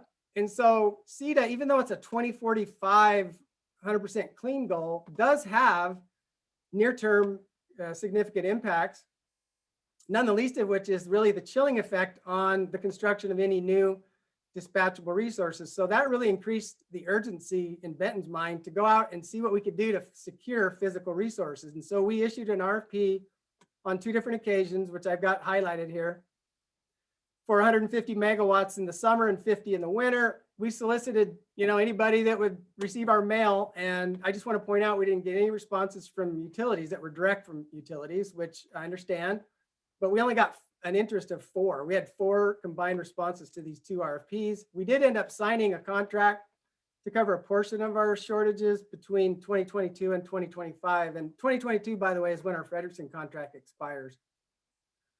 And then to kind of wrap things up, well, what's next? Like everybody, we're really anxious to see what the Power Pool Resource Adequacy Program delivers. We're highly supportive of the effort. I think it's some of the best people and the best minds that could be on it.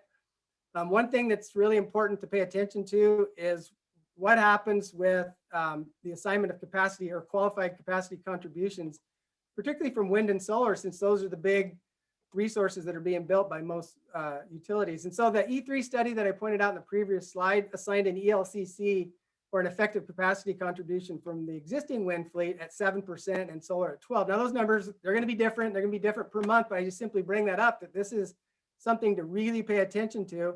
And then ultimately, our concern is, will the RA program deliver new generation resources in time to avoid problems on the grid?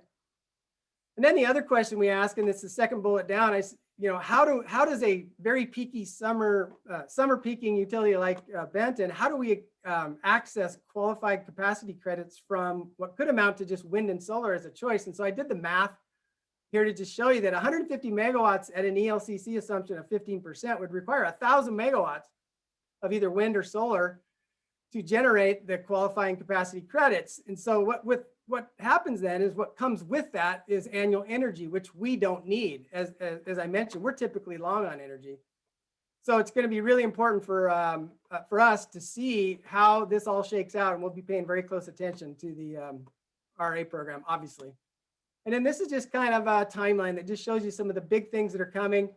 Obviously, as a BPA customer, we're already in the negotiation period for a new BPA contract. Our contracts expire in 2028. They want to sign these contracts by 2025. In the meantime, we're going to try to figure out how we're going to cover these seasonal capacity deficits. May look at additional RFPs, other options. We're even looking at demand response in a serious way, but we cannot make up that kind of a deficit with demand response. And then final thoughts. I'm not going to read each one of these. We've been a real strong voice for a role for natural gas in the transition away from coal. I still believe that that's the case. And then my second bullet point, I guess I want to encourage Glenn and Commerce to maybe consider reporting out to the legislature before January 1st. I think the RA analysis, the Power Pools Resource Adequacy Program is going to answer a lot of questions. And if there is a kind of proposed need for natural gas, it's better to have the conversation sooner than later. And then in the end, another Randy Hardy and Larry Kitchen quote is, we can use all the help we can get, so pray for rain and mild weather. Thank you. All right, thank you, Rick. You almost did it in 10 minutes, so there's a lot of information. I'm going to turn it over now to Ray Johnson from Tacoma Power. All right, great. Can you guys hear me okay? I can hear you. All right. Let me, do you want to, I can present from my side or either way, whatever is most convenient. Kate, why don't you run the slides for me? All right, sounds good. All right, good afternoon, everybody. My name is Ray Johnson. I'm Assistant Power Manager at Tacoma Power, and I really appreciate the opportunity to speak with everybody today. Next slide, please. So resource adequacy, I think is one of the most critical challenges facing the industry. Specifically, utilities must figure out how to provide, continue to provide reliable, secure electricity at least cost, but while complying with policy mandates, and at the same time while promoting consumer and policymaker preferences. So I want to highlight some of the specific issues we face and explain how, in our opinion, the regional resource adequacy program currently under development at the Northwest Power Pool is an important part of the solution. Next slide, please.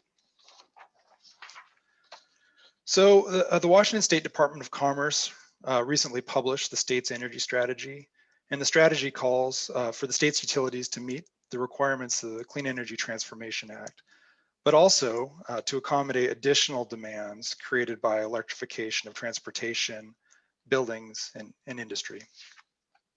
So next slide, please. But currently, we're facing a shortage of capacity. In 2020, we experienced rolling blackouts for the first time since the Western energy crisis of 2000-2001. multiple balancing authorities across the Western Interconnect declared energy emergency alerts.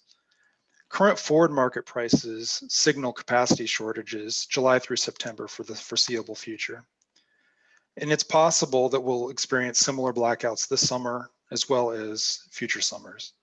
It's also possible that the frequency, duration, and magnitude of outages will increase as conventional power plants are retired. Next slide, please. So there's several challenges utilities must overcome to solve this problem and meet the state's decarbonization objectives. The first is limited options for new capacity. So transmission, which could increase access to favorable, high capacity factor renewable generation outside the region, is very, very difficult to permit and build. Other promising solutions such as green hydrogen, other electric fuels, long duration storage, demand response, or pumped hydro, for example, are based on emerging technology, very expensive, or both. Next slide, please. The second challenge is price signals, which do not adequately incentivize investment in new dispatchable capacity or ensure that existing forms of clean dispatchable capacity, such as hydroelectric generation, is economic to keep online. Next slide. So what are the implications if we cannot solve these challenges? First is increased risk of blackouts. Secondly, the industry may fail to meet its carbon reduction goals. And three, lower value for Washington state ratepayers. So Tacoma Power believes that the Regional Resource Adequacy Program is critical. Next slide. And this is because the regional program will direct and coordinate development of capacity ahead of need. We believe the program will help create the right price signals and support investment in emerging generation and storage technologies needed to meet environmental objectives. And finally, the program will provide reliability, lower costs, and lower risks for ratepayers. So that's all I had.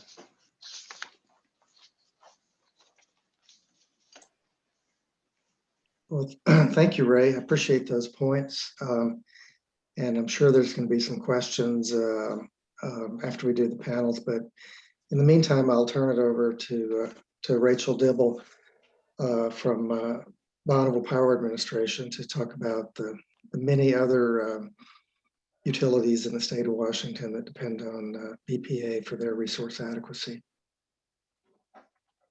Hi, thank you. I'm Rachel Dibble. I'm the Director of Market Initiatives for the Bonneville Power Administration. We are a federal power marketing administration. We're part of the Department of Energy. So we do market the power off of the federal system largely, the 31 federal dams on the Columbia River, as well as a non-federal nuclear facility and a couple other smaller non-federal resources. We also operate 15,000 circuit miles of transmission across the Northwest as well. So we do play a big role in the Northwest, and we are active participants in many of the initiatives that are going forward right now.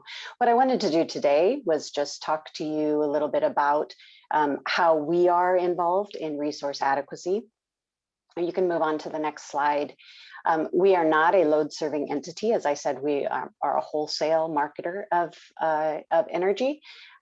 However, we do definitely play a very big role in resource adequacy in the Northwest. And so the main way that we are brought into this is through the Northwest Power Act.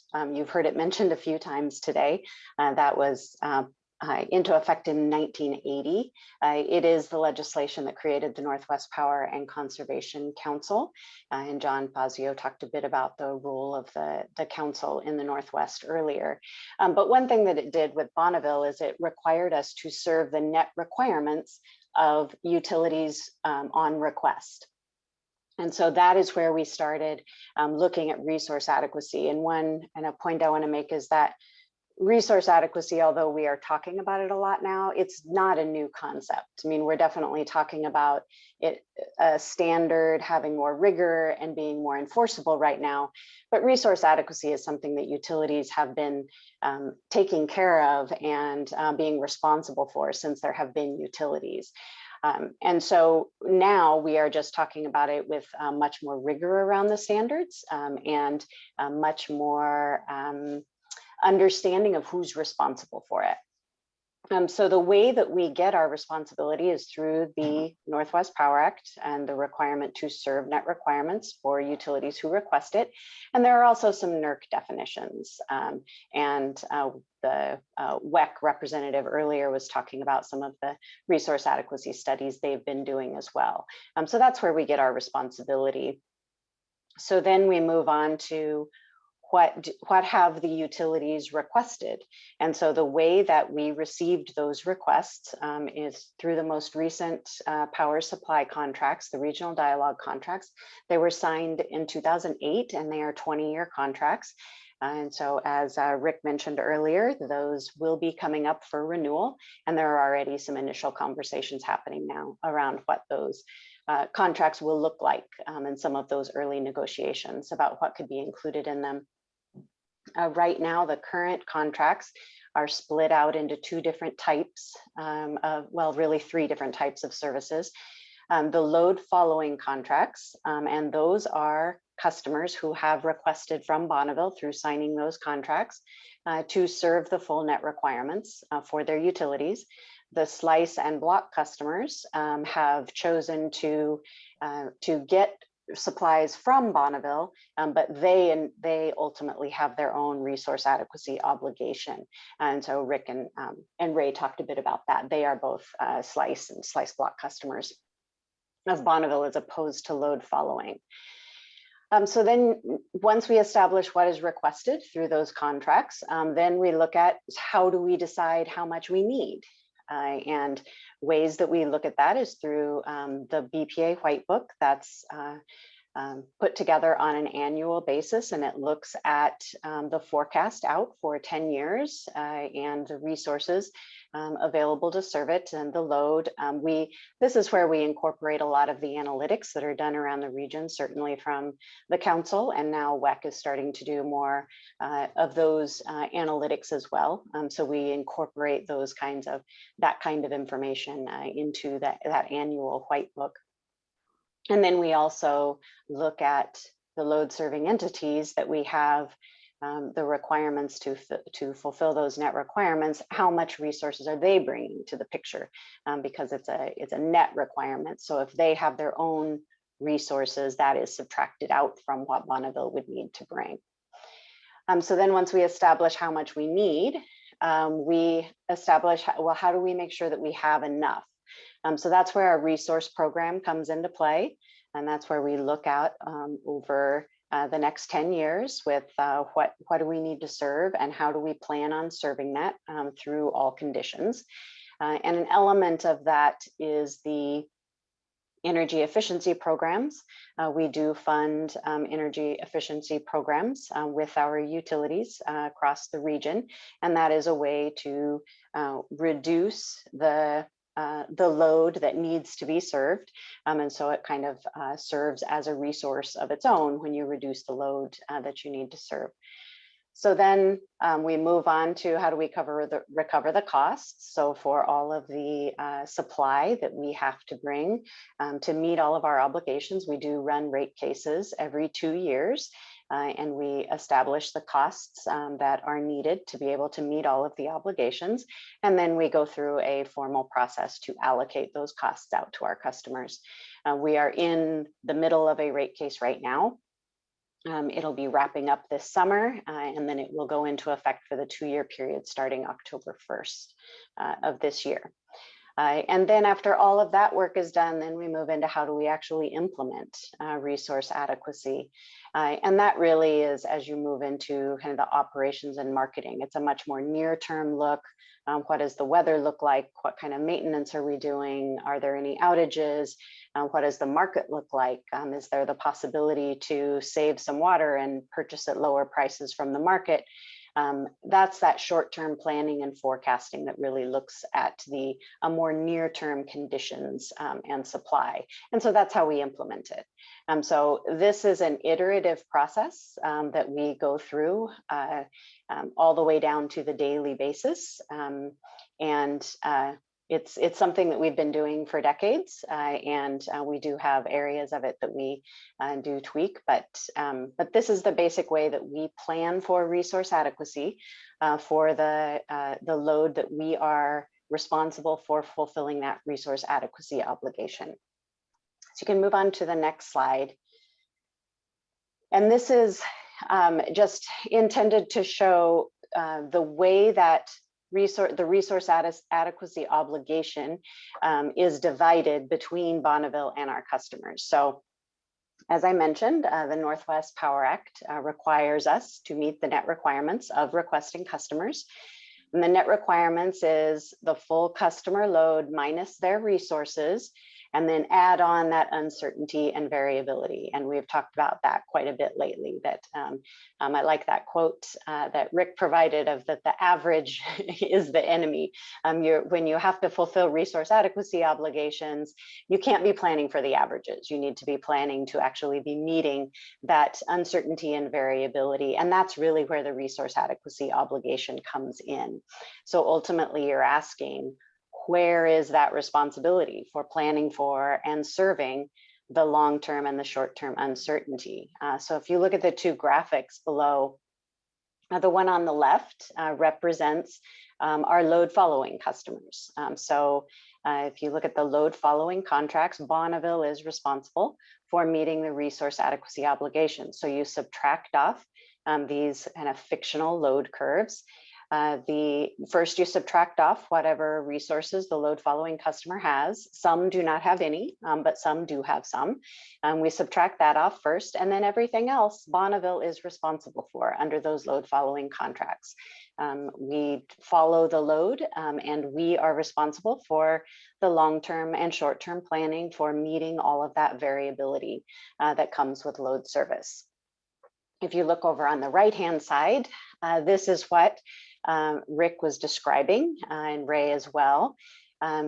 Bonneville does have a commitment to these customers through the slice and block contracts. Some of them have purchased a flat block amount that's in megawatts that they are entitled to because we are obligated to provide that. And they also have a percentage of the output of the federal system, and that's represented by that slice section. But when it comes to meeting the uncertainty and that variability, the customers themselves have taken on that obligation. And that's just the difference between Bonneville's obligation between those different kinds of customers that we have. And it's based on the contract that the customer chose to sign. So we can move on to the last slide here. We are a participant in the Northwest Power Pool RA program development. We have been actively involved from the beginning, and we believe that it's a really positive development in the region. And we are currently evaluating, along with all of the rest of our partners in that program development, if this could be a better way for us to meet that resource adequacy obligation than what we do today. So many of the potential benefits that we see to the program, the reason that we are participating, Greg and Sarah went over a lot of these, and I'll just quickly hit on them. We believe there's a lot of value in establishing a clear, transparent, and enforceable standard, one that has just a common understanding across the region of what it means to be resource adequate, that it provides a lot of visibility and accountability. It gives utilities both the incentive and a clear case to build and buy capacity in order to meet the capacity needs in the region. And we are also very encouraged by the importance of transmission deliverability that has been brought into the conversations at the resource adequacy at the Northwest Power Pool RA program development. As we look out in the long term, I think all of us have identified changes to the availability of supply in the spot market. There is a very real possibility and a risk that that supply will either be much less than it is today, or at a minimum, at least much more volatile. And probably all of us would be looking for supply at the same time. And that would be when the prices were also much higher. And this program gives us an opportunity to work as a region and to work with partners to create a supply or a potential supply for all of us to have as an alternative to that spot market, because we've all committed to the program. When you plan over a much larger footprint, there is the ability to optimize your existing resources, and the concept of this entire RA program is that due to the diversity across the region, if we're all planning as a larger footprint, there is the real potential for us to all to hold less than if we were just planning as individual utilities. And then if you look at, it's always a good idea when you see risks on the horizon to be proactive about trying to find a solution or a mitigation for those risks. And this regional program, I think, is a really good example. It gives us the opportunity to develop a program that works for all of us in a voluntary structure. And if you just look at the interest in resource adequacy at those agencies and organizations that do have the ability to put in place mandates if they choose to. It's always good to have had this proactive development that's already in process, so that when those mandates do start showing up, you have something that you have already worked on with your partners and has created a program that could work for all of you that addresses the very risks that those regulators are looking at. So that's why Bonneville is participating in the program, and we do have a lot of optimism about the way the program is moving forward, and we will continue, we are continuing to participate with our partners in that development. So that's all I have. Great, thank you, Rachel. And Steve is going to let me slip in here and ask a question, even though he's supposed to be the question curator in the afternoon. And it's for Rick Dunn at Benton. And what I want to do is, we've heard a lot about the resource adequacy program today, and a lot of really positive feedback on how that is going and its prospects. And the closest that anybody's come to sounding a bit skeptical about it has been Rick at Benton. And I'm not trying to characterize you as an opponent by any means, Rick, but you're the closest that I've got here to someone who might be skeptical of it. And I just wanted to ask you to put a little finer point on the reservations that you might have about the prospects for that program, and maybe what other utilities that are in that situation may be thinking right now about that program. No, I appreciate the question. I can see why you would ask it. I think I'm going to reemphasize how supportive we are of the effort. I think what it really comes down to is the point I kind of made in the slide deck. How do you access capacity from energy resources, right? I mean, we're acquiring energy resources like wind and solar using power purchase agreements that are, you know, annual and long-term. So for us, because we're so summer peaky, I'm not saying it can't be done. I'm concerned that it can be done fast enough. And you saw in the, you know, in the time frame that we have right before us, Benton has a serious 5-year problem, 5 to 7 year problem to get to the next BPA contract, and then what? But that's the best answer I can give you is I'm skeptical that it can help us, because I'm not exactly sure how we'll be able to contract for capacity if in fact the only thing emerging is wind and solar. Now you could say, well, the RA program is going to reveal diversity in generation and load adequate to offer up potentially, maybe there's thermal resources that are hidden away somehow. And that's the part that I don't know. And so if that makes sense, we're very keenly tuned in to what ELCCs get assigned, and then what happens during this initial forward showing period in terms of, are there utilities that could offer up, and let's just be straight up, we need a partner who's a winter peaker, a serious winter peaker, right?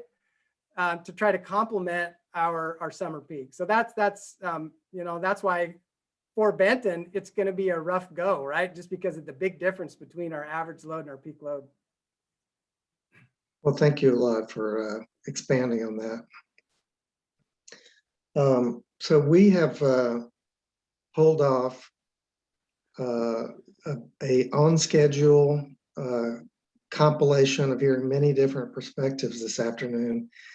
And I really appreciate that we've been able to get to this point today on time. And that leaves us now with some time here at the end for a wrap up. And, you know, we haven't heard anything from the commissioners since the morning. So if there are any closing comments that they have or questions, we did get a couple of questions along the way.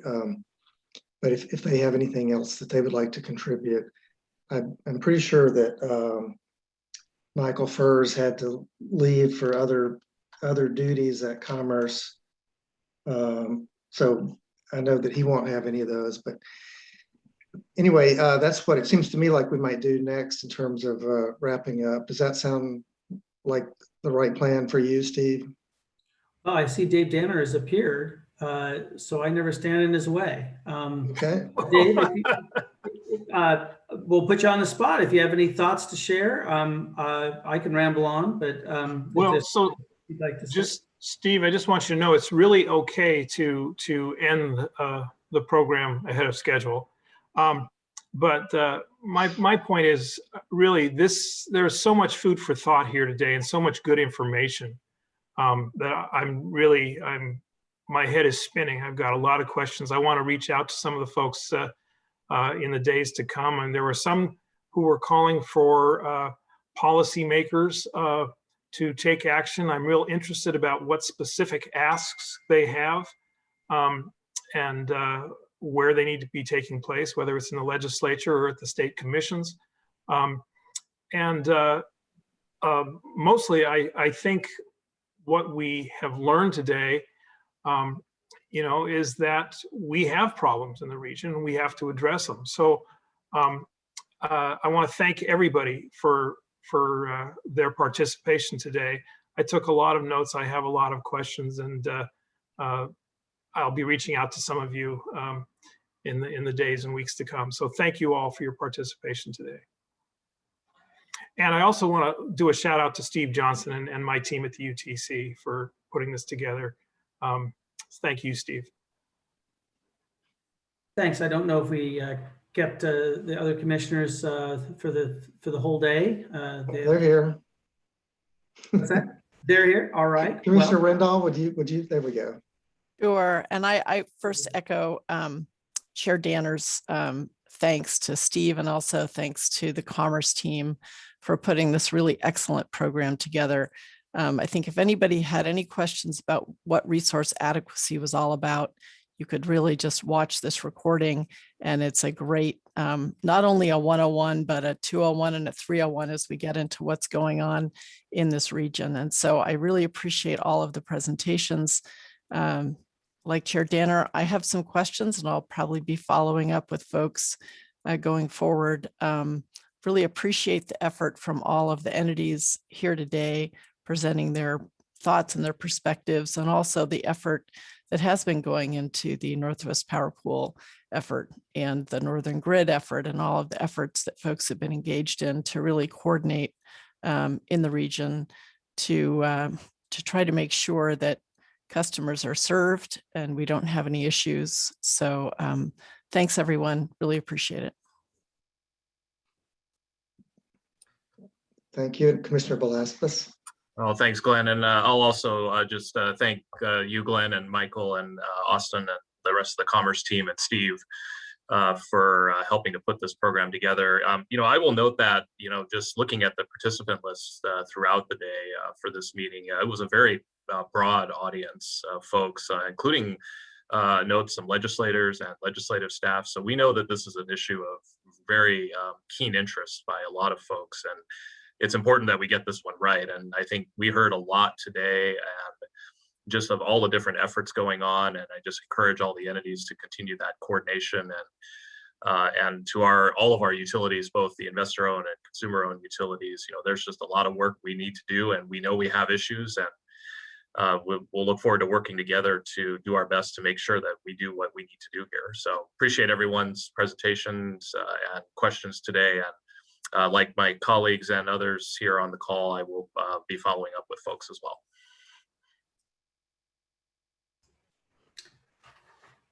Well, I would personally like to take a moment to do a shout out to Kate Kelly for doing really so much of the work on this. All you people just saw the finished product. You didn't see behind the curtain, and you're really happy you didn't see behind the curtain, because organizing this many different groups is a lot of work and getting it right.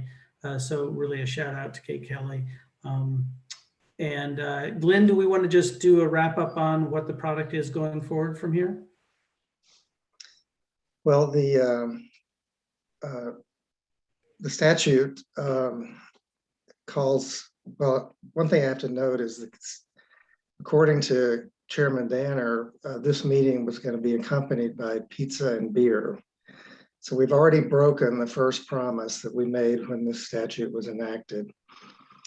And we'll just have to deal with that, I think, in terms of explaining that to Senator Sheldon later.